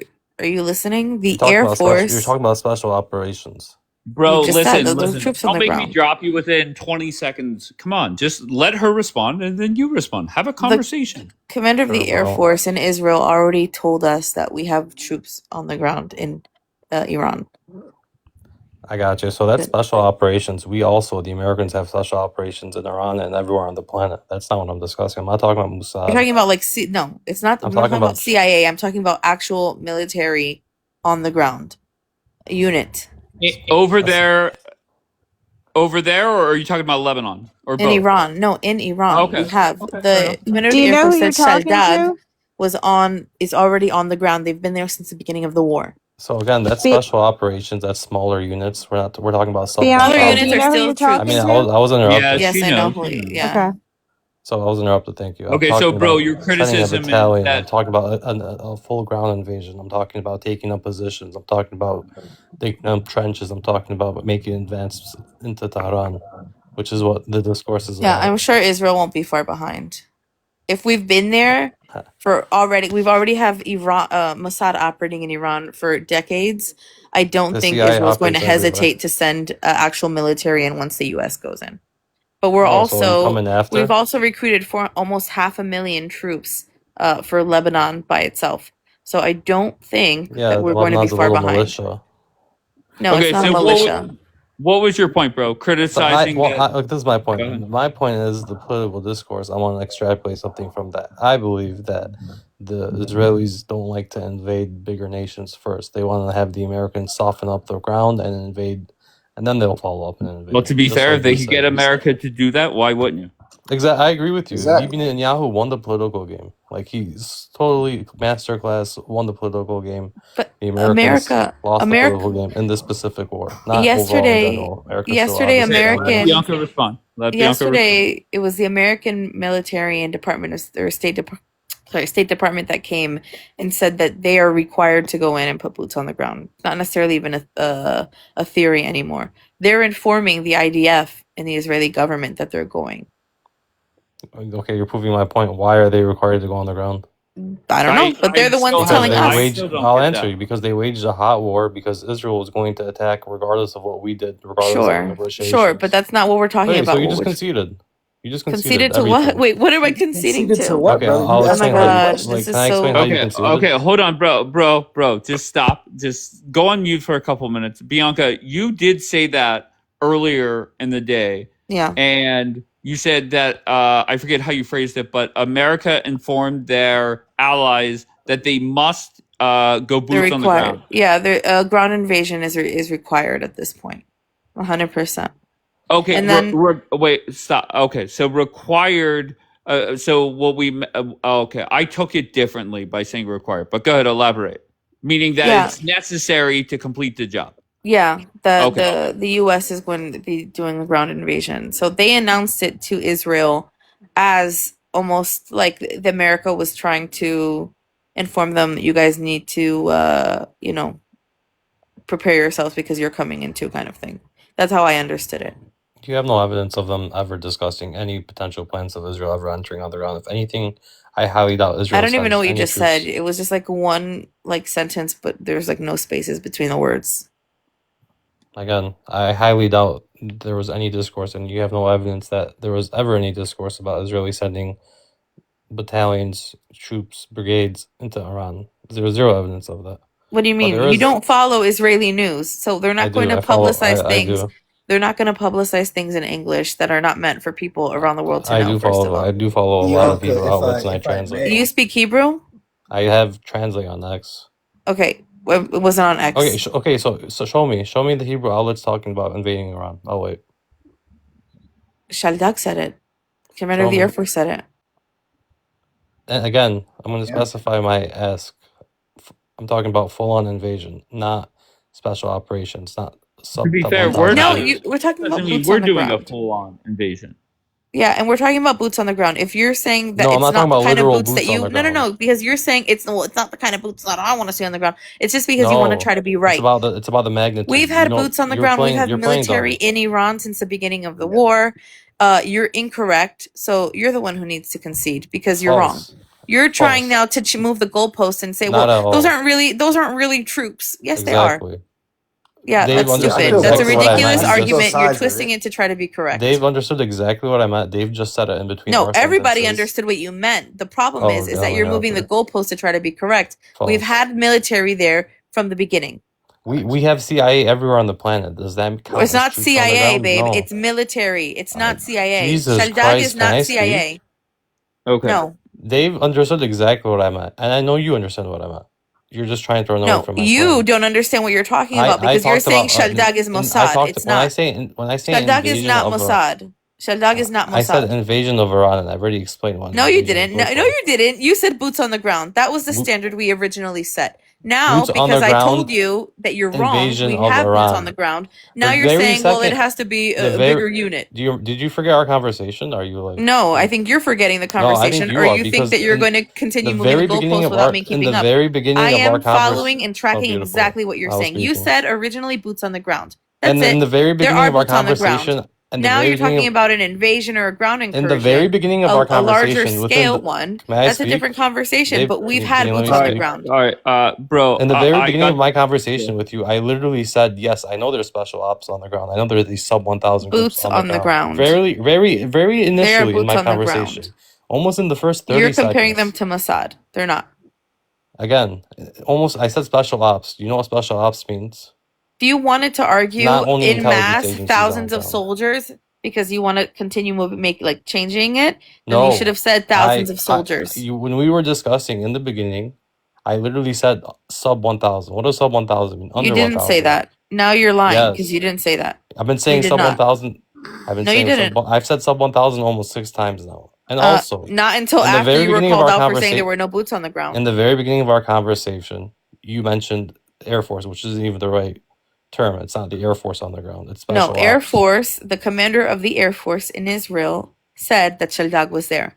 So how are you cannot tell me that the article that I read is All I incorrect know if you is haven't read 1,000 the article. or 500 Israel. They better Again. be great. They better be grateful for them Know three. what you're talking they better about. be You're grateful. I trying know to they exactly better catch what I'm up. be talking grateful. about. And for you're them moving the 3 grand goalposts troops to try to for be You have correct been- about something you have stupid. been You're just hiding wasting behind the- time. Is there a point that you're trying to make? You have been hiding behind Jesus, the man. fact that there's special ops on the ground from Israel and Iran. That's what you've been hiding around since. There's I've nothing to joined. hide behind. They're boots Yes, on the that's ground. exactly what you're hiding The behind, original because comment that you is made not what was, I "Are there meant. boots on the ground?" Are we done going in circles? Okay, or so do you let's- think- okay, He asked stop, you, Jesus Christ, he said, Dave, can he you said not spec ops. Can you tell her what I meant, Dave? 'Cause she's not listening to me. Go ahead. Stop. Bianca, the way that I would approach the conversation is here in America, there's going to be a debate talking about a couple thousand or maybe tens of thousands troops going in to help with regime change. Is that conversation happening in Israel? And is there a number attached I to haven't that seen. conversation? I haven't seen that yet. So you I just haven't seen conceded it. again. Okay, Jeez. stop. I'm Go ahead, Alvin. talking to Bianca. Go ahead. So I haven't seen it yet. Well, at least not publicized because it just kind of came into yesterday. All right. Okay. And when, like I said, in terms of like telling us what's happening, Israel is much more transparent. But in terms of like battle plans, they are much more discreet. Whereas Donald Trump is like, he throws different options out there. Israel doesn't talk about their options at all, ever. I'm so sorry, Hallie. How am I asking her about? You're saying, why are you asking Bianca about America?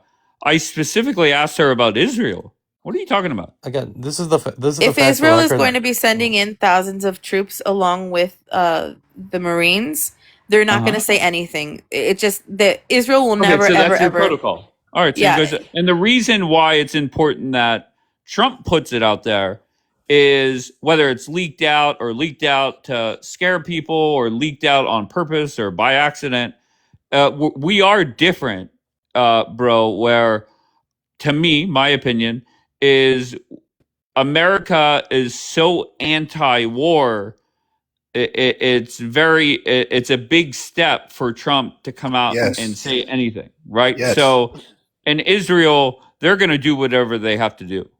They always have. There's a couple things I need to add. So just to do a recap, Bianca just said there was no public discourse in Israel about sending troops on the ground, but there is public discourse in the U.S. about sending boots on the ground. That's my entire claim. That's what you just conceded to.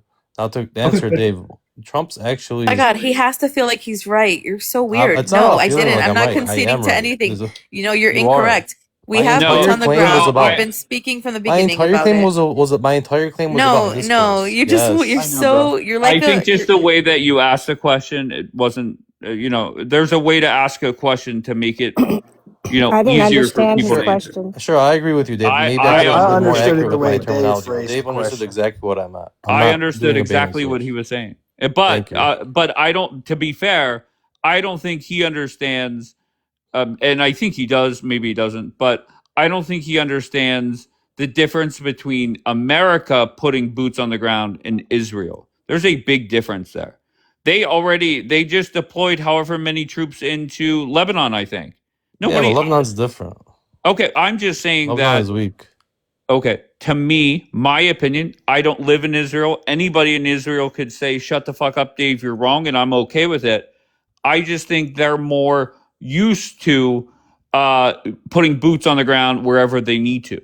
And people don't really push back. In America, Can I push back on that? there is pushback. Go ahead. This is my pushback on that. When you hear troops going into Gaza or Lebanon, if you're living in Israel, you're pretty confident they're going to be okay. There's very few casualties in Gaza. I think in 3 years of fighting, there's still not even 1,000 casualties. When you talk about shipping Israeli soldiers all the way over to Iran, it's a whole different ballgame. I compare what's happening in Lebanon and Gaza. It's not even like a full-on war. It's more like policing. That's how low casualties are. I think there was like 0 casualties in Lebanon so far for the Israelis. I think last time around, it was like 60. It's very low numbers. It's not. It's This not is very so fucked. dangerous. Oh, wait, stop, bro. What's wrong, Tal? Why are you saying it's so fucked up? Are you in the queue? You were not. Come on, Tal. What's fucked up? I don't get it. I'm just saying an invasion of Iran is just completely different than Gaza and Lebanon. It's not a real comparison. And also, Trump has. It's not about things being leaked. He has publicly acknowledged that troops on the ground is a potential. Well, I think, to be honest, I think that's Trump being smart, being intelligent. It's more about keeping. You have to keep the option on the table to keep the Iranians at bay. If you just say, "Oh, we're never going to send troops on the ground," that changes how the Iranians would operate. What do you think happens if they do nothing in regards to Trump's threat that expires at 5 p.m.? I think Trump's going to do the usual, declare victory in some way. They're going to concede in some way. And I think they're going to eventually, both sides are going to look for an off-ramp soon, hopefully. That's Yeah, all I but have. once now Trump could come out and say he could pitch to the American people, and I think a lot of when I say a lot of people, I mean Republicans. They could jump on board where we need them for the straight. It's going to be a blank week operation. He Hey, could brother, pitch you that, don't- and then hold on one second, please don't interrupt me. Yeah. We're gonna open it back up and then get the fuck out. I think he could pitch that and get away with it. We'll see, but I don't know. But Jay, go ahead. What were you going to say? You haven't talked To about answer your question, bye power grid. If they don't listen to my boy by Friday, bye your power grid. See it. Iran, bye power grid. That's what I'm worried about because Go ahead. that's the next What? thing that's being targeted here. Is going to be the energy. Yeah, that's what the water and the electricity. The Iranian hacking group, I forget the exact designation of what type of group they are. I'm not sure if they work for the IRGC directly, but they've leaked like some coordinates for Israeli. I'm sure you've probably seen that. Okay, so the question I'll throw out there, very simple. Let's say hypothetically they don't give in on his threat. Can Trump afford, there's still some more escalation levels that can happen, but can we really afford to go up one more level where they're taking out energy resources and then they're going to respond and do the same to other places, whether it's Israel or other countries over there? So that's why I'm worried about 5 p.m.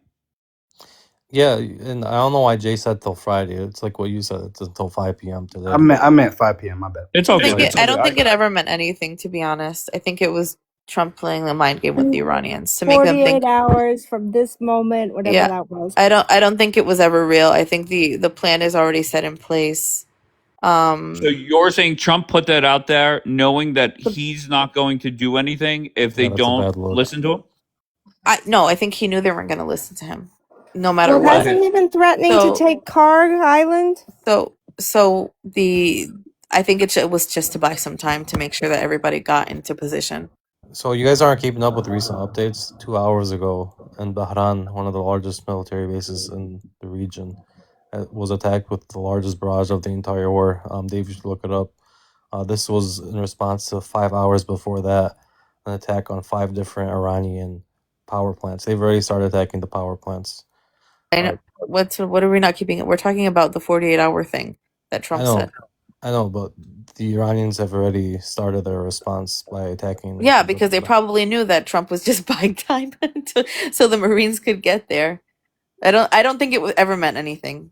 I think it was Does the timeline match up when the Marines would arrive? I don't know. I have to check. I just think it was much longer than Monday. I don't know. I could be wrong. Let me check. When did he they left? When did they leave San Diego? I don't know. You can't really move that. They many left over a without week everyone ago. knowing. Wait, but they left been over that a long? Let me check. Hold on, let me check. I did not know that. I think we can tell based on when they canceled those exercises or whatever. From then, I feel like they probably were making their way over here. No, honestly, I don't know. I have no clue. I thought they were a couple days out. And I thought we just spoke about that when Jackie was up here, and maybe it was a different night. But I thought that was literally like three mornings ago. So those are extra. Those are extras. They were always meant to deploy at this time. But they're threatening to strike our Gulf power plants. Those aren't the 82nd Airborne Division. I think that's what the Marines who are coming are on their way here. Okay, so those Bianca are different said. Okay, Bianca, you're saying if Trump gets 0 results from his 5 p.m. threat, he responds with nothing. Correct? I just want you on the record. What? Yes. No. Oh, I'm so sorry. Go ahead. I'm saying that this deadline means nothing. He's gonna go in regardless.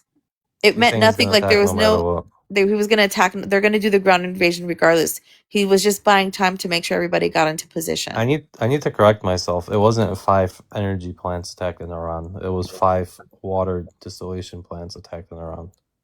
Did you understand? There's a very big difference between the two because Trump's threat was specifically for energy, so his deadline is still going. If he just attacked energy right now before the deadline, that means the deadline would be over. Okay, it was just reported 3 minutes ago that Iran is threatening to hit our Gulf power plants if Trump does anything that he said he was going to do within the 48 hours. Yeah, we don't know who hit these water plants, and I think it was Israel. Israel is usually the one that keeps trying to push the boundary. We've seen that with the attack on the oil depot in Tehran. I'm talking about Iran threatening to hit our Gulf power plants. Yeah, no, I was just talking about the water thing. I know the Israelis committed one of the worst atrocities. I know you just want to come up here and shit on Israel, but we're just trying to talk about actual things that are happening. Guys, don't get frustrated by his bullshit. Because you want to know what he does it every time. Did you not see no, just once again, don't get frustrated. Just ask him a question and just let him do his thing. Like I mean, everybody is aware of his nonsense. Your goal is to come up here, talk shit on Israel. I get it. Wait, what's nonsense about what I'm saying? Did they not commit an ecological disaster by destroying the oil depots in Tehran and causing the entire... I did not hear that. So where did you hear that? You haven't heard about the oil depot attack? I haven't heard about that either. No. What? Dave, Google it right now, please. Bianca's heard of it.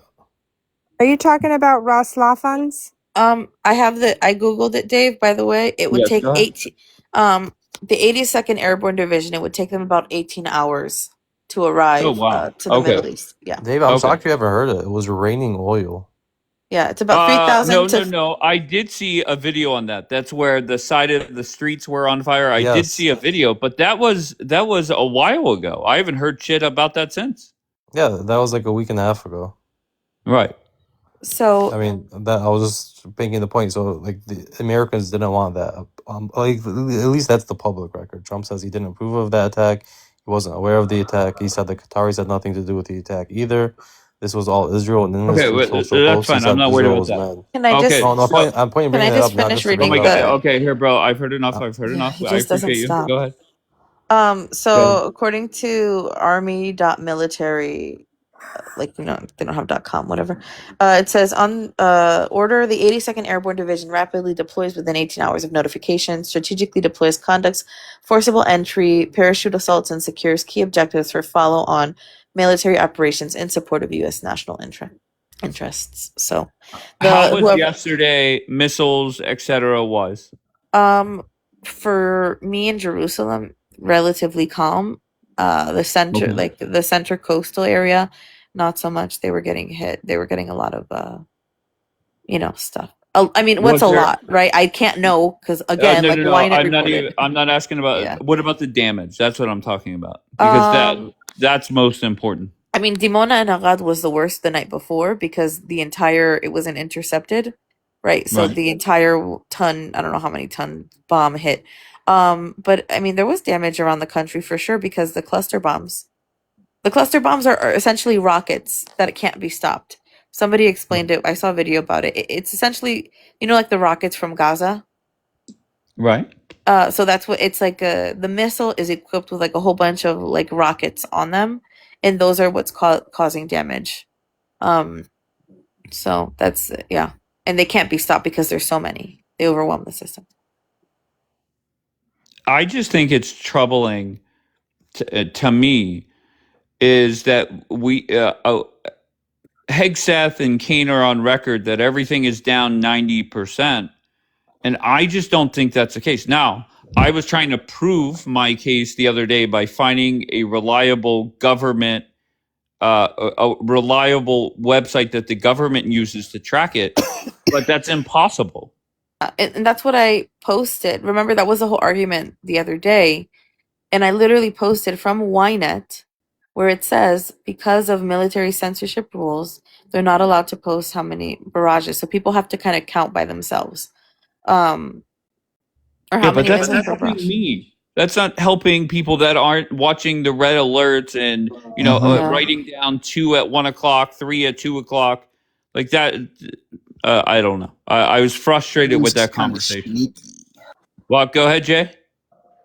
So I'm neither here. I'm not anti-Islam or anti-Jews. In any way, shape, or form. I'm actually have ancestors from Ethiopia, which is the tribe of Judah in Africa, which is actually King David's tribe and the real tribes. But do you guys trust Israel? Really? Like, I think it kind of, we're the only country that kind of back them. And now, you see Saudi Arabia's kind of might be coming into the fold to support as well. Okay, let's just take 2 steps back for a second. Can Are we you a trust Trump them, support? Are you a Trump supporter? I voted for Trump. Okay. Did you support Trump and Bibi taking out the Ayatollah? I did not have enough. I don't have enough information about that to give you my Okay, so opinion. why are you talking on this war? If you don't have enough information, what like that I'm makes zero sense. I'm asking you, in your opinion, is like, can we trust Israel to have our best intentions at heart? Trust them for what? Donald Trump is the one that calls the shots, right? Now, can you say that Bibi has an influence or the CIA or whoever has an influence? Sure, but that question doesn't make sense to me. Well, that answers it. If you could say the CIA, that was what I was getting at. Was how much influence does that have? No, does Trump have different people in his ear? Yes. Are certain people or organizations right sometimes or wrong sometimes? Obviously, that's that. There's no way around that. But why are you focused on that question if you don't have a firm grasp about this war? I don't have a firm grasp about the specific strikes you mentioned. Okay, well, that's pretty much the whole war, but that's fine. We'll ignore and proceed. Go ahead, Truth. What do you got? What bullshit do you have this morning? Hi, Dave. Hello, nice Truth. to talk to you again.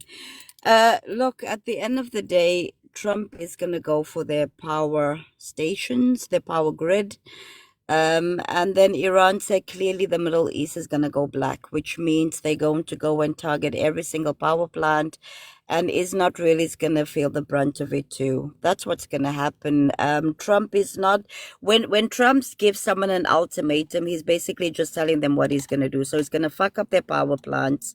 I do think the Navy SEALs will be coming to do something trying to get the strait open.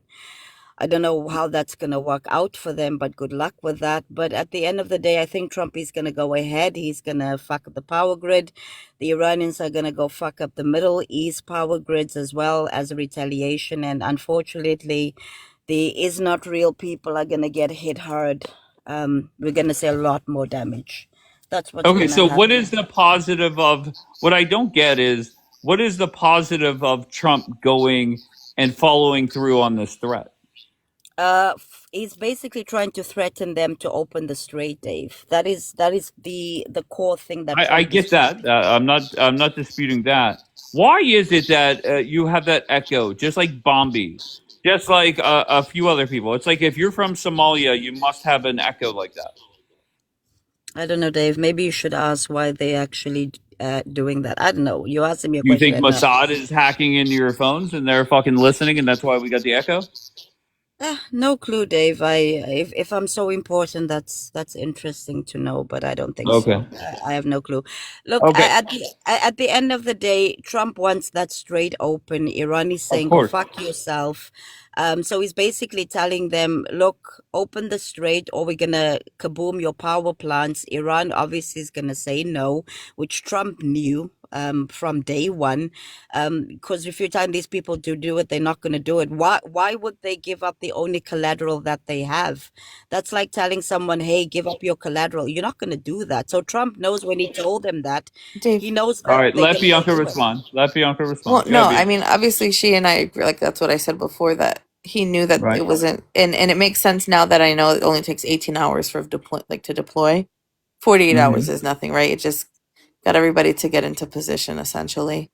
I'm curious how what you're feeling about it, and your I honestly think, Not you, girl. Bianca, what's Okay. gonna happen? Okay, so True, thank you for coming up, love. I think messaging will be key from Trump, and I'm interested to see how he presents it because Yeah. knowing how, yeah, we'll just see what happens. But you need to Go ahead, tell me. checking my news updates that I send you.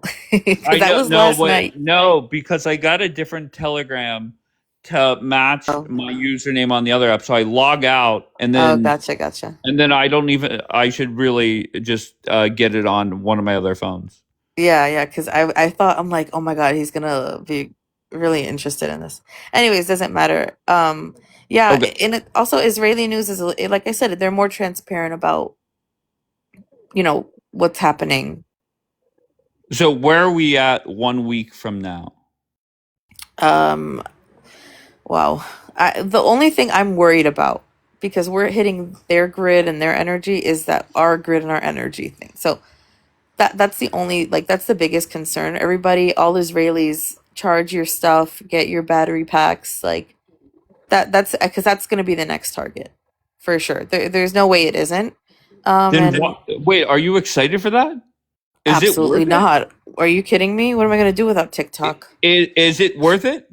And keep in mind, hold on, let the record show that you made this prediction. Daniela rolled her eyes because whenever you said about gas prices going up, Daniela flipped the fuck out.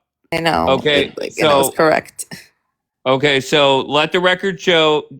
Bianca said we might lose power. Daniela's response, "Oh no, $1." But Daniela, I'll be honest with you. There are multiple people that are giving that dollar figure, like, fucking Michael Haas saying, well, if you go fill up your gas tank 90 gallons, that's only shut the fuck up. Hold on 1 second. Hold on. Once again, it's just not the gas tank that you're for your car, right? What happens, Daniela and Michael Haas, is that's going to affect prices long term. So why are you guys not getting that? Because they're just go ahead. They have no actual like comprehension. Like there's no actual cause and effect. It's just right now. But whatever, who cares about them? The reason why this isn't like conspiracy or anything is because it's logic and common sense. If we attack their grid and their power and their water, what is the logical response going to be? 1 + 1 = 2. They are likely going to target our grid and our water and our resources. Okay? And I think the most disappointing thing that came out of Arad and Dimona, well, besides all the people injured and so many homes destroyed, is the fact that that it came out that wasn't even supposed to be intercepted by our, like, the IDF. That was the American THAAD system that was responsible for, and I'm really concerned that it missed. Right. So that's a concern as well. Like, what's going on? Why isn't it working? Daniela, just two things. Daniela said they will target people as usual. And Sajida, I'm intrigued your thought process. Sajida, who I think she said she owns or runs or whatever, 2 different trucking companies. And she's saying this must end. It's going to get ugly for everybody. And I still sitting here, okay, now maybe Trump or Hegseth comes out and they can convince me. But sitting here right now, I do not see any benefit of escalating. Okay? That's where I'm at. Okay. Well, thank you, Jay. Margot, are you sleeping, Margot? No, I'm here. I'm listening. Yeah, you're half asleep. Okay, go ahead. I get concerned. I mean, obviously they don't play by the rules, and we already see that they have a missile that could potentially reach Europe. You can't predict what they're going to do. So, it's concerning. Jan is correcting me. She said that it was the Iron Dome that was supposed to intercept. But I don't know. I saw in the news that it was THAAD, but it's okay. I mean, it doesn't matter. Regardless of failure is concerning, no matter who's responsible. No, I get that. Tao, what's going on, Tao? Hey, Dave, what's up? All right, so your issue that just from the comments I've seen is you are upset that Americans do not see the threat. Am I correct in saying that? Yeah, it's not Okay. the only thing. First of all, I want to respond to that guy above me that asked. You're talking to Jay? Yeah. Okay. Can we trust Israel as an ally? Well, from what I know, Israel is a true ally of the U.S. since 1973, I think. Never betrayed the U.S., never did anything that not was like as a loyal, true ally, served the U.S. interest during all the times. And I'm not saying Israel doesn't have interest in this relationship as well.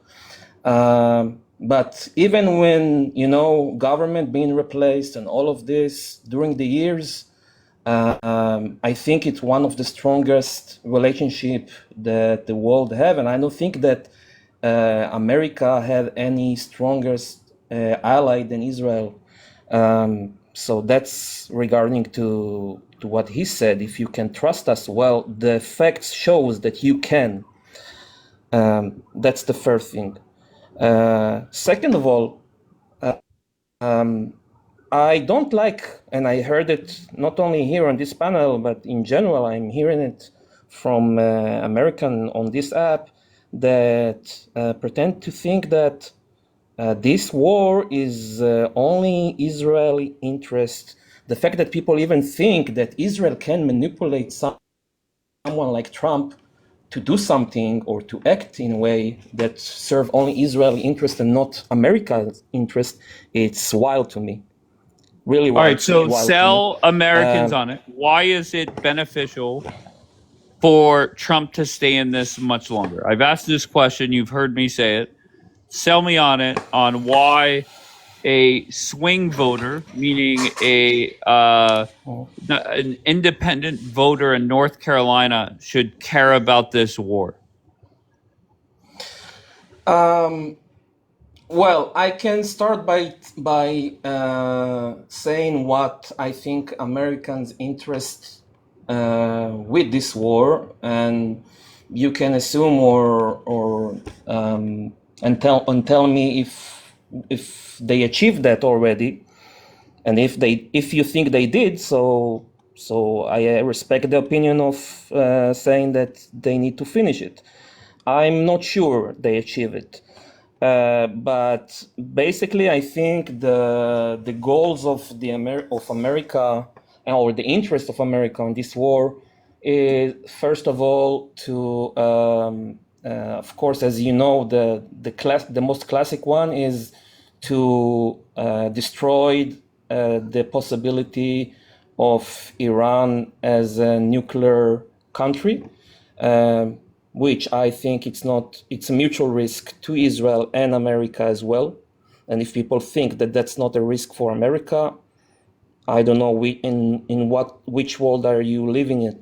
But that's definitely. Yeah, but Tao, the argument that they're going to hit us with a nuke, it does not sink in with Americans. We've been hearing for 30 years that this country is a threat. Just most Americans, and I get the frustration with a lot of people, but reality is most Americans just don't care. Now, you could say, well, they'll care when there's another 9/11. You're right. That's when people will care. I think it's lack of knowledge, maybe because they see Iran as a far distance country, that they don't see it as a risk. But I do believe that regime, as much as they hate Israel and Israelis, they wish in death to America as well. That's what I know. That's what I hear. So if a regime is actually tried to unalive the American president, I think there is a good reason, a good chance that what they try to reach is to damage America as a country as well. But more than that, there is also, the thing with the oil and the energy interest that America definitely have. The thing with China and Russia that have some control in that area, and America need to keep this area stable and with some of their controls as well. And America also needs their allies to be strong, and I'm not talking even only about Israel. The countries that they have in that area, Saudi, Qatar, Kuwait. Yeah, Americans don't care. Tao, Americans don't care about that either. You have Democrats in this country right now using America first talking points. I never thought I'd see it, but Democrats are literally doing that. So, to me, I just don't see how everyday Americans get sold on this being a long war. Now, Trump could come out and say we're going to start withdrawing. Meanwhile, maybe he's not. And we're going to start withdrawing, but we need troops to open up the strait.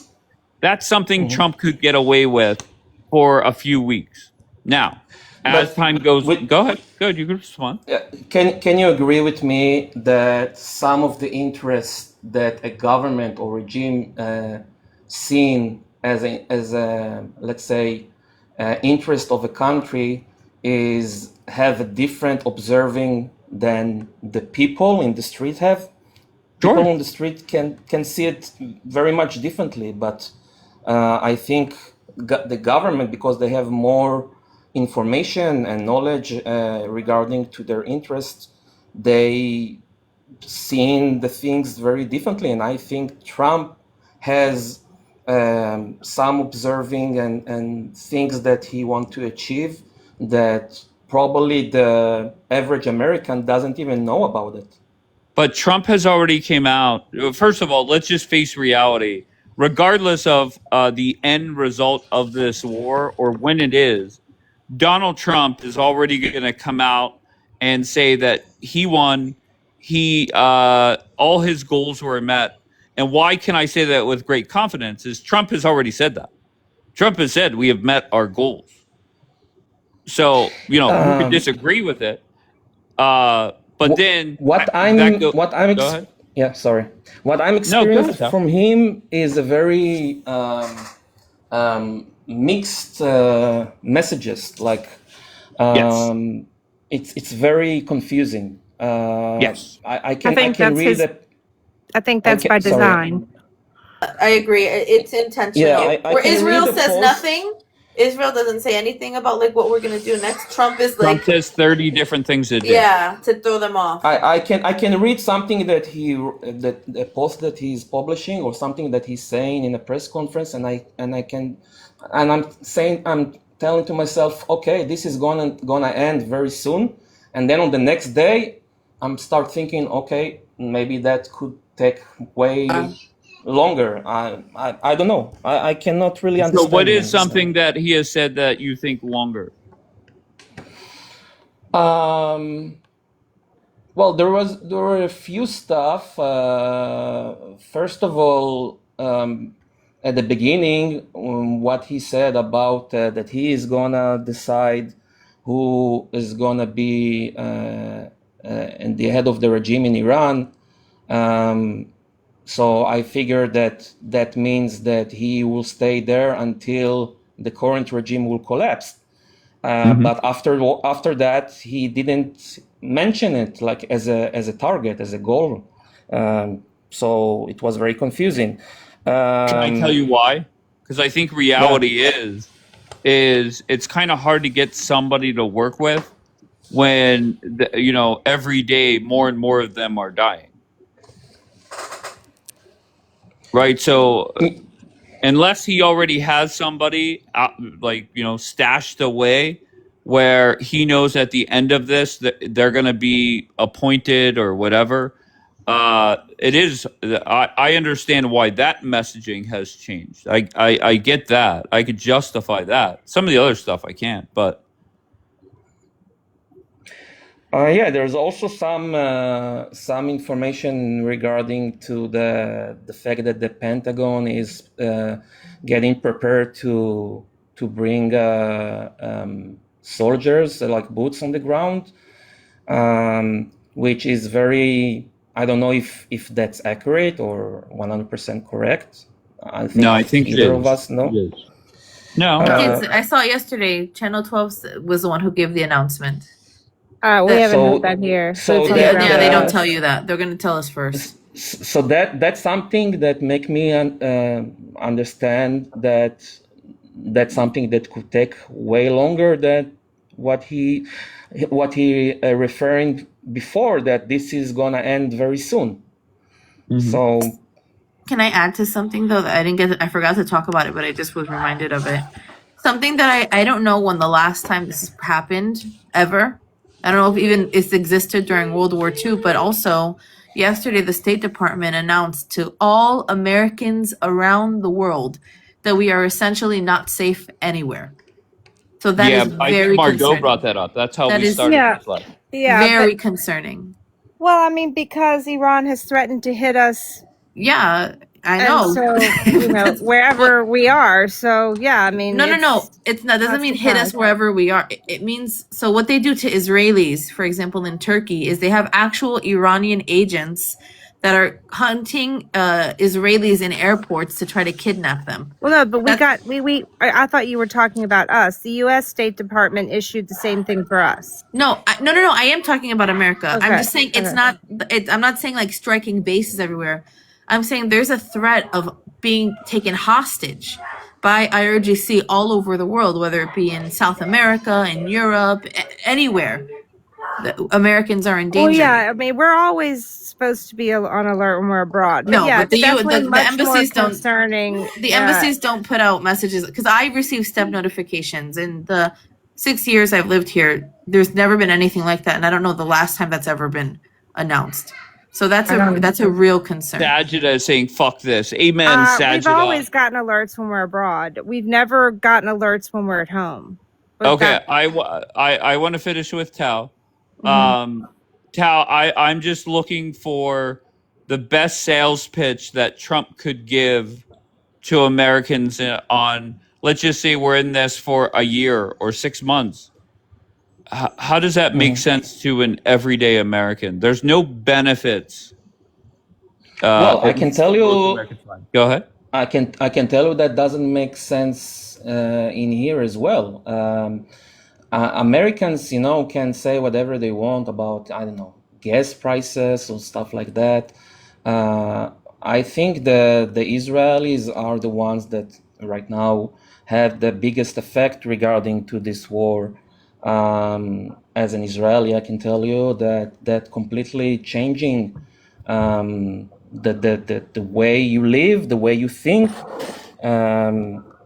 being under that threat of the missiles and alarms and all of this is not. And people can say that we got used to it. Well, I didn't get used to it, and it really seems not normal to me to live in this kind of a way. And yeah, I'll definitely don't think it will be normal to live like that for a long time. And I'm not, myself, I will not accept to live like that for a long time, for months. So if that's like the, I don't know, the price that I need to pay for, and you know what, if someone could promise me that that's the price that I need to pay for living like that for a few months, and to be guaranteed that this regime will fall and the risk will be eliminated, I would say probably yes. But no one can promise me that. But the question, Tao, is, as Americans are in the chat saying, we didn't ask for this war, we don't want it, what can anybody say? I mean, it's just not you, to be fair. It is. Yeah, go ahead. Why they think that we as an Israeli ask for that? We didn't ask for that as well. Forget. No offense to anybody. Forget Israel. Why is it beneficial for America? That's the problem, right? I get why it's beneficial for Israel and the rest of the Middle East. I'm not oblivious to that. What I don't understand is how people come up here and act as if America should want this or be cheering this to go on for much longer. No, nobody should do that. No American should. Go ahead. I think the real issue that as I said, the average American on the street haven't felt the importance or the risk regarding to that Ayatollah regime, that he cannot comprehend or understand why does America need this war. In Israel, you feel it more because we had the keep going back to Israel, and I get it. You love Israel, and that's fine. No, it's not because I love it. It's not because I love it. I'm trying to explain that I understand that we feel it way more because of the security risks that we having because of Iran, and the Americans doesn't feel it. But what I'm saying that people like Trump or his government that really getting inside the Iranian regime and what the risk that they can produce, I think they are truly understand why that doing this war is important to America, and that's something that the average American cannot understand. Okay, that's what I'm trying to say. Okay, but you have spent a lot of this morning saying things that basically saying Americans are dumb. You weren't saying this, but Americans don't have the right mindset. Okay, maybe that's a little bit better when it comes to this war. And then I appreciate you coming up, and I ask you the question, why does it benefit America? And literally not one sentence that you said, no offense, would make anybody a swing voter in Pennsylvania or Wisconsin, North Carolina change their mind, and that's reality. Okay. As I said, I'm not trying to change the average American's mind. First of all, because I think it will be very, very difficult. I think the mentality is very, very different. I believe, as someone that had an experience of World War II, as a citizen and as an IDF combatant, I believe that America, as the biggest country and military, the strongest military in the world, should be controlled when something can, let's say, make her confidence or their security less safe than it used to be. And that's something that your military and the power that you have can actually achieve easily. And Trump, I think Trump understands this. He understands the American interest in that area. And he's trying to make it stable. Okay. That's what I think. Okay, and that's fine. I'm not. I 100% understand why this benefits Israel. I respect it. I accept it. Zero hesitation. I also understand whenever people sit there and criticize Israel. I get it. You started off by coming up here and defending Israel. I'm not the debate about Israel's impact and stuff like that. I'm not worried about that. I'm just focused on one simple question: why the fuck does it benefit America to stay in this war? And I hear zero answers. Zero that makes sense. And it's frustrating. Because, Tao, I've asked how many people? How many people have you heard me ask that question to? Well, I didn't come up as someone with the opinion that necessarily I think we need to stay on this war for long. I'm not someone that Hold sure on, Tao. about I'm that. sorry. Like, Hold on, Tao. Tao. Sky, sorry, I muted you, babe. I thought it was your noise, but it was actually by Oh, okay. All right. Can I ask a quick question? Have you guys read the national security strategy? Okay, tell me more. Okay, so before he went over there and he hit Iran's, at the point where he hit Iran's nuclear, I forgot what they called that mission. He then came out with something called the National Security Strategy. It basically outlines exactly what he's trying to do and what the motives were behind him going over there. It talks about the globalists. It talks about the regime. It talks about what he wants to do with NATO. Trump And talked about regime change?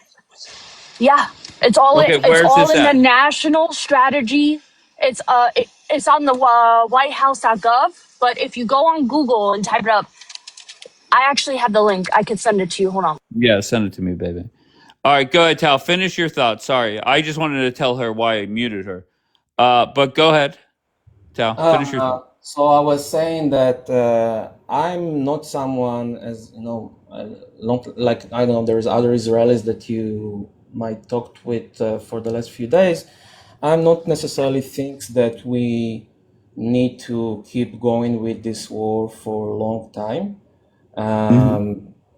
I think for now, because of many reasons, we mostly need to make sure that let's say the immediate risk regarding to Iran, it will be completely destroyed.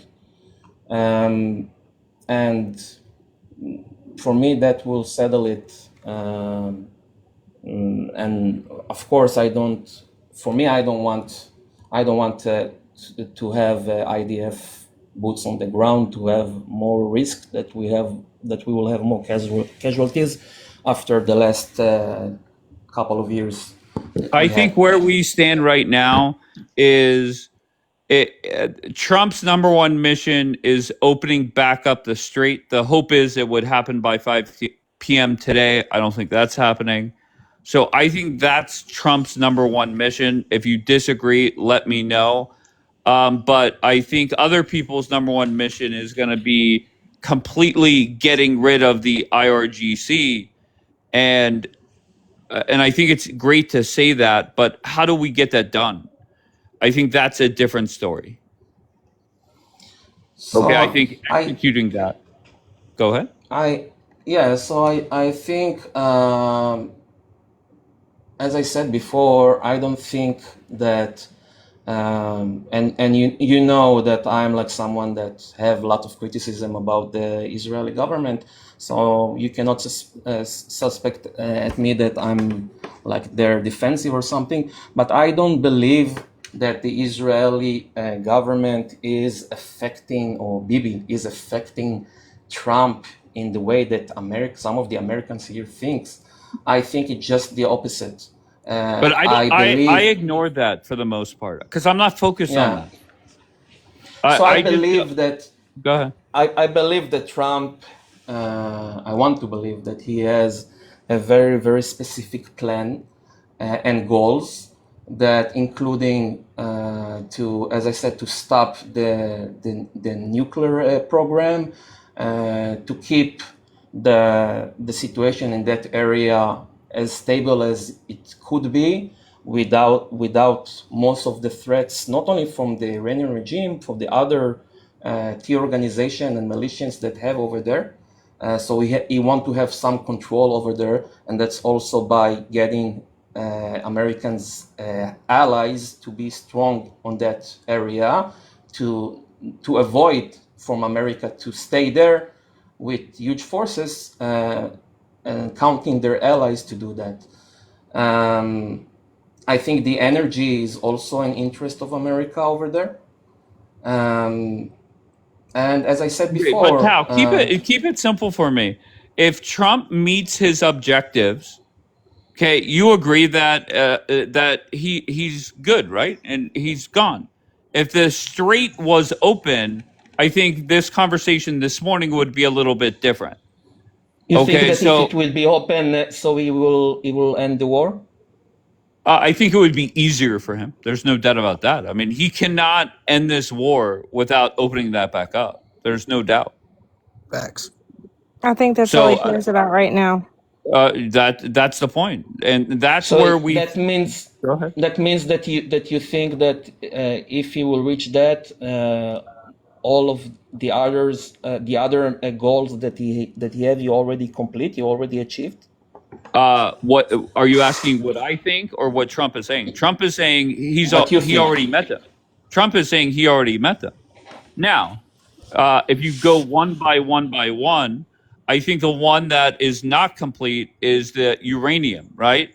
His response, once again, at some point when he ends the war, he will take questions, and that will be brought up, no doubt, whether it's to him or Rubio or Hegseth.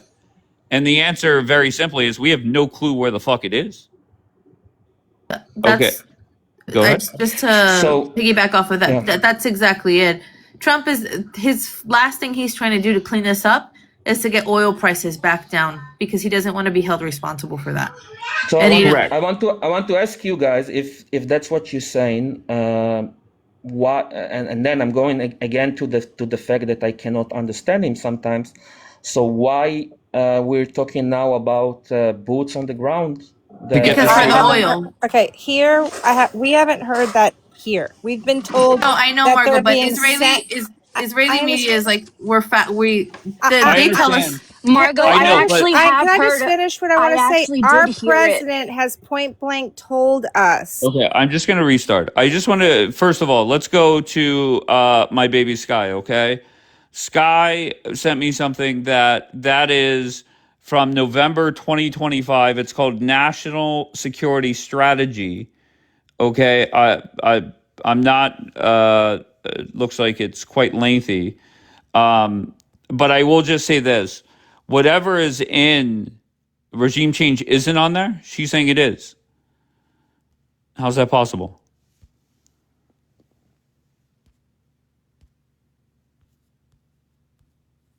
Okay, so Tal, if you want to come back up, you can. I'll let you up first. I just want to wrap it up and then quickly move on. But I get the confusion. Okay, when you're talking about Sky, highlight where it says about regime change. Screenshot it and send it to me, babe, please. So talking about regime change, boots on the ground, etc. Trump is, somewhat inconsistent. And what is being said in the Israeli media, no offense to anybody in Israel, it means nothing to me until it comes out of Trump's mouth or Hegseth's mouth or Trump's tweet or whatever. So whatever is going on, all right, Tal, much love. So I'm not worried about that. Okay, now, do I think Trump could deliver a confident message saying we need troops to open back up the strait, explain why it's vital, and then say after this is done, we're getting the fuck out? That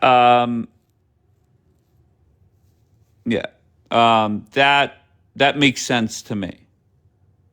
Okay, and one question that I threw out on the other app, and then I'll throw out right now. Do you think Donald Trump thought day 23 we would be sitting where we are today?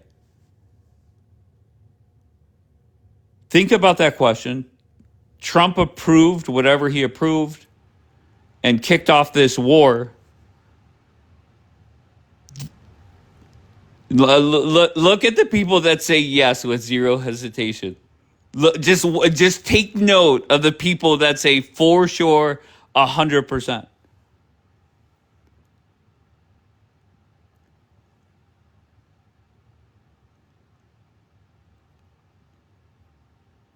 Just take note.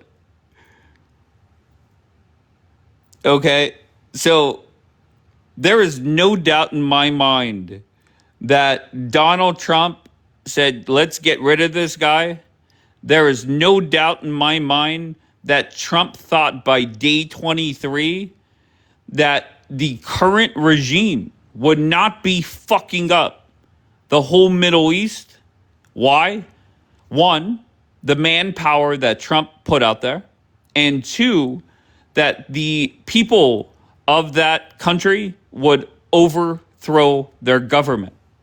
So if you honestly look in the mirror and say, yes, Donald Trump is exactly where we are exactly where Trump thought we would on day 23, you're lying to yourself. And just watch the comments. 100% says Linus. So then whenever I ask the question, do you think Donald Trump was surprised by anything? The same people say no. Of course not. Really? So you think, Linus, okay, here we go. You think, Linus, that the war plan was let's have the straits shut down? You think that was in the fucking plan?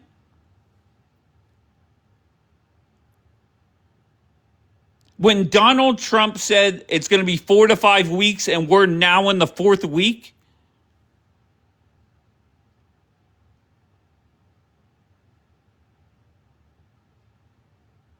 Too funny. Yes, Linus, you are correct. They were threatening it. However, if you pay attention to the most important part, is Donald Trump thought that this government would already be gone.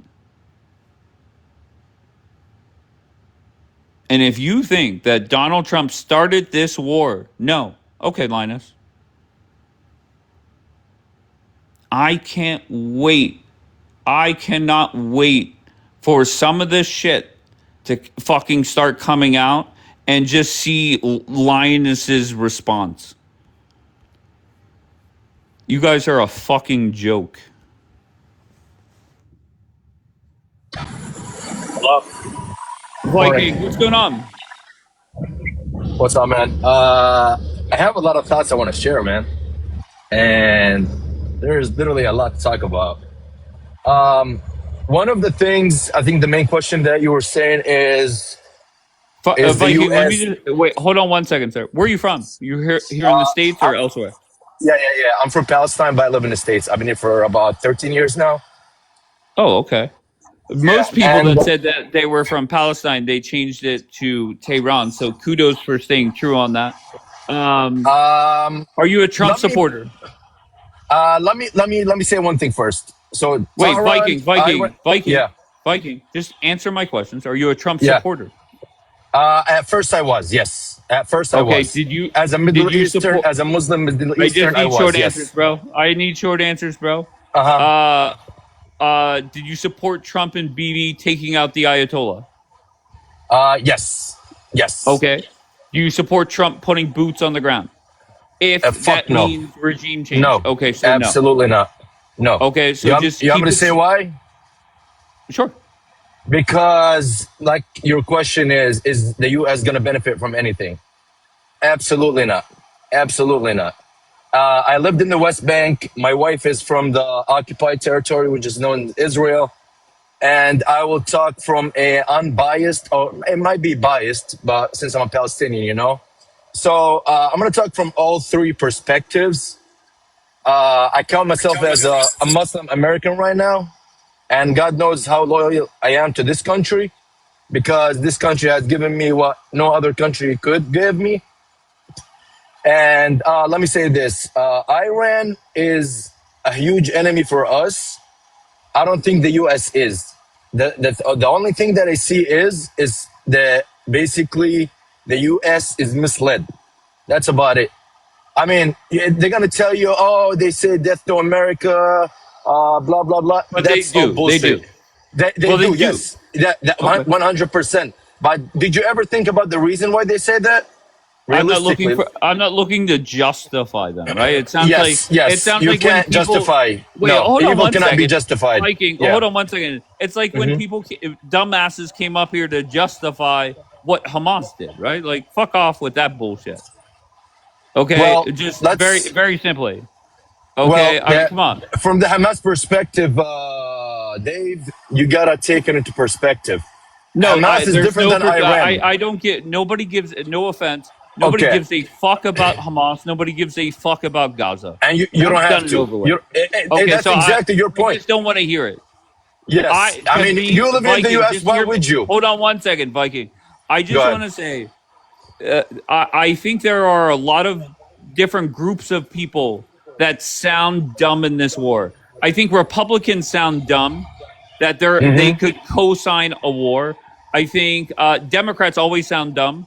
I think sometimes people in Israel sound very dumb. But I think the people that sound the most dumb are the people that sat there and bitched about people in Gaza, but then don't give a fuck about innocent people in and around Tehran getting killed. You guys are the dumbest group of people out of everybody. Yes. I can agree with that 100%. Okay, great. But here, Dave, look at it. You got to look at it from different perspectives as well. I mean, people think that right now. So it's way too deep to even think about, Dave.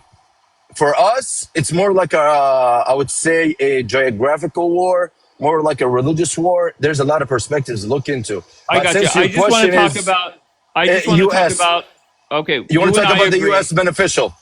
No. And I Hold would. on, Viking. Relax. Go ahead. We both agree that there's no benefit to staying in this war. So you and I agree there. Okay, we might disagree 100%. elsewhere, but we agree there. So great.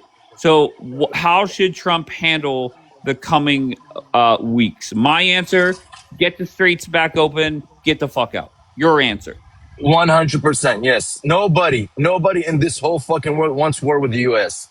Nobody. You and I know it. Nobody could even compete. Nobody. Okay, so Anybody how do would you love want to be Trump to friends get with out? the U.S. He would How do just you want Trump to fucking get tell out? Israel, you're on your own. You started this shit. You're on your own, basically. No, they're never going to be on their own. I think Exactly, I think but that's the easiest way out. This war is never going to end, bro. Never. It's never going to end. They're going to tell you it's going to end in 5 weeks, 6. It's not going to end. No. That Israel has a greater plan. You know the greater Israel plan? They're not going to stop until they achieve that. And if anybody in the U.S. thinking that Israel has any loyalty whatsoever to the U.S., you are lying to yourself. The only thing that they say they're allies, they're not allies. They're not allies. What are they bringing to the table? But Just think Viking, to about be that. on, wait, Viking.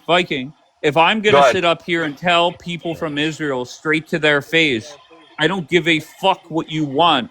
I want what's best for America. If they said that back to me, I would respect them. I have no problem with that.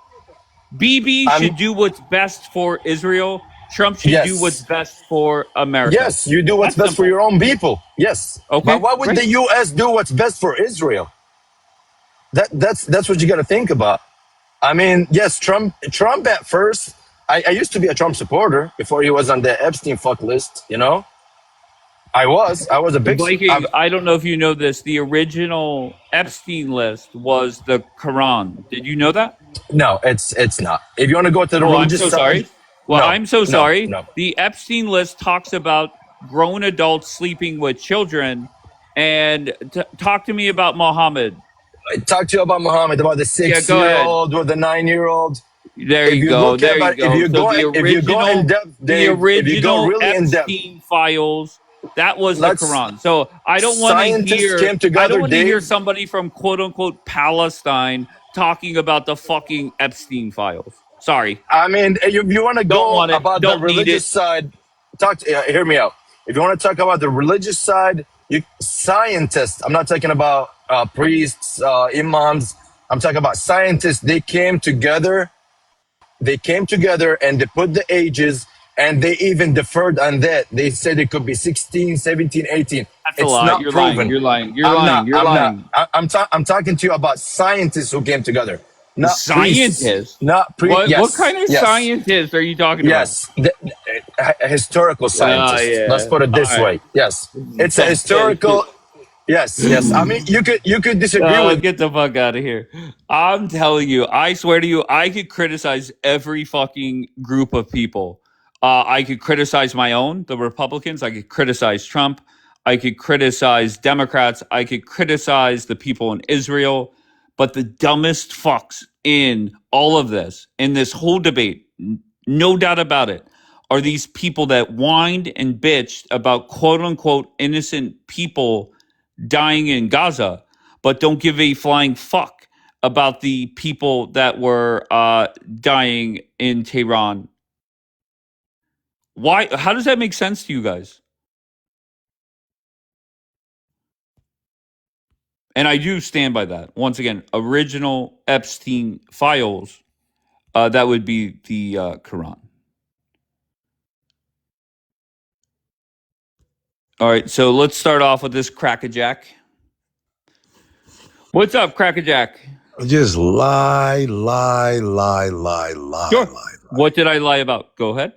Well, first of all, you keep repeating that lie about the Quran and the Holy Prophet and the 9-year-old. What he was just saying is scholars say that what you keep quoting, which is from the Hadith, says that Aisha was 16, 17 years old, bro, when she got married. Gotcha. You've So never stop once repeating. made that Number one, argument stop when it comes repeating up, that but that's lie. fine. That's fine. That Okay. comes from these dirty lying Zios Oh, that okay. you keep repeating. That's number one. Number two, So that wait, innocent answer directly. How old was Aisha? Just give me a number. scholars say 16, 17 years old. Okay, bring one up. Bring one up.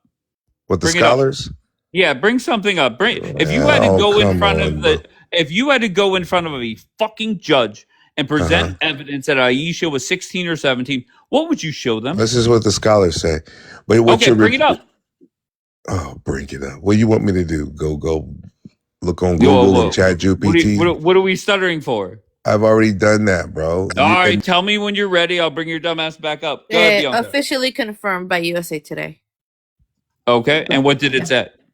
That what I said about what is the sending the 5,000 troops and Marines in, and yeah, it's happening. I can send you the tweet. You want me to send it? No, not at all. I believe it. No, I To know. So where, we can. no, are Yeah. they talking about the strait, or did they say what their mission will be, or what the objectives will be? I didn't see it. The second I saw that USA Today, I just came running to let you know. So, Miss Blonde is saying 3,500, is it? Maybe, or maybe they say in total it's 5,000. and she's saying for the strait. So I think that is something Trump easily. I could get behind that if he says, and it makes sense. Anybody Yeah. like, I'll be honest. On the other app, I had 2 Republicans up there saying that he does not have to reopen the strait. Like, No, there's that's impossible. he's not going to leave a mess behind. Like that's for certain. And Well, the rising define mess. I mean, let's face the it. gas prices. Okay, very good. Okay, because I think reality is I don't know if you were here earlier when I was talking about it, but there was an article in the New Yorker citing sources that there was a point where they thought the Shah was going to be the answer. And then eventually they realized that the support for the Shah inside the country is essentially non-existent. And at one point, they were referring to him as the loser prince. And anybody, loser prince, there you go. So I'm asking anybody that if you still believe the Shah is the guy, go read that article. I beg you. Can I It's the also New make Yorker. a point? Because didn't Donald Trump say that? Is it? I don't know how you pronounce it. Mojata, whoever it is, like his son. He said that he thinks he's a lightweight. So if he thinks like the Ayatollah's son's a lightweight, what do you think that he thinks about the Shah, who seems to be like a generally nice guy? Oh, I just want to correct. Oh, sorry. I just want to correct. It's 4,500. So they're just so we have deployed 3,500, 4,500. So I think what you'll see from, and it depends who's working with him on it, and I'm guessing Susie will be in there. It'll be, we're going to slowly withdraw, but we need this to reopen it. And my guess is, I think he's going to be able to pitch that other countries are helping out as well. And we'll go from there. Go ahead. So we can say the Strait of Hormuz, yes, for sure. But the publication last night in the Israeli news was they actually broke down 3 scenarios. One scenario is that Trump's actual intention is to take over Karg Island, and the second one is apparently there's another very important island off the coast that they're also considering or looking at a possibility of taking over. So generally, of course, to open up the Strait of Hormuz. I heard that all of the European countries have kind of jumped on board after Trump was threatening NATO to come clean up, right? Or is that still back and forth? Depends. It varies by the day, it seems. Yeah. So that include, I don't know why people are saying like I'm making shit up. It's literally USA Today and mainstream Israeli. Wait, who's saying it? Who's saying it? Because like Miss Blonde said that you were correct. So no. Somebody proved me wrong. In that Hallie or whatever, they keep like. Okay, why are you? Okay, Bianca, we went through this the other day. Anything you say, you could say it's a Monday. Yeah, I know. And people are going to disagree with you. So I beg you, just embrace it and ignore the nonsense. Yeah, I know. I need to not. Okay. So stay focused. Yeah. So they were talking about there were 2 options for 2 separate islands. And then the third option, I don't remember, it was either like not do anything. I don't know. But now that it's official, we just have to wait and see. Outside of the cleaning up the Strait of Hormuz. I found it interesting that Trump's last, and I don't know if he's posted since I've been live, but it was like peace through strength, to put it mildly, or something like that. So, that was, I guess, here's one person I am intrigued to talk to is Sajida. Because Sajida is very anti-war in the comments. Hi, Sajida. What's up? Sorry, guys. Okay, what's up? So I want to say this, right? Sure. I want to say this just real quick. I think everyone who supported the IRGC, whether it be like in any way, shape, or form, even one post, right, should get deported. And if they were born here, they need to get deported where their parents came from. Okay. That's how I feel. Okay, give me your thoughts on the war. Raza, pack your bags. Pack your bags, Raza. Okay, focus. Give me your thoughts on the war, because you're very vocal in the thing. You were saying F this, essentially, F we that, don't want F this. the Democrats, F our allies who are turning their backs on us, F everyone, honestly. So I Right, think so America should push back, and I think we have by a lot, the capabilities of the IRGC, and that's that. Like, even the fact that we have Marines going in, and I get what Bianca's saying, that we don't want to leave a mess behind, etc., but it shouldn't be more than that. That's how I feel about it. Yeah, but the America only folks their response to this will be, this is how it all begins. It starts off with 3,500 or whatever the number is, saying that you're going to be there for a month, and then it's a year, and then before you know it, it's 2 decades. But that's a lot of people. Like it's not just like, like a unit of like 100 guys. Like this is almost 5,000, and there's already a few thousand waiting on ships that have been there since the beginning. But it's not even the number. And your point is well taken when you're They're talking our about the number. soldiers. I'm just saying, for the American people, if it was 2,000, right? A lot of America only people will say this is how it begins. I agree with them. No, I'm agreeing. I'm saying like Okay. it's a lot. I think I get you. you're lessening the blow. For me, it's a major blow, right? Like this is a lot of men. Yeah. And it's like wow, I'm getting nervous kind of thing. Yeah, and I'm gonna say this. I think that we underestimated how evil the IRGC is and how far they would go to try and survive. Can I respond to that, Sajida? I think it was sitting here on day 23. I am very confident in saying that Trump and his team did not think they would be fucking up Israel with 1 or 2 missiles a day that are connecting, and fucking up bases and other countries in the Middle East. He thought the sheer manpower would make them pack up their bags, and that the people of that country would overthrow the government. And reality is it's quite obvious that the numbers do not match what the feelings are in here. These people cannot overthrow the government. There's no way around it. Yeah, they've been in power for a very long time, and it looks like they won't stop at anything. They'll do anything to survive. And then we also have to factor in the American people and how this is going to fall back on us. And listen, I know it's silly when we're talking about gas prices and finances when there are other countries that are dealing with, actual bombs dropping from the sky, right? But it's going to be one of the major concerns that Americans are going to be talking about. No, it's not silly. It's silly compared to what, for example, Israel's dealing with, or what Qatar has to girl, deal I with. know I'm here. Yeah, I here, but know. what I'm saying is it's not silly when people who already have a hard time feeding themselves aren't going to be able to afford bread or vegetables. You know what I mean? That's what I'm saying. It's going to worry about our soldiers being over there. It's just a lot. Yeah. And yeah, that's why I feel like the RGC was underestimated, and they're extremely evil. We know that, so our goal should be to push them back in their capabilities, and so that they I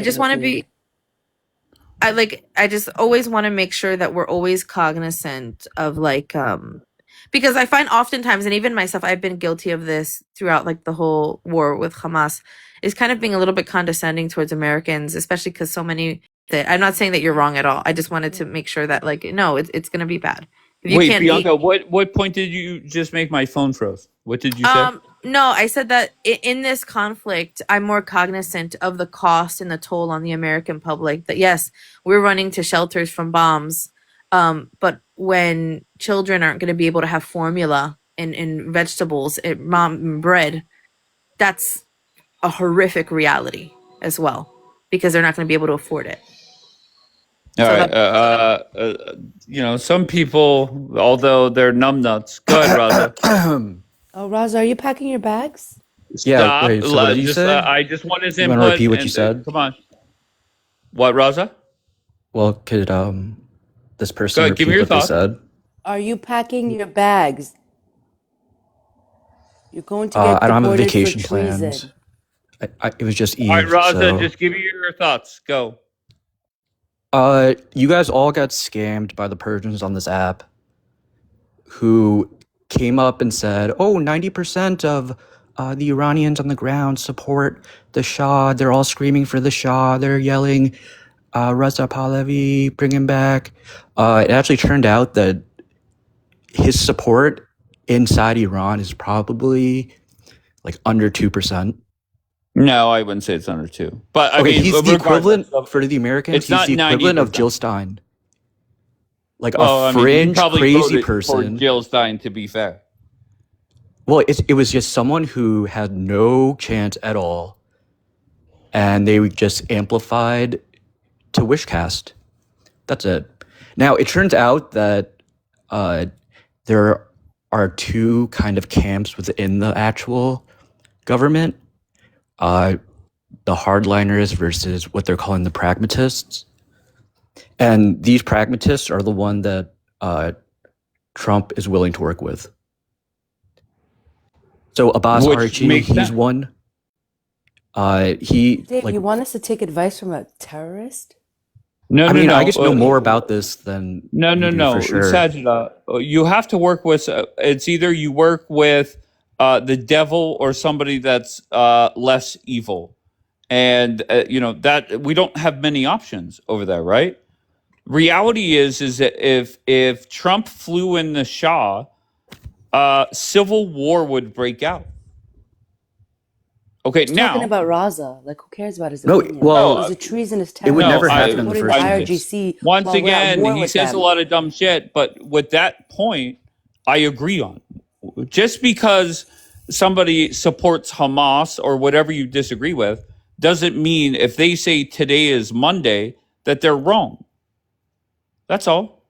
Raza, finish your point. Okay, and so the way they were framing it when they were saying the 90% support the Shah, what they were actually doing was taking public opinion within Iran, which was that 90% want change in the government. They want change in the country because they're going through like a lot. The sanctions are really heavy.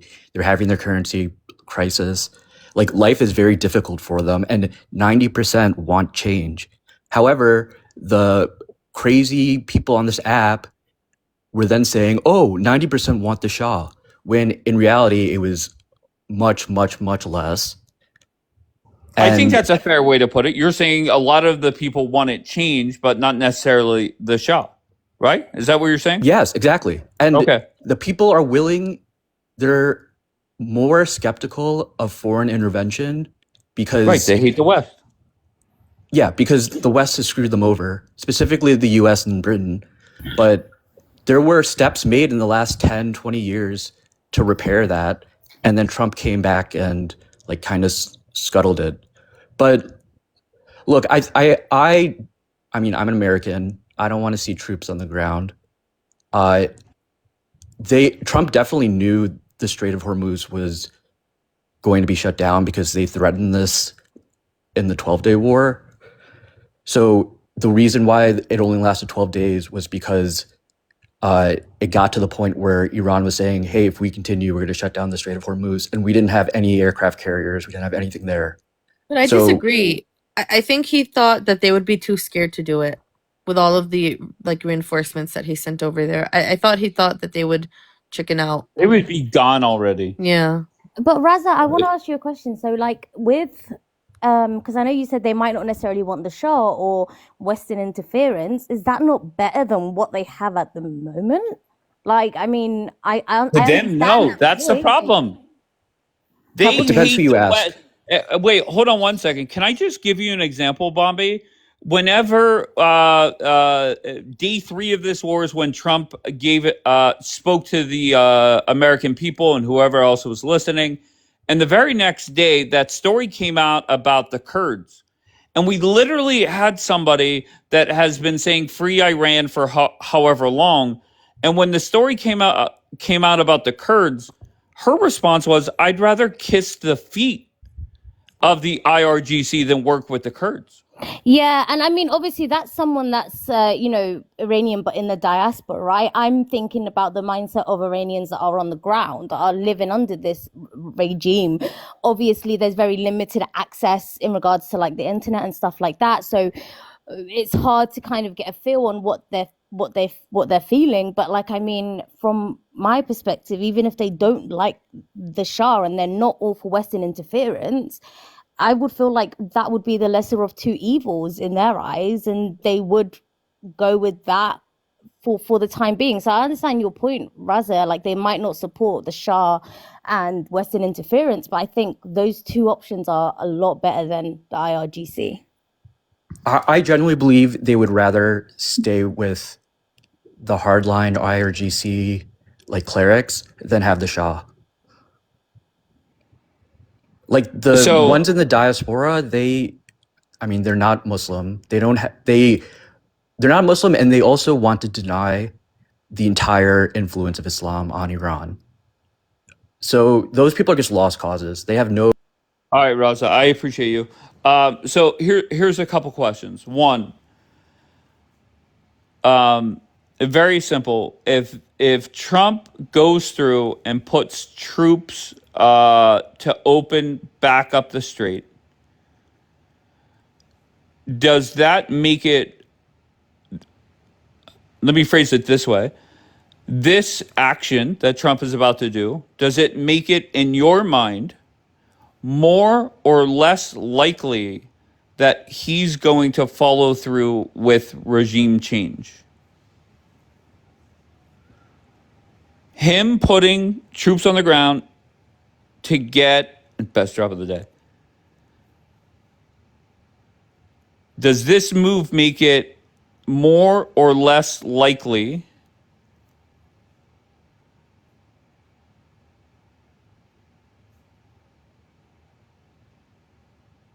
much more likely?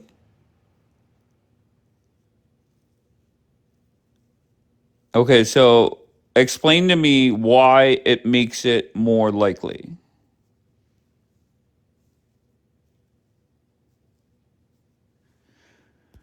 Is Margot in the queue? No, she's not, but Bianca is. Go ahead, answer the question. I think it's More a or less slippery likely. slope. Okay, I well, think that's not a choice. it leans us a little bit more likely whether we'd like to or not, and I think he understands that this is the risk that's being taken. But I think it makes us slightly more likely because there is some communication with the Kurds. And a few days ago, or maybe last week, they were already calling everybody to start coming in. Like people by themselves already started coming back to the area. And they're being bombed heavily right now by Iran. But them calling in more reinforcements, I think they understand that like they're gonna be fighting for the regime change, regardless of what Trump is doing. And them fighting on their border and then us in the island. I'm concerned that something could happen that could tie the two together and kind of force our hand. All right. So it's a slippery slope. I hope not, though.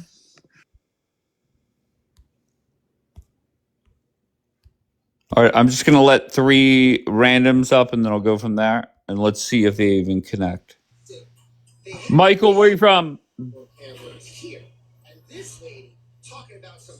Thanks for stopping by, Michael. All right, Julian, just don't even address Bianca. Just give me your thoughts. Why would I address Bianca? I Just made a promise. go ahead. I made a promise to Jax. I'll make. It doesn't matter. I'm not worried about Jax. I'm Answer not the going to question. address Give me your anybody thoughts. living in the war Give zone me or your a shelter. thoughts. My thought is I'm the only person that all of you 400 people ever heard say W Iran 2 years ago. That's my thoughts. My thoughts, is there anybody else besides Julian that can say I told you so? You don't know one person. Not one person. You laughed at me. You laughed at me, Dave, for 2 years. Julian, hold on 1 second. So go ahead, give the people the long list of things that are going well for your side, right? So let me give you my list. Right now, you have control of the street.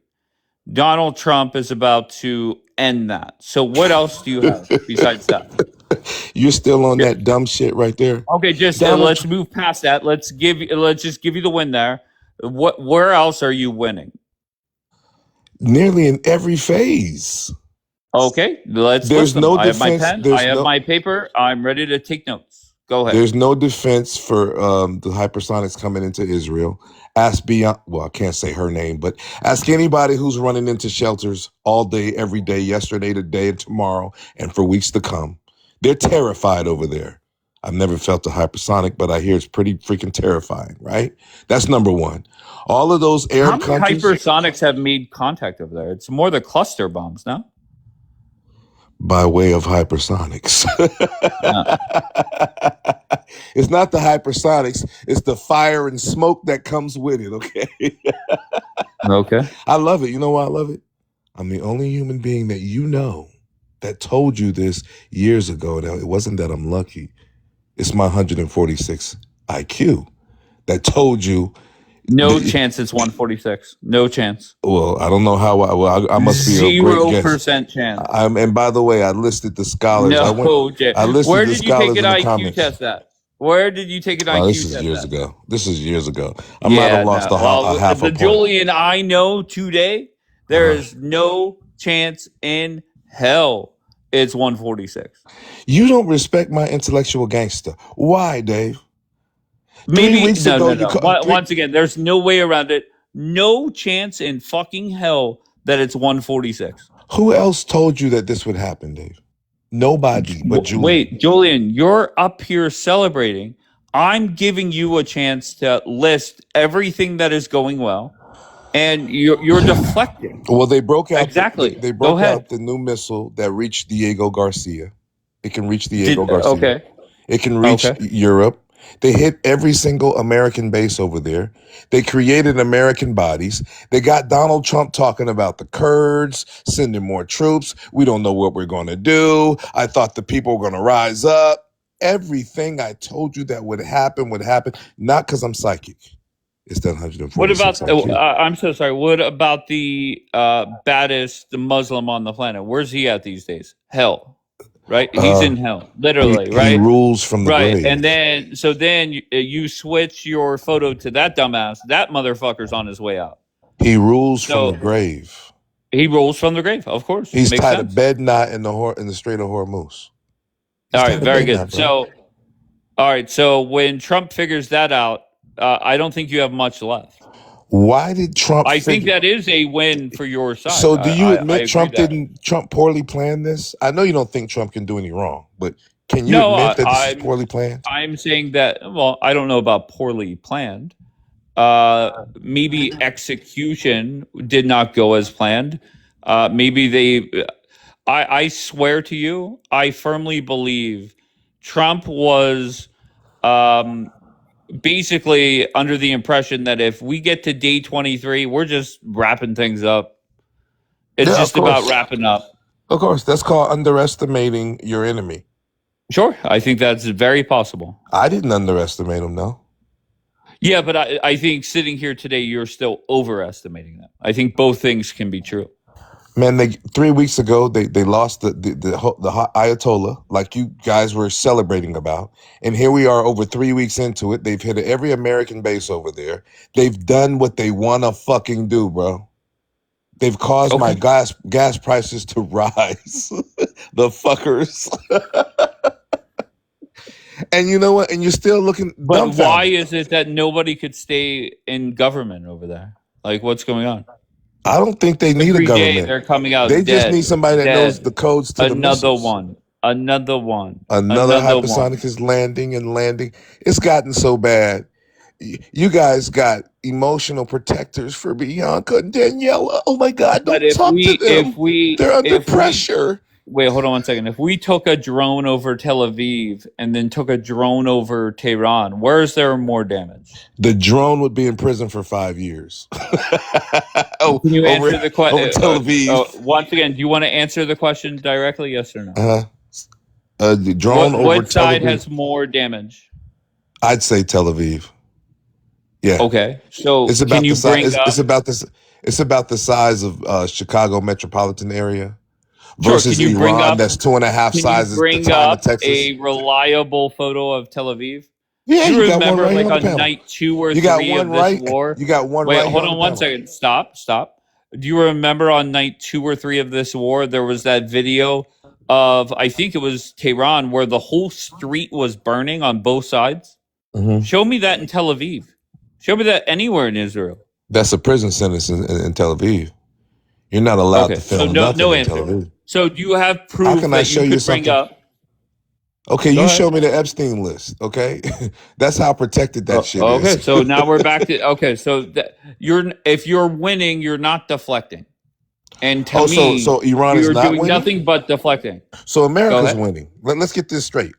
Somebody tell me, is America winning the war? I think Anybody? right now Trump needs to get the strait back open and get the fuck out. You think- call it whatever the fuck you want. You can call it winning, losing, running, sprinting, jogging, Sunday picnic. I don't give a fuck what you call it. I got to He give a needs to shout open to that my. motherfucker up and get the fuck out. I want to shout to Anita James. I've been telling her since day one, haven't wavered, and the rest of you phony. All right, very good. Bianca, any thoughts before I bring somebody else up? No, I'm just specifying on what exactly the deployment numbers are. I'm just looking. So the 5,000. Why are we doing it? Why don't we wait for Trump? Why are we going? Actually, just go ahead. No, because it's not just 5,000 now that I'm seeing.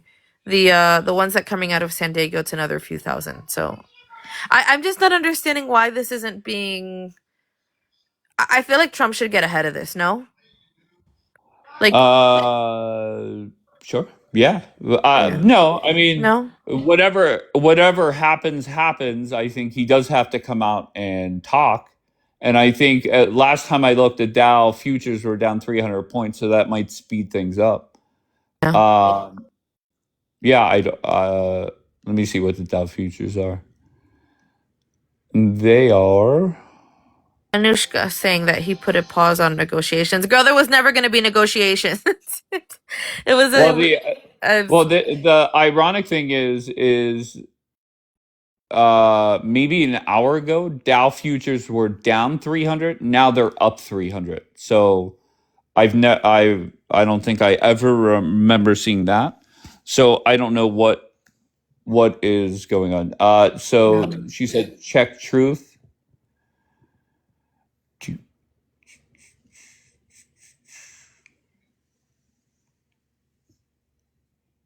Because now, yeah. Okay, so there you go. So, do you want to read the tweet? I didn't see that. Let me pull it up. Hold on. Let me see. Basically. Oh, good. I'll let you read it and then give me your. I gotta find it. Give me 1 second, because I'm doing like a half Twitter, half TikTok, so I can. That's a good thing about being on the iPad is you can. Well, I'll just give you the summary. All the military people going out there, it's postponed. So he's basically saying we're wrapping this motherfucker up. Okay, that's interesting. A little bit confusing, but interesting. Well, I think let's walk through it. The escalation of striking what he wanted to strike. What Dow is down? What Dow was down? Maybe LOL? No. could he? Hold on. The Dow. Wait. Stop. The Dow futures, according to CNN, are up 300 points. Now, remember when I literally just said they were down 300 points? Now they're up 300 points. Yeah. And I had a feeling something was going on. Interesting. So, Dave. Yes, Trump says negotiations are going well. Mm-hmm. So this is Trump's off ramp. Okay. Or he's just trying to get the the market to go back up. Which is very true. It just is yeah. Okay, so good. Who wants to comment on Trump? Here goes Window. Yes, 10% drop in oil prices after the tweet. Yup. So, you know, I think there could be maybe one more escalation than it will officially be done. Don't call her that. Window, you're not connecting, love. He postponed strikes, yes. What do you mean Iran is running shit? This is okay. What? Go ahead. I'm just gonna look at I need to see it for myself to kind of measure, because what Slinky says means something different. It doesn't mean he's postponing the troops coming. So no. The troops are definitely all. Nobody's stopping anything. Trump's still going to bring whatever he wants out there. Okay. That's not going to stop. No, and it shouldn't stop, because what Trump is essentially saying, we're back to before the war, right? Where people are talking, and at any point, these unhinged lunatics could, fire anything off. I think it's one of two things happening. War strategy. I think it's either buying Israel time to prepare us, for whatever could unfold, or he's trying to throw them off. Something that for me, I read it as shit's about to go down. He wants the markets back up, but shit's about to go down sooner than we think. That's how I'm reading it. Okay, I'm reading it as he wants the fuck out. There's no way around it. What is just if you're sitting there and you're Trump Hegseth, you could go out and say whatever you want. What is going well? What is going well for Trump's side right now? Yeah, it's a big risk. We're taking a big risk. Well, no, you're not. You're not taking a risk if you're getting the fuck out. Trump is building the off ramp precisely. Yeah, but a few days ago, he was briefed on exit strategies. So I don't see why he would send 5,000 if he already knew there was off ramps, right? Like, why would he send another 5,000? Bianca, please, come on. Just because there's available off ramps doesn't mean they're always taken, right? And what happens at any point? You could have somebody else weigh in and start their shit, right? This could escalate at any point. So why not bring out whatever you can and be prepared? So a show of force, yes, I agree. Answer your thoughts. Here goes Window. Hello. Good morning, Sunshine. How are you? Fine. I just I heard you talking, and I saw the that Truth Social come in at the same time. Mm-hmm. So what it says specifically is it says that two things. One, that they're looking to potentially end things completely. Two, that there will be no attacking of the power infrastructure, which was the threat that he made when he said, if you don't open the Strait of Hormuz, that's what we'll be attacking. So it seems like, he's either giving them more time or they're conceding in that particular thing. He doesn't say anything like we are backing out of taking over the Strait. He doesn't say anything about that at all. So he's very specific in his language. So the question is does that tweet lead to the Strait opening? Yes, I don't think he's giving that up at all. No. I know he must get that back open. I'm not saying that. Will that tweet And I will say this, Window, when I saw the Dow futures down almost 400 points, and Bianca literally said he has to get out in front of it. And I looked at the stocks, and they were the exact reverse, up 300 points. Do you think that this is Trump just trying to cool off the markets, meaning like make it better? Or do you think this will lead to these assholes reopening it? That's the question. Yeah, I think he laid it down. He said you have 48 hours or we're going after the power grid. And I think that they reached out. And I think that's what's happening now. Is this a back down from Trump, like Bro was saying? I don't think it's a back down. I think that Hell yeah, Window. All right. No, I don't think it's you think it's a back down? I don't think so. I think it definitely could be perceived as a back down. There's no way around that. Okay, go ahead. I wanted to address. Oh, sorry. Go ahead. I think he's just, to be honest, I don't see the Iranians being. I personally, just based on what they're putting out, I don't see them being in a position to be willing to negotiate. I just feel like he's pushing back a little bit the time, but I think things are still going to happen the way that if we take out their power grid, it would be absolutely detrimental for them. So I think maybe they're opening up the strait, and that's why Trump is saying that we're not going to destroy the power. We also know that Reza had come out a few days ago and actually asked Trump not to.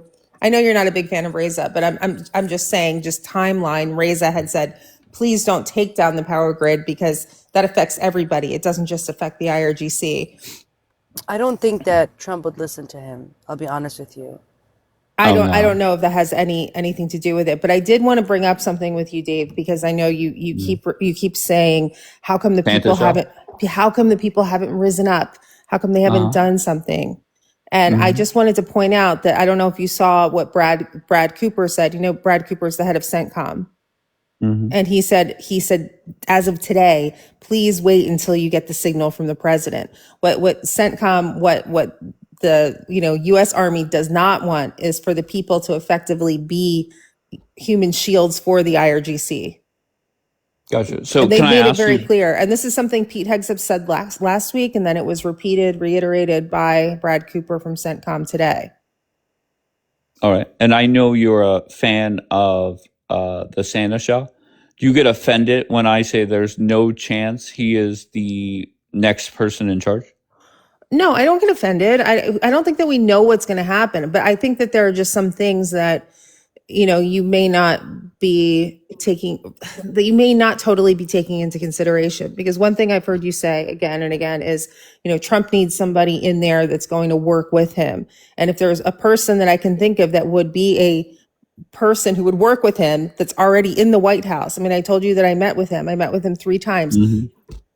All 3 of those times were either in the White House or at Mar-a-Lago. So, he's already in with the administration there. And he is, he's rubbing shoulders with all of the people in, Howard Lutnick and with Witkoff and all of the players now. And he very much would do basically almost anything that Trump says. So if Trump is looking for somebody to be a partner, and I understand that isn't necessarily the impression that Trump is putting out to the world, that's not actually necessarily what's happening behind closed doors. I got you. I just want to respond to that. It's not that now we have reached a point that now it's not even let's pick and choose who we want. Now it's doesn't matter. Let's just let somebody else deal with it. We'll kick back off negotiations. It is what it is. Trump just needs to get the fuck out. I just don't see a world where Trump says the Shah's the guy, and I just don't see what you're seeing. Okay, but I'm saying that even as of months ago, the Shah was even saying, I'm not that he isn't looking to be the permanent leader there, but he was even saying very clearly that he just saw himself as an interim person to get the people through the transitional period. but I've asked this question multiple times. Why not? Let's just start off at the bare minimum. Can you agree with me that Trump wants and needs to get the fuck out?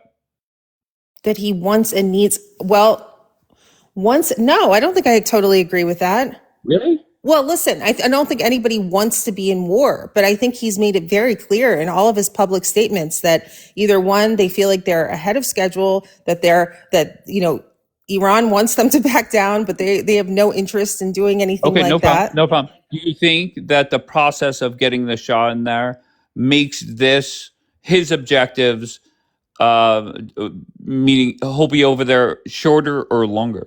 That'll make it longer. Right? Listen, I think that the U.S. has been very clear that regime change isn't one of their key objectives, as much as they might think that that's a positive thing. I don't think that it's necessarily a thing that needs to be the most, it's not like the highest level objective here. Now for Israel, that's different. They have, and Pete Hegseth said the same thing. He said Israel has its own objectives in this war. And so I think maybe some of the sentiment coming out from Israel is different from the sentiment coming out of the U.S. But let's say, go ahead, Bianca. I just wanted to provide some context because I want to before I say if it's a back down or not, I wanted to understand why he made the decision. According to what I'm seeing here, is about an hour ago, Associated Press announced that Iran threatened that if any Marines come, I don't know if into the area or touch down or whatever, Iran threatened to mine the entire Strait of Hormuz. When people are commenting on this, saying it's literally a kill switch. It'll impact, I guess, everybody in some way. I don't really maybe even the ships that they are allowing to pass, even they won't be allowed, probably, right? If the entire thing is mined. So that'll include China and Russia and Pakistan suffering the consequences. So I would argue, knowing this now, that it likely is a back down. Wait, Wendell, what was your answer? Back down or no? So you're officially a back down now, Bianca? Yeah, now that I know that it was because of that, because then it'll put Russia and China on Trump. So he has yeah. Wendell, is your answer still about? I honestly don't know. I don't want to make a statement about that. I feel like, we're not necessarily, I'm not an armchair general. I feel like we don't necessarily have all of the information. And I think Trump is smart for not telling us all the information. Right. What would you take it as? Of course, we're not in the room. We have no clue. No, I don't know how to take it. I feel like this just came out a few minutes ago, so I'm not ready to make an assessment on it. But I'll tell you what I do think is that, I have felt that there is a certain amount of vague, it's there in other wars that we've been in. I do understand why people are saying, well, what is the reason why we're in this one? How does it affect the United States? I mean, we can say, well, Iran put hits out on Trump, that there are, all these proxy terrorist groups. We can say that Iran has been responsible for killing hundreds of Marines, all kinds of things that are actually true. But what's the imminent threat? And I think that it's very possible that the real reason is not something that Trump wants to announce, because it might involve China. And that's not something that, if he comes out and says that's a really smart thing in terms of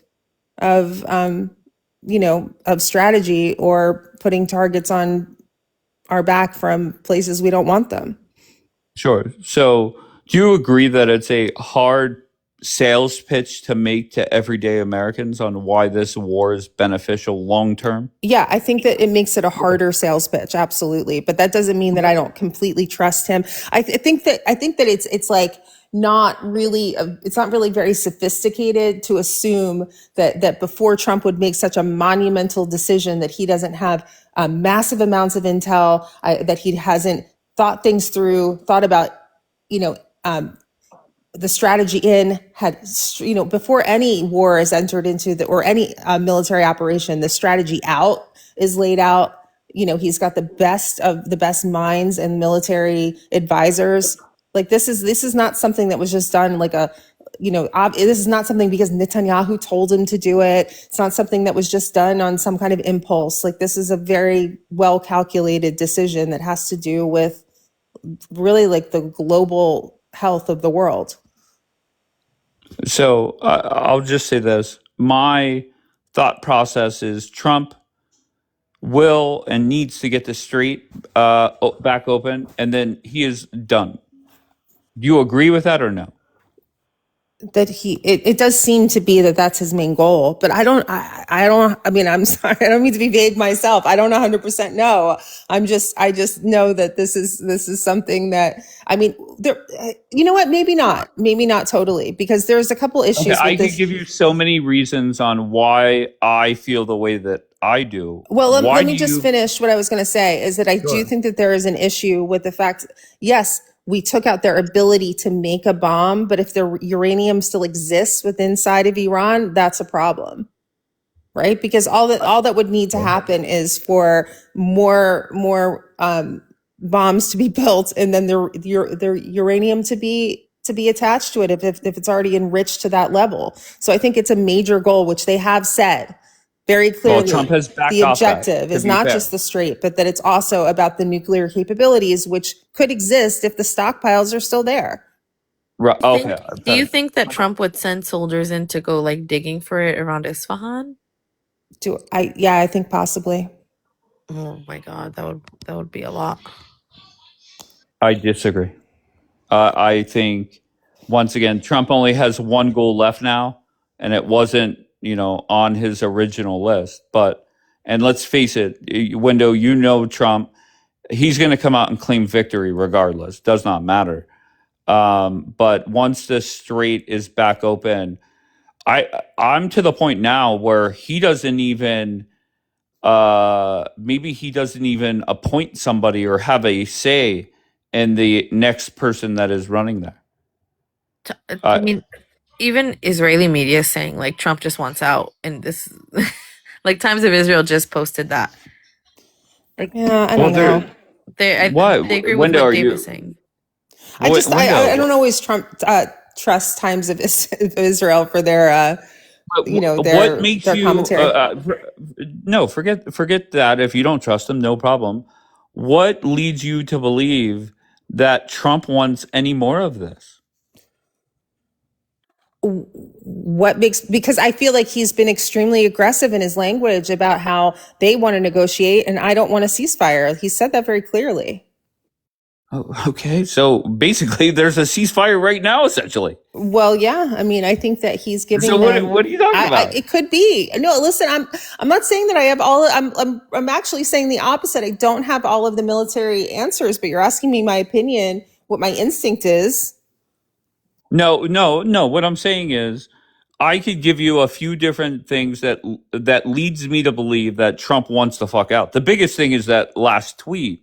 What I'm looking for is, what are you seeing, hearing, or reading that leads you to believe that Trump wants in this for the long haul? I don't think he wants it for the long haul. I think he does. He doesn't want this to drag on forever. I'm just saying that I don't necessarily think that he wants to leave without the uranium issue dealt with.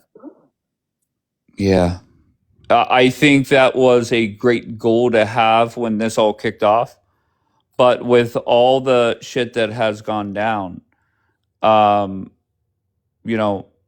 think there's just no doubt he has to get the fuck out. But that's my opinion. Go ahead. I do believe that with Brad Cooper saying what he said today, I think that was letting the Iranian people know you're still in the game. Just hold on. We still want you to do this. So I think that that was also kind of a strategic call to action move. Even though the call to action was stay put, it was saying like stay put but get ready. Okay. Okay. If that's, I see why I see what you're saying, but that does not convince me that Trump wants in this much longer. Right? Like, I get the argument, but that does not mean Donald Trump wants in this at all. This isn't a new war to everybody saying no new wars. Danny, stop it. Stop it, Danny. So, Wendo, is there anything that, I know once in a while you'll listen, but is there anything that has been set up here that you really disagree with? Dave in denial. Wait, what am I in denial about? Window fell off. All right. Sorry, Window, no, I you got a can hear phone me. call, so I missed the last Okay, minute. no problem. Go ahead. No, but I missed what you said. What did you say? Oh, I'm sorry. You have heard the way that I have, delivered what I think should happen. What have I said that you really disagree with? Well, the big thing is that you were, when you were saying like they had their chance, they could have risen up, they didn't do anything, they don't really want it. Like I really disagree with that, and I feel like that's backed up by what's been put out there by the U.S. So if Trump leaves without even mentioning the Shah, does that prove me right? I don't think it's about the Shah. I think that it's in terms of they had their chance to take out the IRGC, to rise up. I think they still have that chance. And I think that the U.S. is saying that very clearly. I mean, they just said it today. So by saying that, just hold off, we'll give you the green light, which the Shah has been saying for over 3 weeks now. And Bibi said for the first week, or actually he's been pretty consistent. He's saying the same thing. That means Trump is going to see through regime change? No. Trump isn't necessarily going to see through regime change, but is like what? Okay, the way that Israel put it is the way that they define their objectives different than the U.S. The U.S. was not touching regime change. They were saying it would be nice, but like that's not on their objectives. One of Israel's objectives was to lay the foundation for the Iranian people to create that for themselves. Like that was part of their, they weren't saying we are going to facilitate the regime change, but they wanted to lay the foundation. But so I don't know that the US is saying, we're going to help and we're going to stay there until then, but they were sending out a message today specifically to the, Iranian people saying, just hold off a little bit longer. We'll give you the green light and then take it from there. Right. Okay. I'm no doubt, I'm sticking to my guns that it is open up the strait and get the fuck out. And I just don't see how anybody sees it differently. Well, we're going to find out. We're going to have 5 days now? According to like all major news sources. What is this, Bianca? What is on your screen? This is just, I don't know why I thought it said something else, but it doesn't matter. I can get another source. I was trying to find where it said they threatened to mine all of the Strait of Hormuz, but it's more lower. I took the wrong screenshot. But everybody's reporting that this is actually the worst oil crisis that we've seen. It's worse than even in the 70s. So, which is strange to me because did they just find this out now? It doesn't surprise me that they would pull out this card in like the final hours of the 48 hours. Right. This is like their get out of jail free card. But I don't think any of this has to do with regime change at all. I don't need, and I think all of it has to do with oil. And this is like the final thing that he has to close up. Okay, so do you disagree with Trump has one more goal left, open the strait back up? Is there anything else he will do after that in your mind? No, I think he's trying to get out of this without too many scratches. And I think the idea of regime change is way too dangerous. It's way too slippery of a slope. He's just trying to make things right with China and Russia, I think. Okay, so where's Linus? Where's Miss Blonde? Where's Rob 19? Where's Michael Haas? Where are they? And let's not forget that Trump had just been, he signed an agreement with all of those different nations to come in and help with the strait. I mean, he was even saying the strait is not even important to us. Yeah, that was him playing. I mean, come on. He went from playing around? Not even important. Well, what are you talking about? He said that's what he said. No, stop. He said, "Oh, it's not even that important." Then the next day, he said, "If it's not open, I'm gonna fucking blow your shit up." So, right? Okay. Well, is it not important or important? No, that's true. But I'm saying there could also be other plans, and the UAE is saying that they want to get involved now. Japan. There's other nations that are saying that they want to be involved. So all of this is happening right now. And I will say, whenever this does wrap up, I think there are countries that, in a very obvious way, maybe became stronger allies, right? I think that's a positive thing that will come of this. And I think we really found out what some NATO countries are about. And NATO should be blown the fuck up Absolutely. as soon as possible. So 100%. we might have gained some new allies, but lost some old ones. So And Trump we'll was see. very clear about this, right? Like he kept saying, we're not going to forget this. He was basically saying, we're seeing who our real friends are now. You know, he said it many times. And it's interesting to see, you know, that somehow Iran ended up facilitating what might be a greater peace in the Middle East inadvertently. Because, like you said, gaining new allies like UAE and Bahrain and even, you know, even Qatar, all these places that they attacked have ended up feeling much more aligned with the U.S. and also with Israel. So look at all the new countries that you're just naming. Would you trade those countries in for the UK and France and these soft leaders? I would in a heartbeat. Now, go ahead. No, I mean, I think that NATO, Trump has been saying this about NATO for years now. And he said it as soon as he got into office. And he was even saying to them, like, you know, NATO doesn't mean that everybody just relies on the United States. And you know, Tony Blair, when he said something really, really right when it came to the UK. He said, when your greatest ally of all time says, I need your help, you say, you know, what can we do immediately? You don't turn them down. Like, it's like the track record of the US and UK being allies is long and strong. And, you know, especially from going back to World War II. And for them to have done this was just so weak and so pathetic, honestly. I agree. Let me go to Bianca. Then I'm intrigued on what Luna has to say. Bianca, what's this? So no, this is just to confirm what I was saying. NPR is talking about it. The biggest risk that exists right now, which I don't even know why Trump said this, right? Like, I think he was showing his cards too much about bombing their, you know, infrastructure and their energy sources.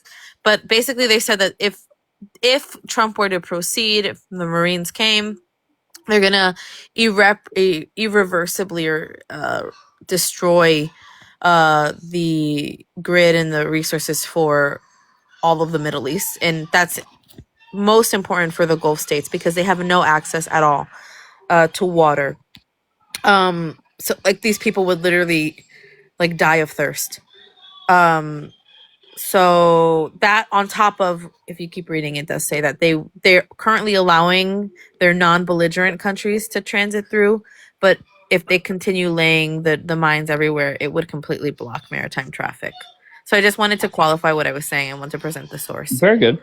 I appreciate it. And just a question I'm going to throw out there, but I don't want anybody up here to answer it. If we are going down the road of wrapping this up, is Trump going to make Bibi wrap it up as well?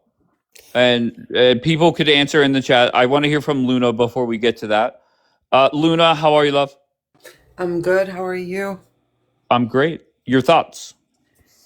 About the question, because I thought you said don't answer. No, forget the question. Just your thoughts on Trump putting out the tweet, and my impression is this is much closer to wrapping up, and that's where we're at right now. Yeah, I think the same. I have the same thoughts. But to me, when I first saw the tweet and I heard what he said, I was devastated because I thought, oh my God, you know, Dave was right. He's gonna wrap it up and leave and just be done with it. Mm-hmm. You know, for days I've been listening to you, so that like kind of freaked me out.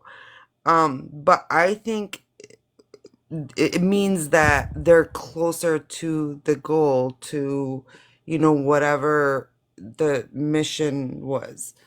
Like, What do you mean, whatever the mission was? Trump set out his objectives. To be fair, I literally think the third day he said, we won. Okay, so Trump is going to say he met his objectives regardless. That'll be up to people to judge, and that's fine. But go ahead. Okay, you're gonna hate what I'm gonna say. I know you disagree with me. When I say his goal, I'm talking about the regime change, like the goal. That's what I'm talking about as well. Like, so Charles. that's what my thoughts were. But do you think that I'm sorry, are you saying his goal is still regime change? I think so. I think it's part of it. I'm not Oh my saying it's like God. Oh my God, what? I think Come okay, let me tell on. you this. Let me Go tell you ahead, this. tell I think me. it's Israel's goal. Sure, that's fine. But unfortunately for you, and for your people, is that doesn't mean much. Okay, if Trump was on board, and I think at one point he was. Did you read that New Yorker article that I'm quoting, No, you Luna? no. Okay. Did not. Basically, it basically is citing, I think, U.S. intelligence. And at one point, from me skimming through it, I literally skimmed through it as I was running this live.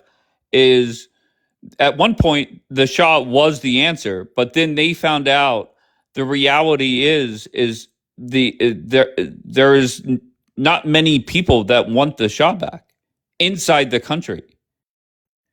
And at one point, they were referring to him, and this is going to hurt your feelings, as Windows feelings, as loser Prince. By the way, oil prices, as soon as he tweeted that, went back down to 97 a barrel. Of course. No, it's even cheaper than that. Now I it went. That was 20 minutes ago. All right. So things are shifting, but IRGC related media saying that there were never talks had. By the way, that's so you can do with that what you will. Okay. I think one thing. Wait, just one thing, Luna, and then you could go. Just one thing to keep an eye on is when was the last red alert for anywhere inside the state of Israel? For me, I can check. Give me a second. For me, I had one at 10 o'clock. That's what woke me up. But let me go see. Okay. Go ahead, Luna. Then I'll get back to window. Go ahead. I want to say that. Listen, Dave. For me, the crown prince, it's not like a set person to lead Iran. For me, is anyone who can set Iran, the Iranian people free and not oppress them, provide them resources, economic relief, and just basic human rights. And for him to be an ally and not have proxies, not, you know what I mean? Not be this regime.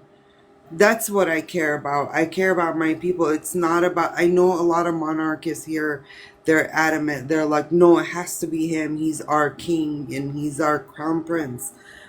We just don't have anyone else that I know of. But if there's someone else out there that can lead Iranian people, absolutely I support it. I support whatever the Iranian people want. I don't live there, Dave. I can comment on that, Luna, because the thing is that unlike if God forbid something happened to Trump in the United States, we would know that Vance would go in. If something didn't work out with that, we would have Hegseth, we'd have Rubio, we'd have other people that we know the stats on them. We know their political background.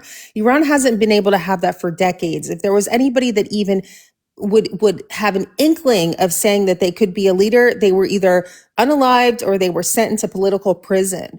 So there is no history of anybody that could rise up and be a leader. But that doesn't mean that they can't have that. The Iranian people are very smart, very educated people. And when there's an opportunity and the threat of the way that the regime has threatened anybody that was even slightly opposed isn't there, then there absolutely will be somebody that can take that space.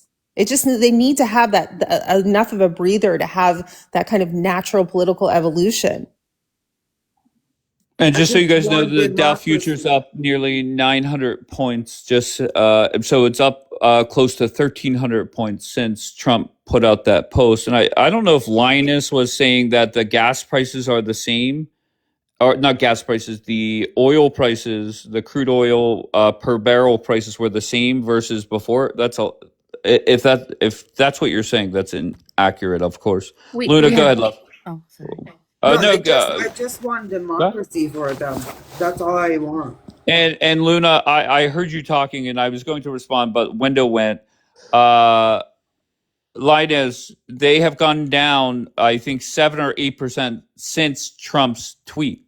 Do you agree or disagree with that? I mean, how you guys are going to try and spin this now, I look forward to it. It's going to be entertaining. I'm not going to lie. Before the statement. The last wait, barrage. hold on. Bianca, hold on one second. Can you repeat that again? Sorry. Go ahead, Bianca. I'm not going to let Lioness. Go ahead, Bianca. The last barrage from Iran was what I said before, 10 o'clock. Okay, so that would be 3 a.m. my time. So it's only been 5 hours, so that means nothing. So yeah, and then they're reporting, Israeli media is now reporting that, like what I said before, they're all claiming that Trump backed down because they were not and refused to negotiate at this point with the United States. And that Iranian state TV is showing Iranians celebrating in the streets. Linus, what are you doing? Okay, you're saying it was 90 last week. The war didn't start last week, Linus. So how is that relevant in any way? I was talking about the gas prices or the oil prices went down since Trump put out that tweet, and it has gone down. There's no way around it. Dave, Americans are over it. They want it. Yes. They want out. Hello, I've been saying that. Luna. I think I said, Daniela said that I said the very first day, when is this war ending? I didn't think it was the first day, but essentially, yeah. What do we have to do to avoid boots on the ground, get what we want, what Trump feels is necessary, and get the fuck out? Okay. The only thing is I said Trump would put out a tweet before the stock futures open, which was 6:30 p.m. last night. So I was off by 12 hours. And there goes Karen. Trust the plan.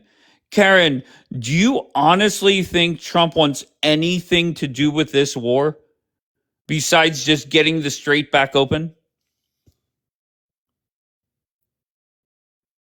Dave, can I say something? Of course, Sajila. You already did.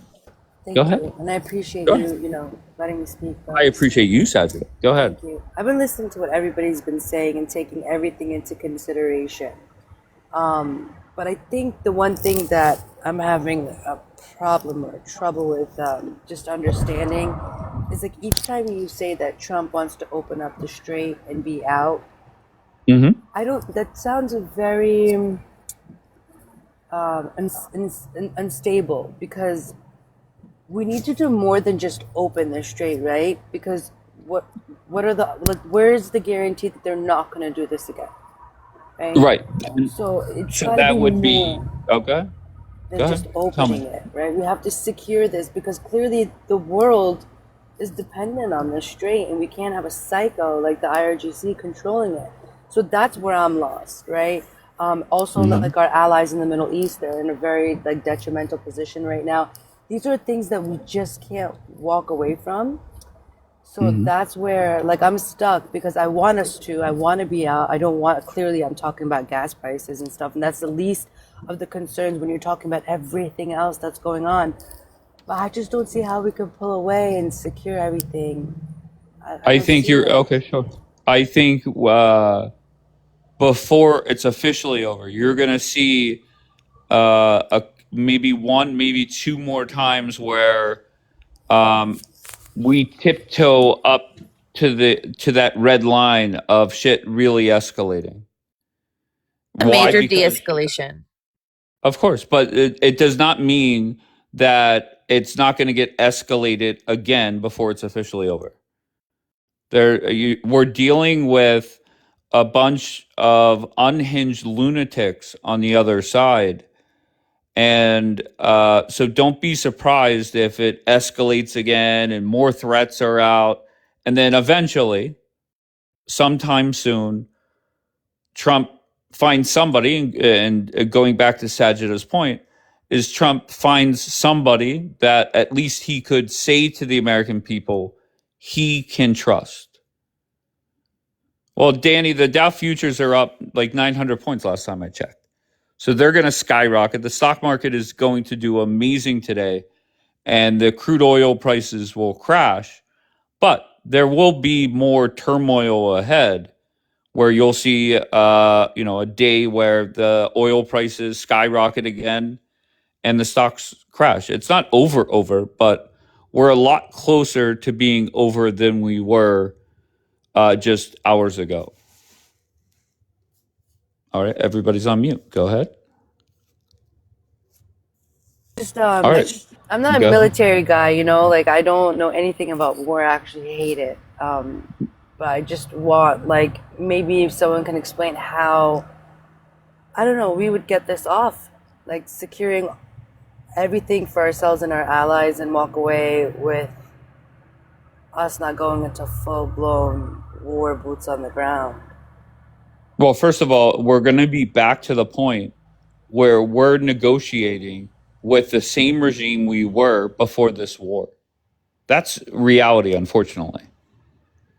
So the question is can we get somebody that can talk to Witkoff and Kushner or whoever else that is more reliable, or we could actually bully more than the previous guy? And the sales pitch from Witkoff and Kushner are simple. The last guy that said no to us, literally in hell. So do you want to work with us or no? Julian says the bullying is over. So if you're Julian, how are you pitching this as a win? Anybody? Julian, What? Go is ahead. that a real question? Julian will come up with whatever bullshit that he wants to come up with. I mean, he still thinks the Ayatollah is like the biggest, baddest MFer out there. I don't know. We need He's to dead. like use Julian as the, as the benchmark for. But even if you're pro IRGC, right? Or you're, and let's face it, the people on this app are not pro regime. They're just anti-Israel.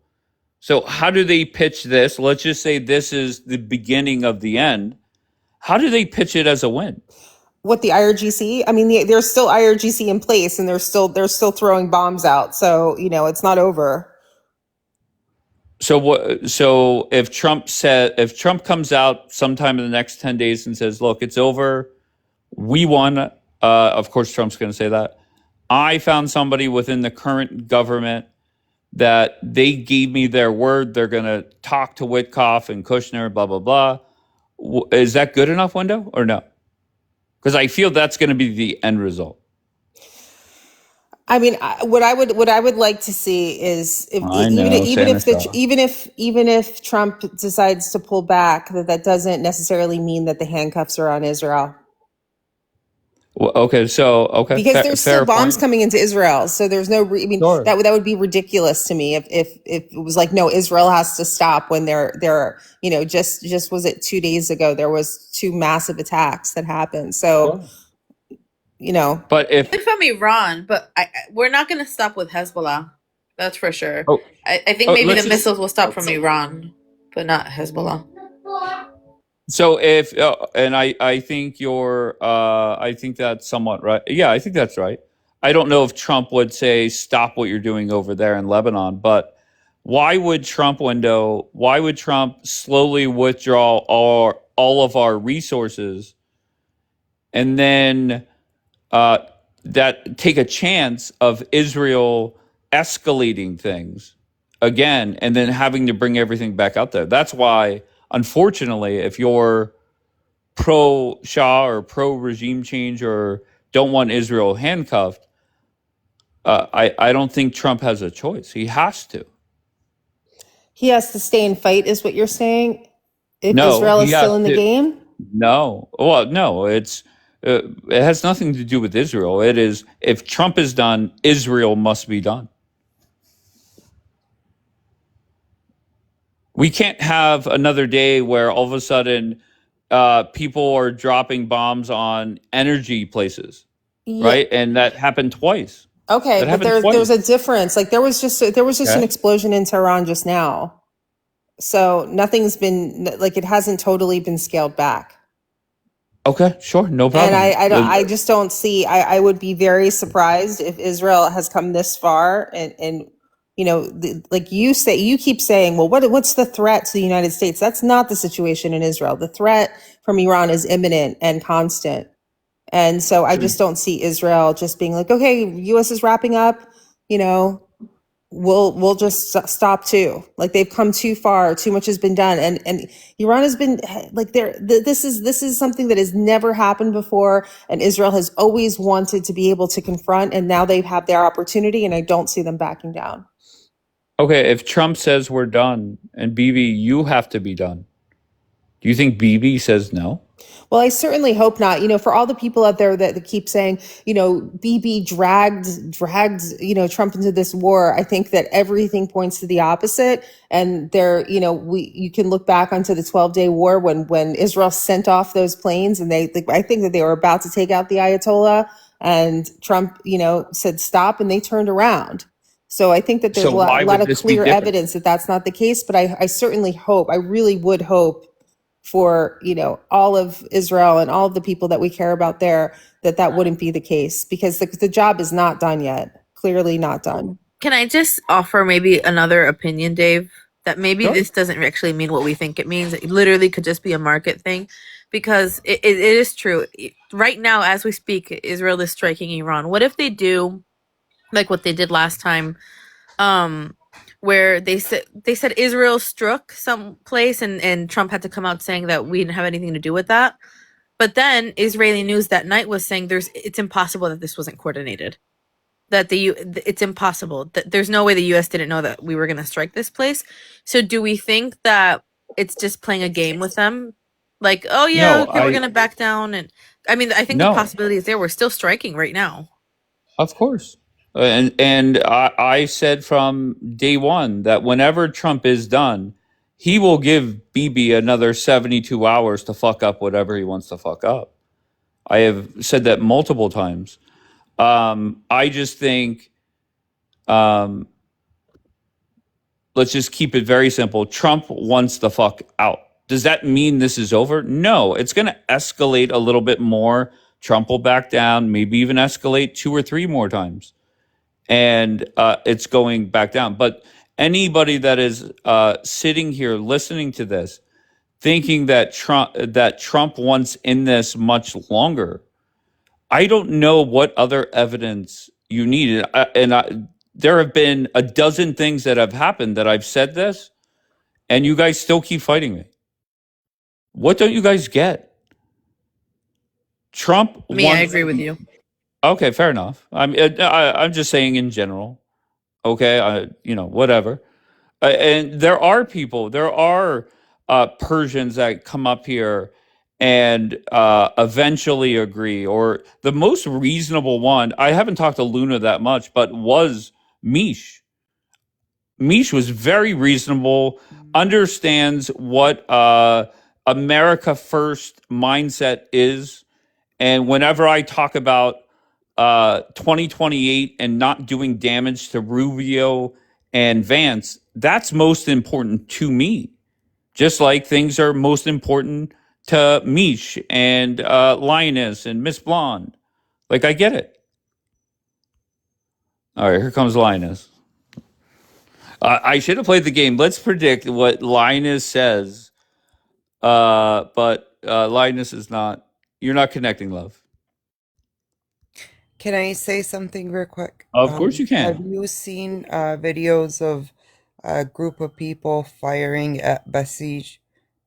I have not, no. It No. sounds to me that they have provided weapons to the Iranian people. There's a group of people that are going around and just firing at the Basij and at checkpoints and stuff like that. So that's a good sign.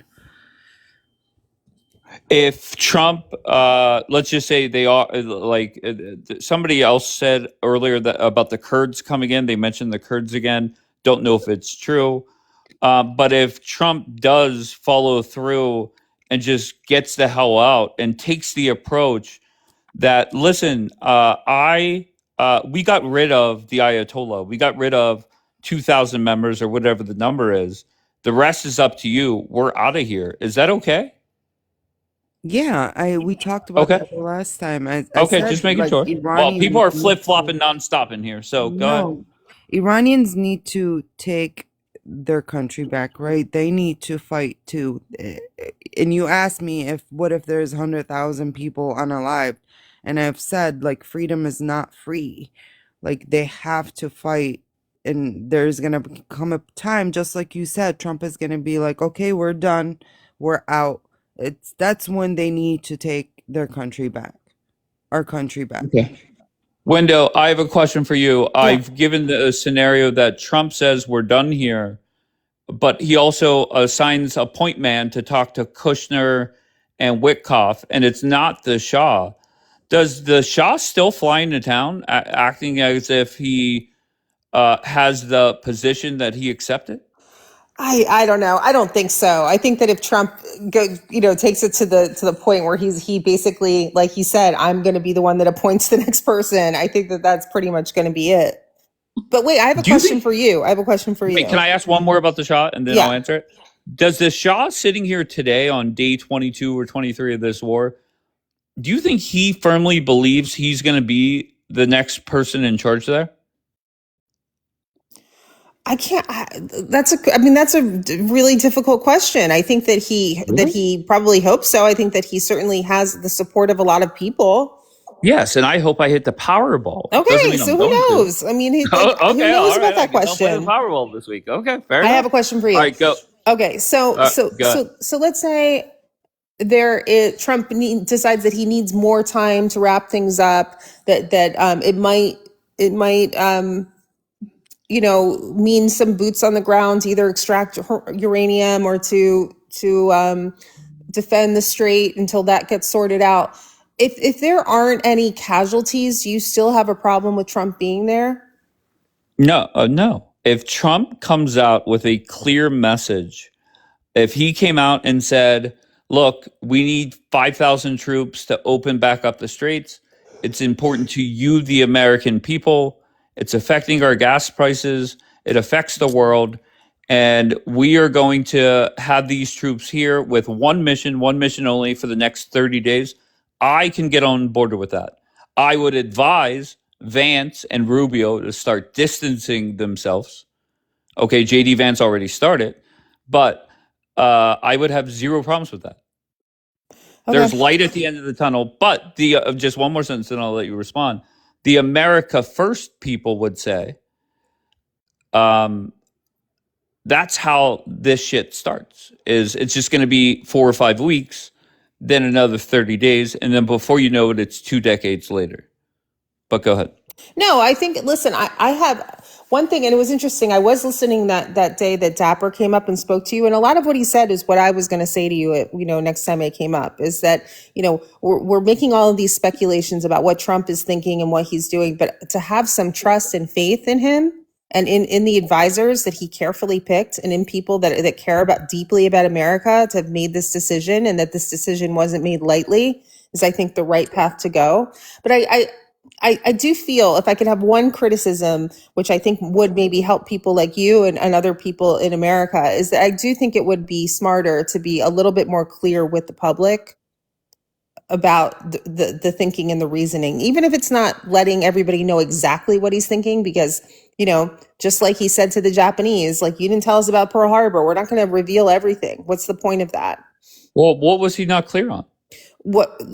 You're saying it's not very clear to the American people why it is that we're there. There's no imminent threat. I don't believe that Trump would have gotten into this unless there was a very solid, real reason. No, I disagree. I think Trump did a good job of setting expectations for this war. Hegseth, General Kane, etc., have done a great job of remaining consistent on those goals. That's not the complaint. My thing was, if he is going to put boots on the ground, He just needs to lay it out in very clear, concise way with a time, 30 days, whatever, and what their objectives would be. 5,000 troops are going to open up the strait, explain why it's important, how they're going to do it, and for how long, and I could get on board. I have no problem. But I feel that he's been pretty clear. Okay, well, good. I'm glad that you feel that way, but you seem to be questioning his motives, why we're there. We have to get the fuck out. And you keep saying that Then over and over. You're not paying attention. I 100% support the taking out the Ayatollah. I 100% support the objectives he has laid out. And so how is that questioning it? I support it. I feel like you've been questioning whether or not he's had bad intel, whether he feels like he made a mistake. Mm-hmm. You've been putting these questions out. So that's it. That's the reason why I'm saying that. Sure. Do you think that Trump has been surprised by anything? Do I think he's been surprised? No. Really? I don't know. I don't think that he's been surprised about their capabilities, or maybe is there a surprise about the fact that Iran went and decided to attack all of these other nations? I mean, my theory about that was that, I think what they were trying to do was perhaps put maybe Russia in a situation where they would have to then show up as the ally. And that even if Iran couldn't take on the U.S. by themselves, they could possibly do that with Russia, and that would get them to their goal. I thought maybe that's what they were doing. You really think, sitting here on day 23, that Trump envisioned the strait being closed, the nothing being... let me just be very blunt with you. Okay. I feel that Trump thought by day 23... the manpower would have overwhelmed the regime, and the people would have, regardless of what is going on, would have overthrown that fucking government by now. I don't know. Not when they've been saying consistently to wait. And why do you feel that way? Well, to be fair, Trump said on day 3, get the fuck out there. Trump said that on day 3 himself.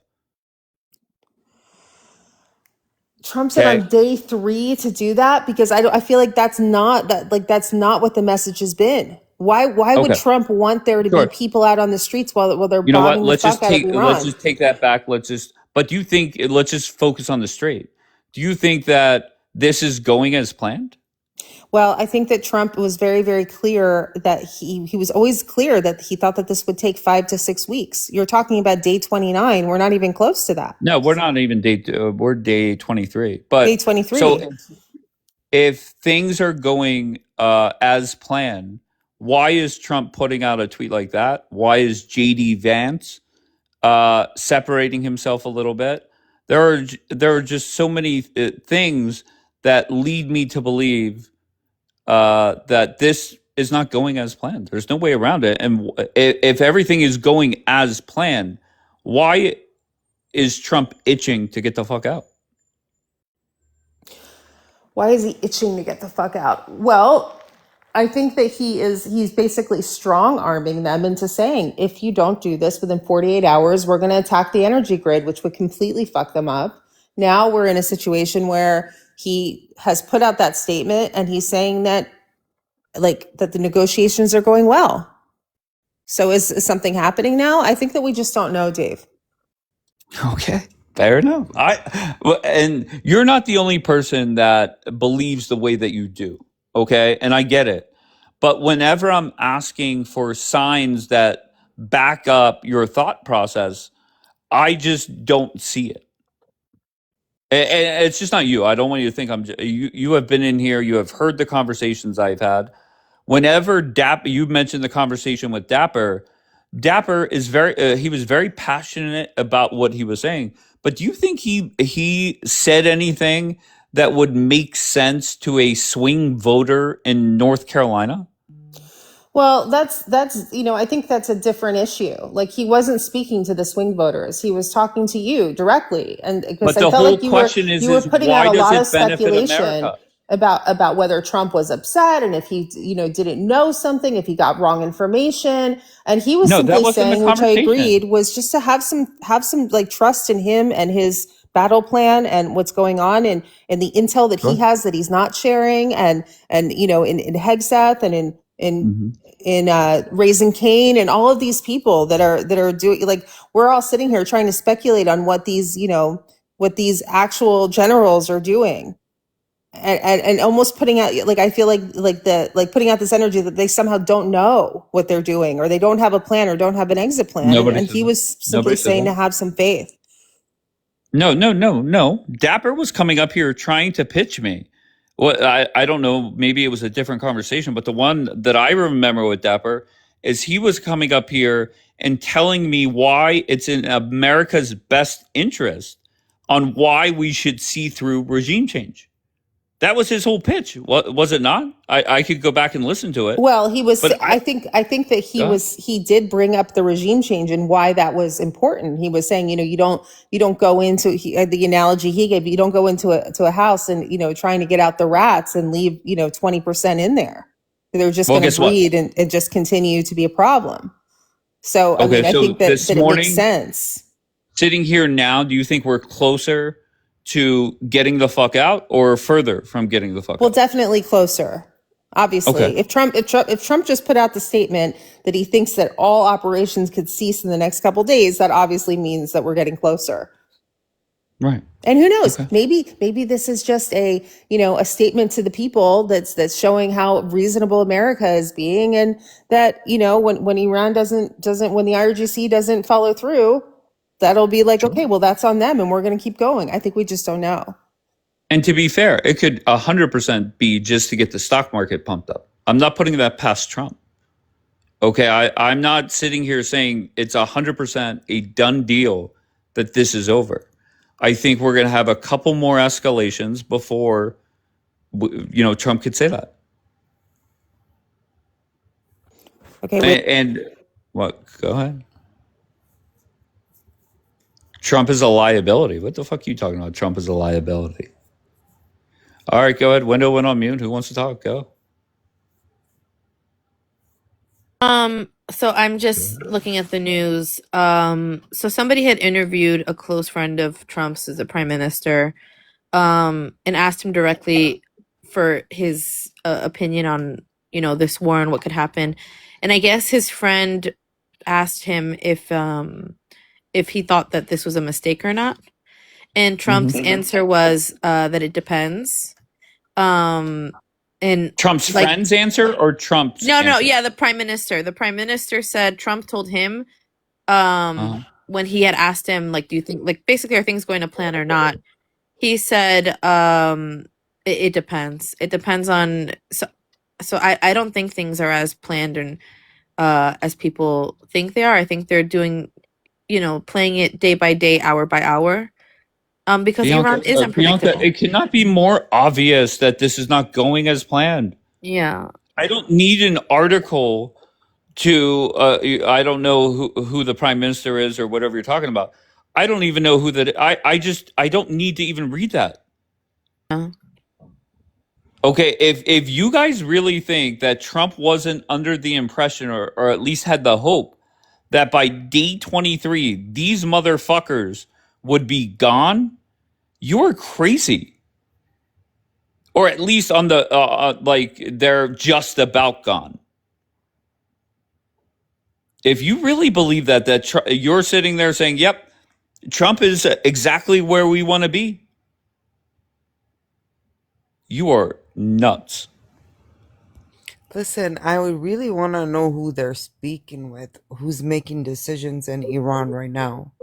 That's what I'm curious, because this I think the New York Times, I think it was a janitor at the old building that got blown up. That's who they're fucking working with. And whoever we need to talk to get the fuck out, I'm okay with it. No, I get it, Dave. I get it. It's not something we want, and I feel like it's traumatizing too a lot of times, because of what happened in Iraq and Afghanistan. So I can see a lot of Americans are like, oh my God, are we doing this again? We don't want any part of this. We have our, Americans that are not for this war. And I get that Republican Party is at risk now. There's election coming up. I totally understand all that. And I can see why all the concern. And I will just say that if this is going to wrap up this week, the next 72 hours for Tehran, etc., they are going to get fucked up because Trump is going to say to Bibi, listen, 72 hours, you do whatever the fuck you want, and they are going to light them the fuck up. And the one worry I will have if we're going down this path is somebody fucking up the energy thing or striking something that's wrong or something like that. I just want the 72 hours, whatever the time is, to go by quickly so Trump could get the fuck out. What I'm finding really odd right now is that the whole like Iran is saying that there have been no talks with Trump. So I don't know what that's about. That's very strange. Because maybe they haven't had. I think, what are you talking about? That's not strange at all. You think they're going to come out and say, you know what, we're going to listen to Donald Trump? No, I'm surprised they didn't come out and say, we talked to Trump and told him to fuck off. We want him to fuck Right. No, I get that. Right? But Trump is saying that the talks are going really well. I just find it to be a little bit odd that they're, even if they're saying they're denying that there are any talks whatsoever. No, but that's why Dave is saying it's an out, that like Trump is trying to make an excuse to back down. Yeah. So I just was listening to a news clip to see what was up because so one of the advisors to Trump just said that regime change is happening right now. Correct. So every day they're murdering more and more people. Right. Right. Wait, hold on. Window, did you take that as Santa Shaw is ready to fly in? I don't know. I can't decide whether I take it. It's either he's saying that the dream regime change that we're talking about is happening, or he's saying, well, it's just naturally a regime change because all of the other old leaders are dead. So I just don't know exactly what he means by that. But let's go. I know. I can tell you this. The world, and everybody should know this, no matter where you are on the political spectrum, the world is a safer place without the IRGC. That much I think we can all agree on. Sure. So let's talk about a dream regime. Would Trump rather work with, is it fair to say that Donald Trump would work with the janitor if the janitor guaranteed that we could get some oil, China's going to get less oil, and they're not going to set off drones and bombs? Like, is that not fair? That's the dream scenario for Trump. Wait, who is the janitor? Literally anybody. Like, I'm talking about anybody in the current government.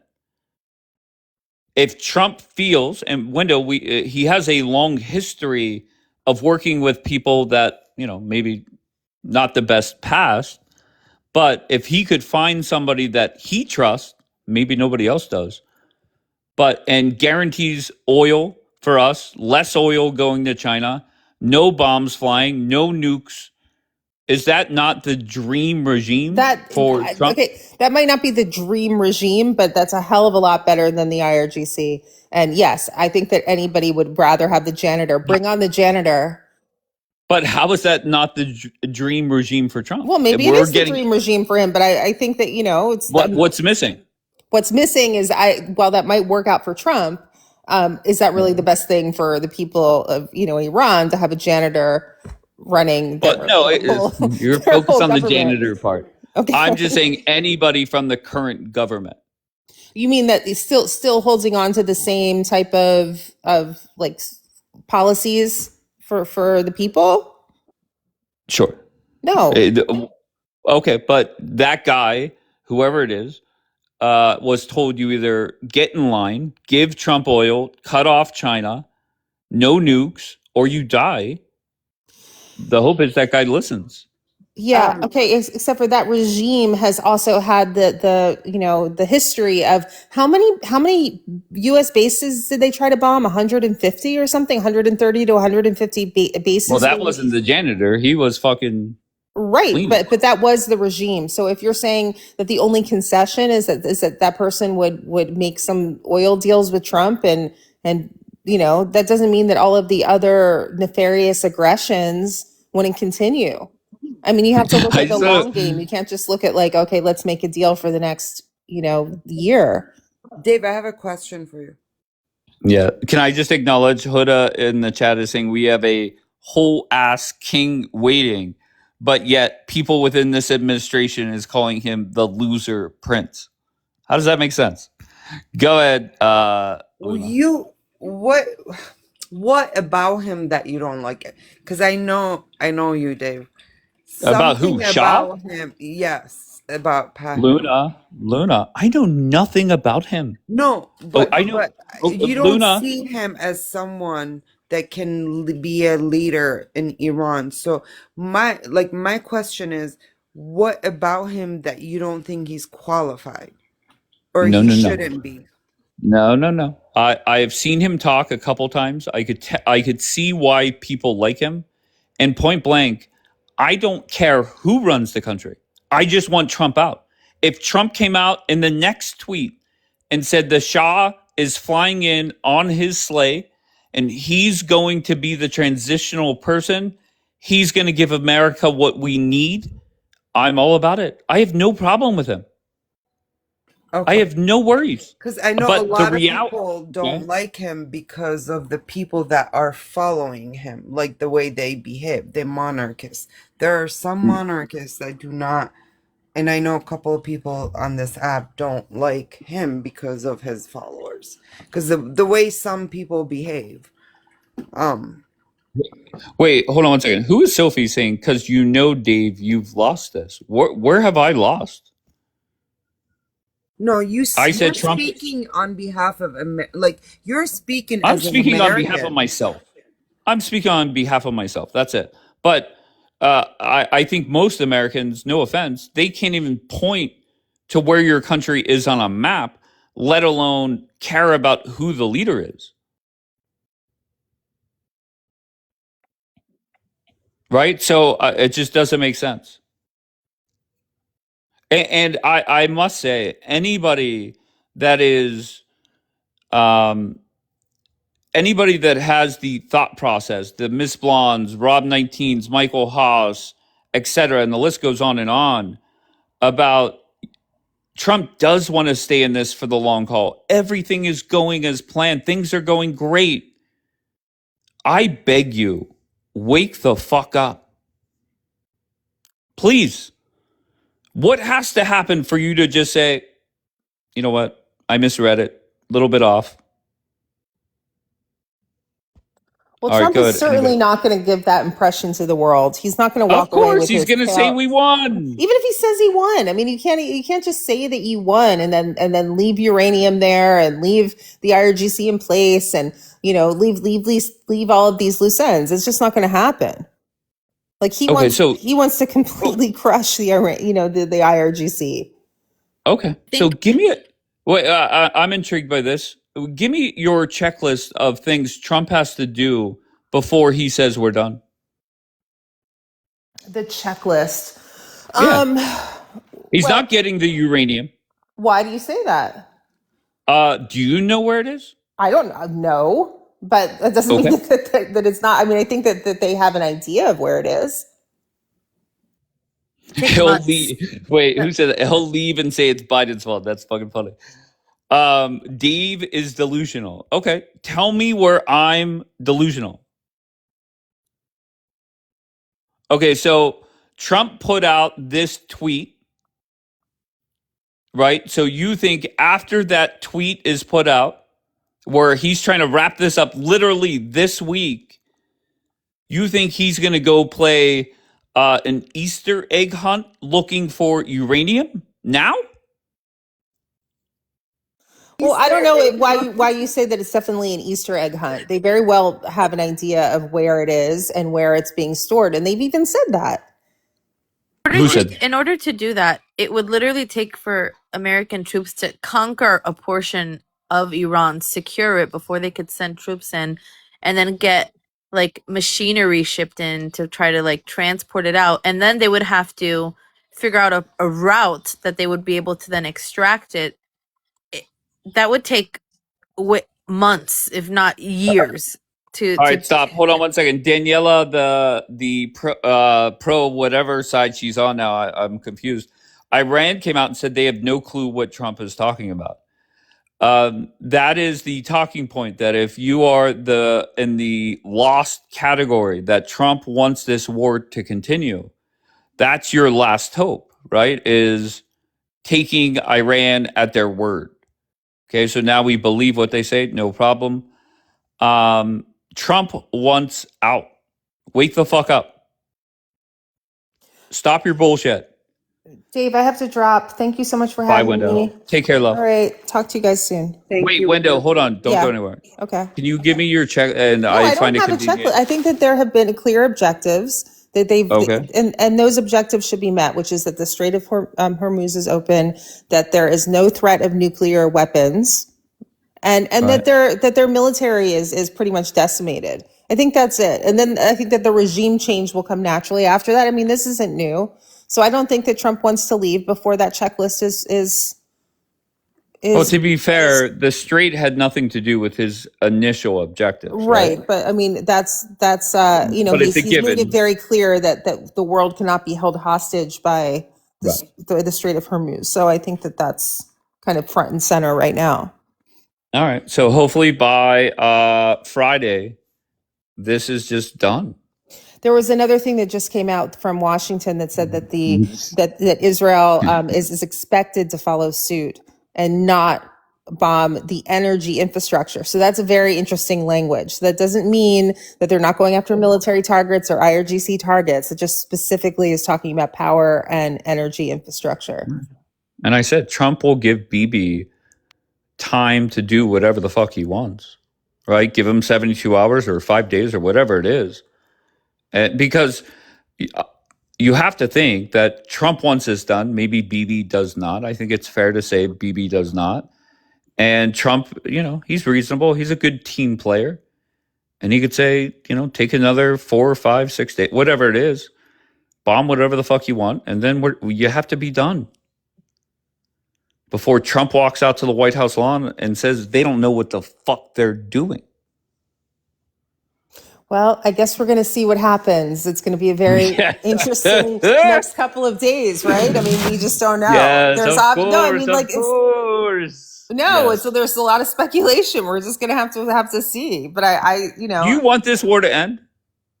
yeah, of course I do. I think everybody wants the war to end, but I think that what I don't want is this to be a flaccid retreat from something that could be really great for the world. So, okay. I mean, that's the best way I can say it. You said you had to go, so I'm saying who's going to come up here and say they just want the war to go on for nothing? Like, of course, everybody wants the war to end, but Trump has the opportunity to stomp his big, giant golden foot on this moment of history, and I think he's going to do it. Well, guess what? Trump's going to claim victory. If he got out right this second and stood in front of the American people, he would stand there and say, we fucking won, bigger and better and badder than any other war in history. But would you feel that way? He can come out and say whatever he wants, but would anybody actually feel that way? Honestly, I don't give a fuck.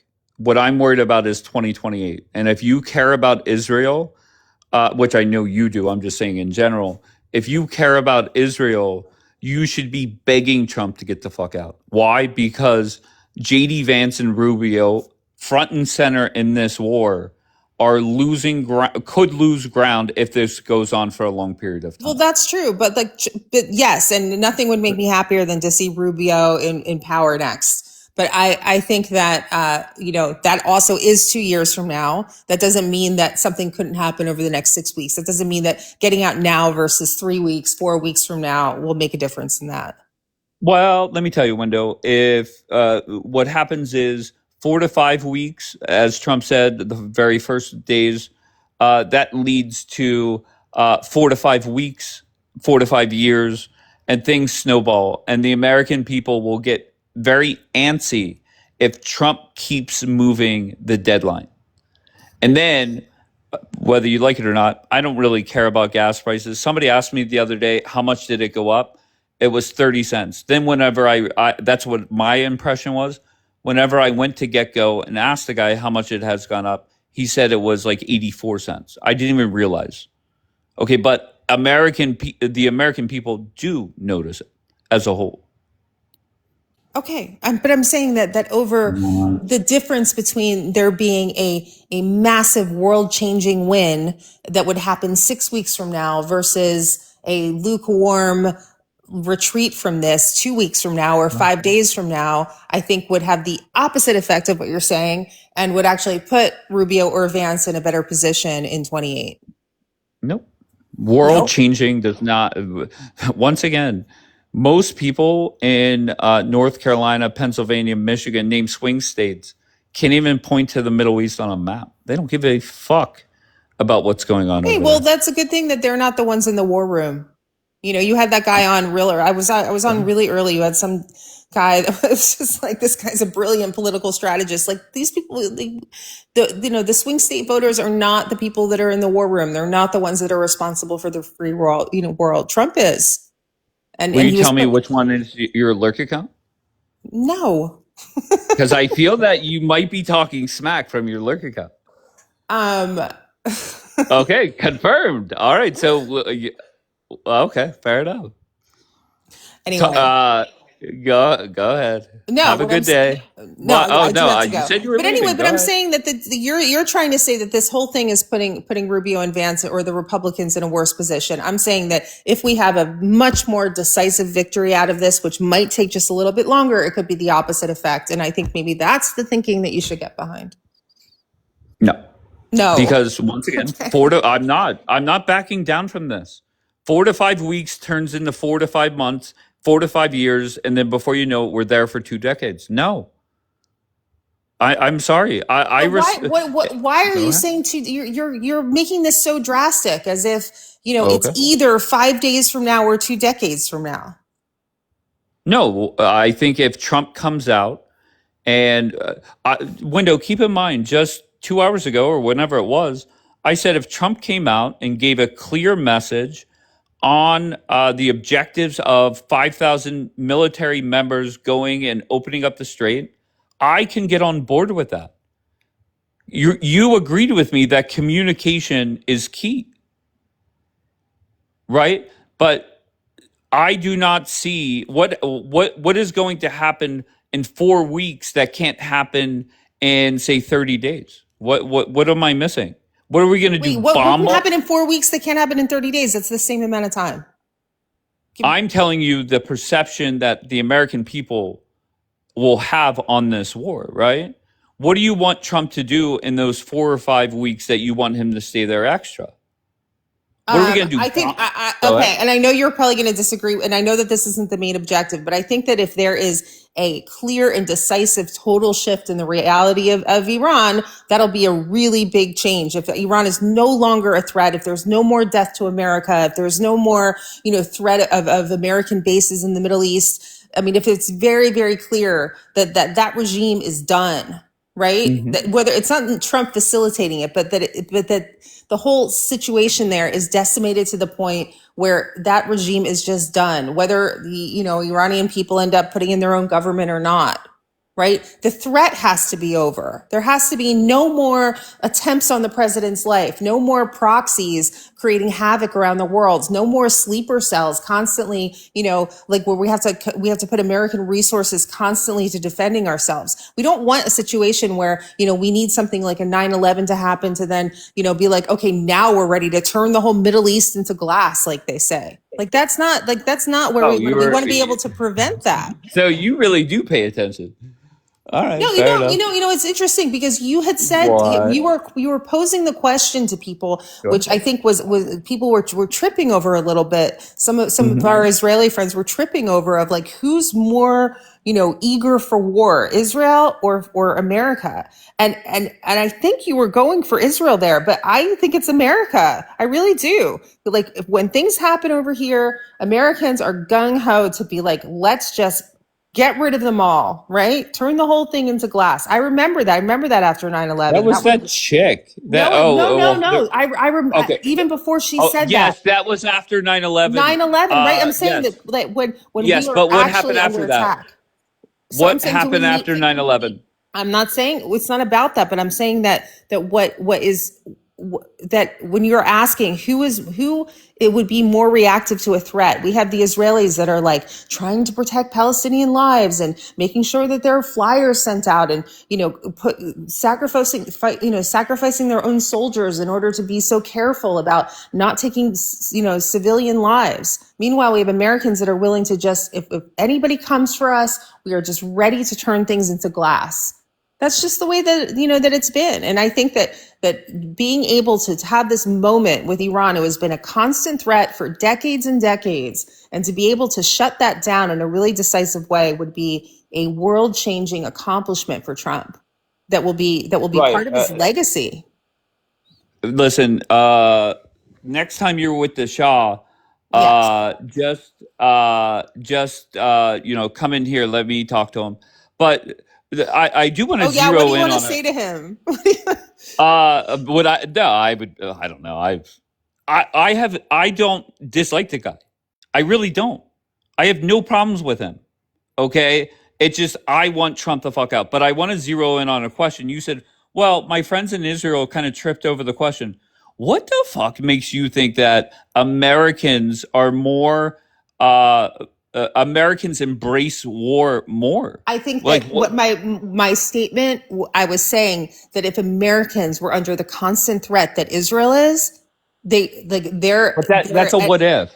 No, not what if, but you're asking if there was something like intrinsic about the Israelis that they're like so eager for war. No, they are under a constant threat that America has not had many experiences with. But when we have, we are ready to defend ourselves the way that Israel is right now. But they accept war more. Do they accept? No, I don't think they accept it. It's their reality. Why is it that during the 12-day war, the U.S. stock market has tanked, and I assume Israel's stock market is just fine? I don't know. I couldn't answer that really? question. Yeah, I don't know. Why is everybody flipping the fuck out about what's going on then? From the media to Democrats to some Republicans, the reality what's going on, what in terms of the stock market? No, in terms of the fucking war. Oh, well, you asked me a stock market question. But that was the point of why America does not embrace war. I am saying that. Thank God we don't have to the way that Israel has to. Okay, thank God we don't have to. I agree. I agree with you. But there is no doubt that Israel embraces it more. And I think there's no doubt that, that's because of the constant threat. So yeah, I think embraces is the wrong word because embraces implies that all right, we're all okay. I think that's I think it's the wrong word. Okay. What word would you like me to use? Do they deal with it? Do they deal with it? Okay. Yeah, they deal with. They have to. I mean, what's the question? They're under constant threat. I mean, can you imagine what would happen to Israel if we didn't have the kind of if Israel didn't have the defense systems that it has? I mean, I don't think it's. I think it's almost impossible for Americans to understand that kind of constant threat, aggression towards them. I agree. I'm not fighting you there. I agree with what you're saying, and stick to my Israelis are used to war more, unfortunately. Right? Is that better? Yes. Okay, so not embrace. Okay, let me write that down. Yes, not embrace. Okay, very good. Okay. No, but also about the stock market. Can you hear me? Yeah, go ahead, Joe. Okay, I gotta go, guys. All right, All right, bye, Wendo. Take care. But as far as the stock market, the difference is United States don't want any war. So once war happens, the stock market is tanking. Yet in Israel, That's my point, Joe. yeah. Well, 1 second. Okay. I need to figure out which lurk account Window has been using to talk shit on me. And by the way, Sure. I've never claimed to be a Messianic Jew, ever. Because Wait, where the fuck's that coming from? I'm just, just in case. Can I don't you know hear if me you saw now? my message to you, Dave, my Telegram. I did not. Oh, No, I check it will. out. Okay. Go ahead, Joe. So We heard you the first time, to be clear. okay. So yeah, I know. So the about Israel and the stock market is when there is a war, especially with our enemies, Iran, Lebanon, etc., Hezbollah. The stock market is staying more or less stable because there's hope for better future. Make sense? So if you win Yes. your enemies, you'll prosper. But in the United States, the stock market don't read the situation in the Middle East as a threat. So that's why it's tanking, if it makes sense. No, I agree with you, Joe. I agree with you. Okay, Joe, good. what are your thoughts on Trump's tweet this morning? I don't know. I think it's another, he's one of his tricks. That's the way I see it. I think he's just trying to read the map, maybe calm down the markets a little bit. Look, in the end of the day, we have to understand one thing that happened last week that we barely talk about, which is very severe. I mean, it's very bad. If Iran is getting too aggravated and too pissed off and really seeing the last days of the regime, they could just send missiles to California. I mean, I just want. Hold on, Joe, just real quick. Whenever, and once again, I just want to zero in on regime change. Trump was asked directly about it, and he is saying that regime change. To quote him directly, this is regime change because it is totally different people, meaning that there's currently it's still the same government, but it's different people, guys. You guys got your regime change, yeah, is but what it's he's the saying. same agenda. It's the same agenda. It's same beliefs, same agenda, same Shia. If we create chaos in the world, so our Messiah will come, type of shit. But anyways, you still not didn't answer. Can we Sorry, I was reading something. Go ahead, Joe. 4,000 kilometers missiles that can hit California, Paris, Rome, London? So you woke up and you put on the fear mongering tie this morning. So go ahead. No, not at all. No, that's fear mongering, No, bro. it's vice versa. What I'm saying is we have to go all in now because if Trump will back down right now, it means not only that he's losing the Straits of Hormuz completely and not going to get No, control stop, Joe. of it. Stop. He has to open that back up. That is his last thing he'll do. Let's see if he can do it. Joe, your background noise is so bad. Yeah, I know. Let me come back. I'm at the Wait, gym. hold on. Wait, hold on. There goes D-Light. D-Light is part of team decade long war. Wild people calling facts fear mongering now. So you think that Iran could touch the United States? Me? Oh, you're Yeah. about to lose your mind. No, she just gets the replays. That's it. She can't do shit. Nobody can. Okay, so hold on. I just want to play this clip. Insists that this is regime and any one person. President went on to say or insist that this is regime change because it's totally different people that were involved in the last regime. I would imagine some of the people are the same. This is the president's take on that, insisting that it's regime change. Hell yeah. Than any one person. Hell yeah, that's my president. Get us the fuck out. That's Joe Kern with CNBC. And that's what you'll see from Trump today is he'll call Dana Bash with CNN. He'll talk to different any one person. President went on to say or insist that this is regime change because it's totally different people that were involved in the last regime. I would imagine some of the people are the same. This is the president's take on that, insisting that it's regime change than any one person. President went on to say or insist that this is regime change. Okay, sorry, totally restart. Different. All right, so that's that. So once again, the Miss Blonde, Rob 19, D Light, Michael Haas, etc. How much more do you guys need? At what point do you realize that Donald Trump is not about that?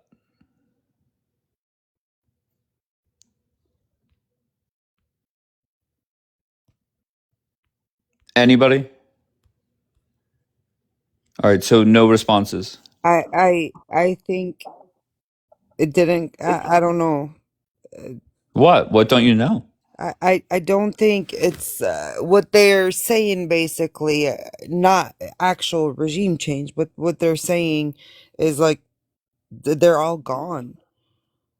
Trump got rid of the Ayatollah, right? He got rid of a lot of people under the But you have Ayatollah. to remember, his son is supposedly still alive. Sure.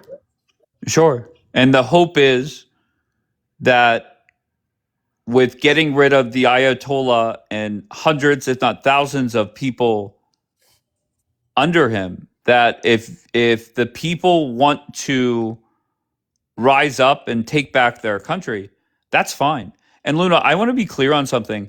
If Trump put out a tweet right now saying that the Shah is taking over, I would celebrate with you guys. As long as Donald Trump says we're getting out now. Just, I want to be clear on that. I don't care, and I know it's harsh, but it does not bother me who runs the country over there. Well, I don't care. The reason why I said that, it's because I've heard you a few times say like he's weak or he's not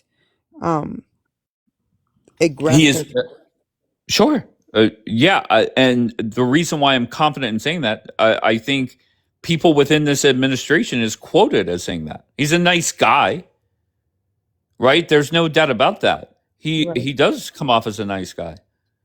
But does he come off as... Go ahead. I guess for us in diaspora, maybe people in Iran have someone, but for us in diaspora, we think and we believe that he is the only one that the Iranian people have that can lead them, can be genuine, and is the righteous person. That's the reason why you see a lot of support from people, Iranians from diaspora. I just want to, Amir is obviously Amir is very much with Bibi, meaning, mentality wise. And Amir is saying things that Miss Blonde and Lioness and D-Light and Michael Haas would say. He says, and I quote, Trump is a genius. He just calmed the markets down until the end of the trade week. The coming weekend will prove his real intentions. You don't believe that? No, I don't. Really? Okay, so like go the ahead. timing of it, Dave. The timing of No, when I think to be clear, I said yesterday Trump will put out a tweet around 6 p.m. before the futures open. Instead, I was 12 hours late, and he did it right before the actual stock market did open.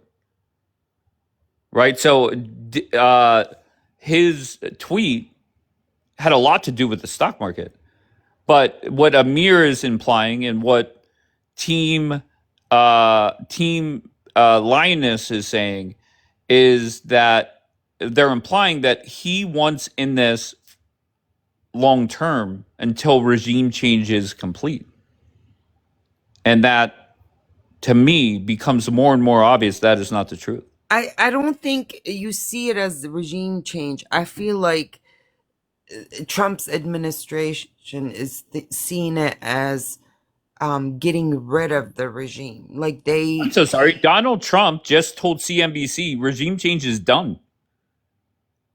So don't go by what I'm saying. Go by what he said. It doesn't matter what I think regime change means. Dave, listening to Trump and his administration, it's like so confusing. Every day you get something like it's meant to confuse us and not know what's happening because it's not consistent. Okay, no problem. Oh, no, stop, Luna. For 3 weeks now, I have opened up a live and I have done nothing but quote Trump or people within the administration, things that are said that lead me to believe that they are not in favor of following through with getting rid of everybody within the current regime. Every day, I have something new to put up. You guys have given me nothing. So when you say they are inconsistent, give me something that they have said in 23 days that leads you to believe that they're all in on regime change. I mean, how many times did he say he's taking applications? He does, he's going to see who's going to be best to run that government, Iran or lead Iran. And he's come out and said, where does that say that has to be somebody outside of the IRGC? Where does that say that the Shah is the person? I don't get it. You guys are adding. I never said that he said the Shah, but I'm saying he comes out, praises Reza Pahlavi, and then he says, I don't know if he's the right fit. And then he says, it's like constantly changing. You just don't know what to follow. Come on, you got to admit that. Really?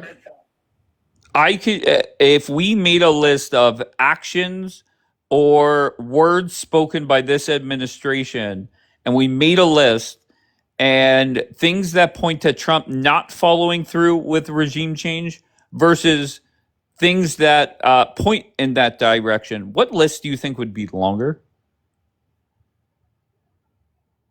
Well, actions speak louder than words. I mean, what else do you want? Come on, Luna. He's literally targeting IRGC. What does that tell you?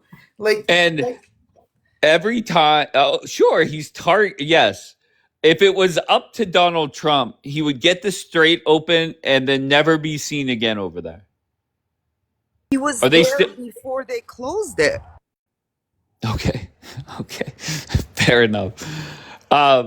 And I'm just telling you that whenever I have conversations with Democrats and I sit there and give them 30 pieces of information on where they are just wrong, not opinions, but straight up facts, at some point I flip the fuck out on them.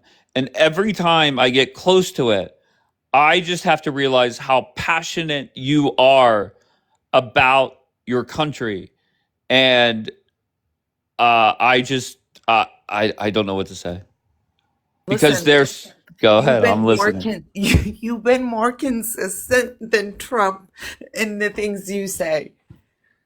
I can tell you that.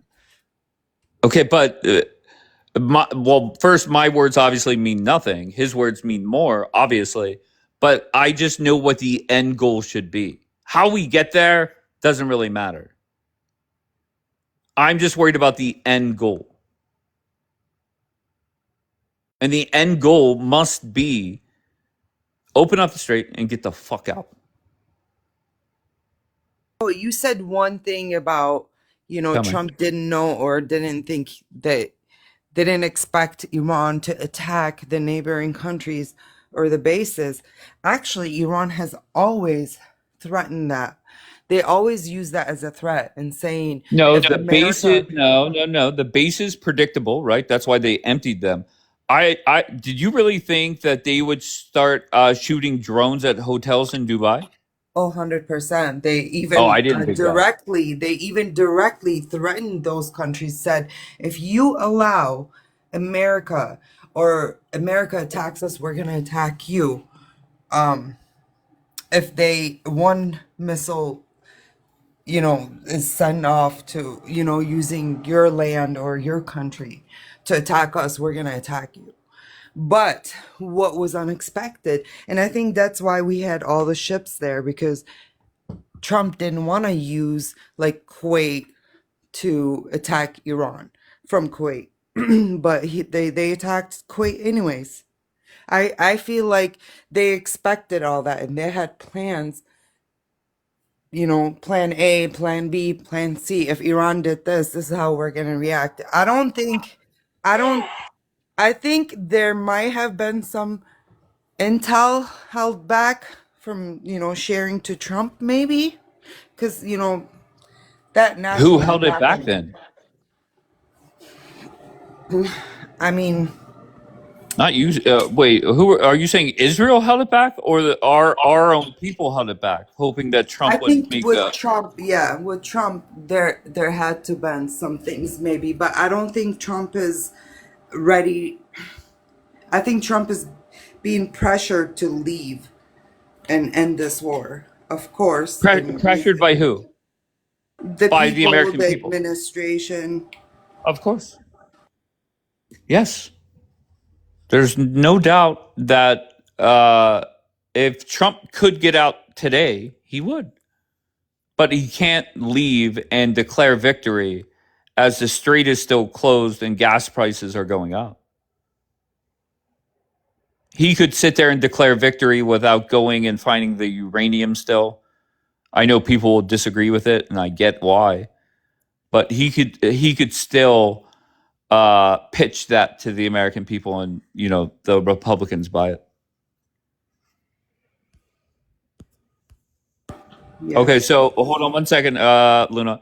If you are of the opinion that Trump is in this for the long haul and is going to see through regime change, I want you to come up. I don't know where you stand if you're in the queue.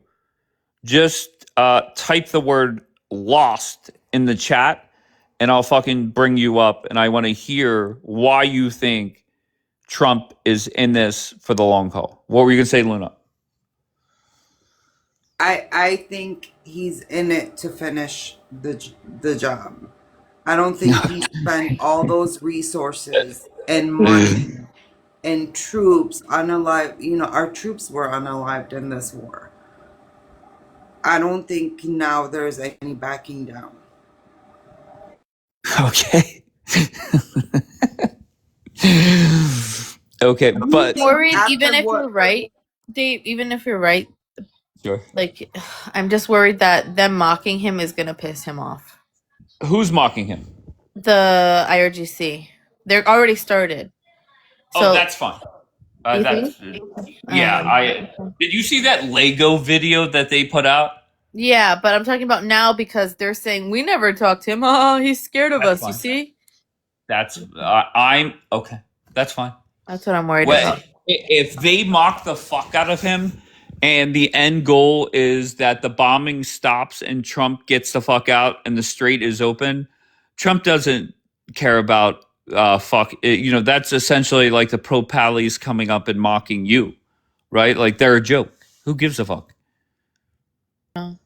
Okay. I hope you sound a little down and out, Bianca. About what? Are you happy or sad? No, I'm happy that this isn't out. I'm just not sure if I should believe it and get excited yet. I'm very cautious. That's fair. Yeah, because a lot of things could happen in the next few days. I agree, and that's what I'm worried about. But you're right. Let's just say a lot of things could happen in the next 3 days. Just imagine if we're there for another 3 months. Imagine all the shit that could happen in 3 months.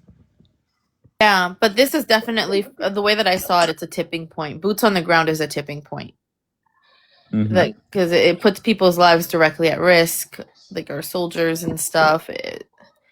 So that's why I'm just, I'm cautiously optimistic. And Now, what happens if 5 p.m. arrives and Trump says, fuck it, I'm still going to fuck them up? I mean, it could happen. Then it's just going to be like, now we're really Then you wait. Then you battery call and waters. CNBC. Yeah. Call CNBC in the morning again and say, look, it's over, Joe. Don't worry. Yeah. Well, all right. I am done with this live. I appreciate you all. I think there's no doubt that you should be very happy that things are not going to escalate today.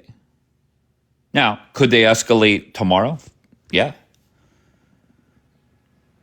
But I think it's a good thing that it did not escalate today. And I'm sorry, but Donald Trump is now on record that regime change is done. He did it. So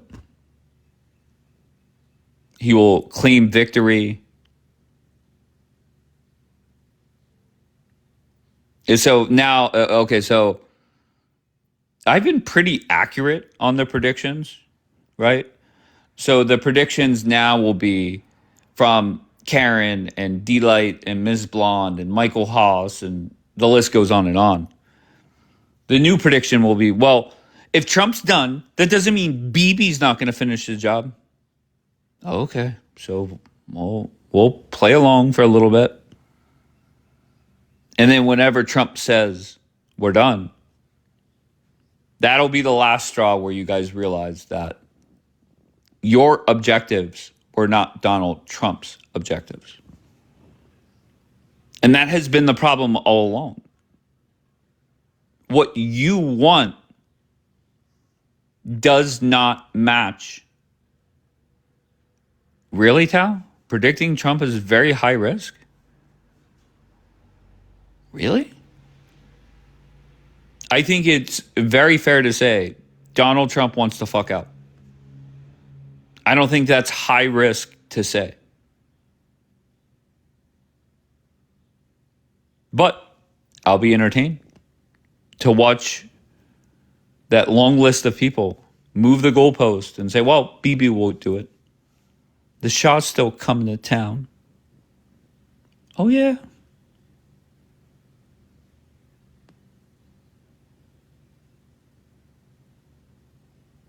The good news is Donald Trump has confirmed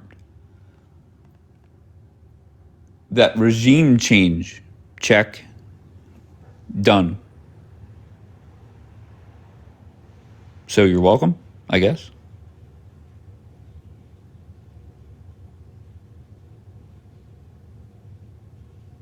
You're welcome. Maybe write President Trump a letter.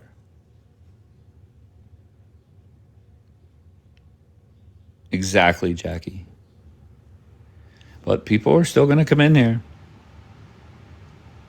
Good luck.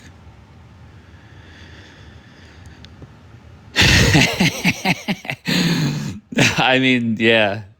Yeah, I mean, I didn't think of it that way. But to be fair, once again, Real Your Fave is a fucking terrorist, I believe. But that is true. No regime change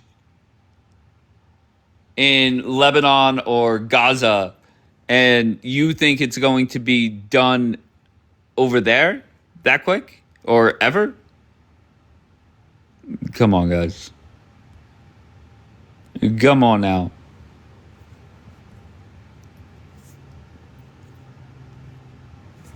Why is he moving the dateline? What does that mean? Why is he moving the dateline? I'm afraid to say Trump is a coward. Sure. Call him whatever you want.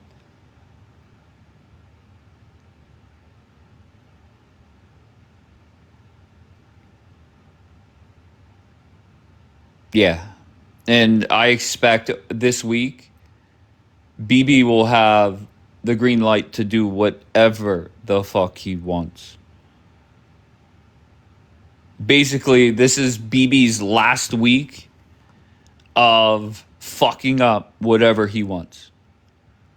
If he wants to head back over to Gaza, doesn't matter. If he wants to drop 100,000 bombs on Tehran, no problem. If he wants to fuck up Lebanon, no problem.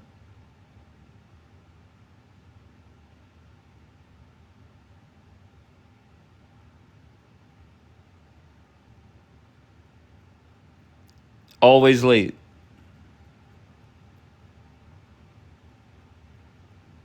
And maybe that's a fair question. Why is Dave so adamant?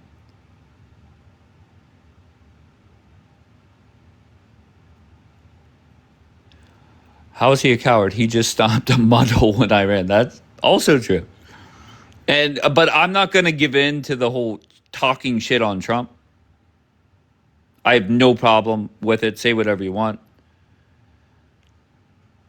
How long did you think it was going to take? I don't know.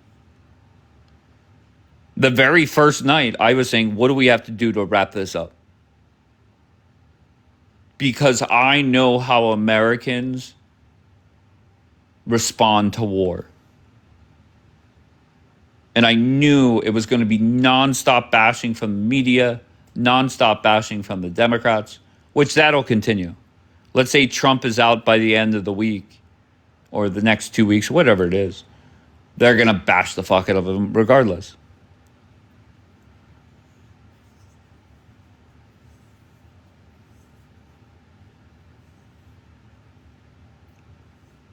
And just know, and I think Bianca said it, I think it was Bianca, just know that this is not 100% over. There'll be a couple more escalations, I kind of have a feeling. But at some point soon, it will end. But 1 a.m. is my time now. 1 a.m. I will be back. So, wait, hold on 1 second.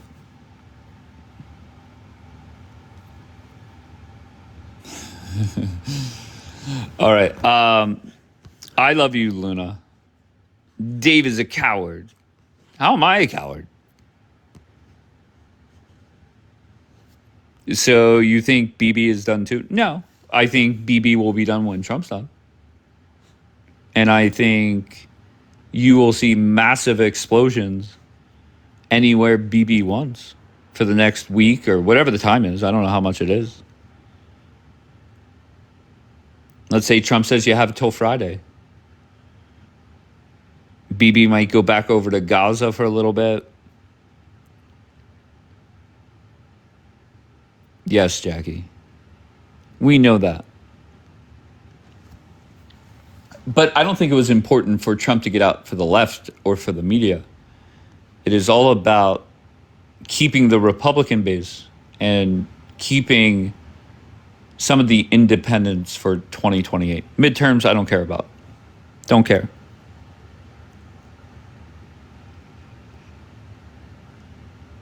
And just know that for some of you, you may not like what happened. Thank you, Luna. I appreciate your love. Some of you may not like that tweet, but I promise you, if the end result is sometime soon, the next week or two, Trump is out, that is the best thing for Israel as well. New Burger, what's going on, beautiful? Prayers for good things ahead and everything will stay in control. There you go.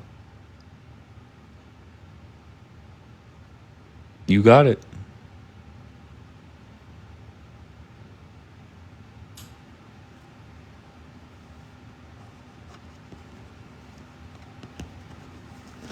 Thank you, South. I appreciate you, bro.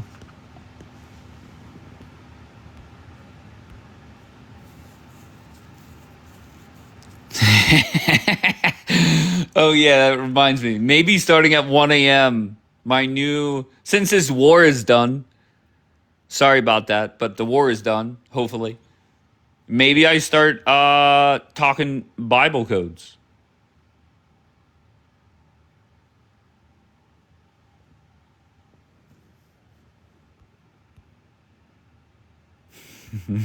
All right, I'm done. I love you all. 1 a.m. I'll be back. I appreciate you all. I appreciate you, Texas. 1 a.m. I'll be back. Bible codes with YBD. Chain. No, Chain. No. No, Chain. We don't need your nonsense. Today is a good day for America and for the world. Yeah, I have to investigate. What is Windows lurk account? Because whenever I said to her, I said, "Are you in here? I want to know what your lurk account is." And I said, "Have you ever talked shit on me?" And her answer screamed, "Oh, fuck yeah, I do."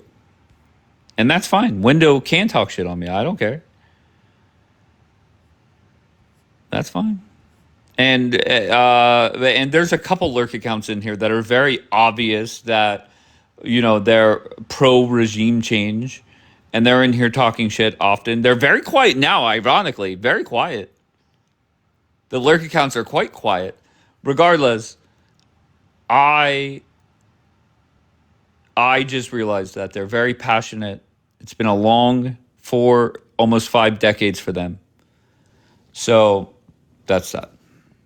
So whatever they want to say, I have no problem. I just know what's best for the Republican Party. And that is to get the fuck out right now. Well, as soon as possible.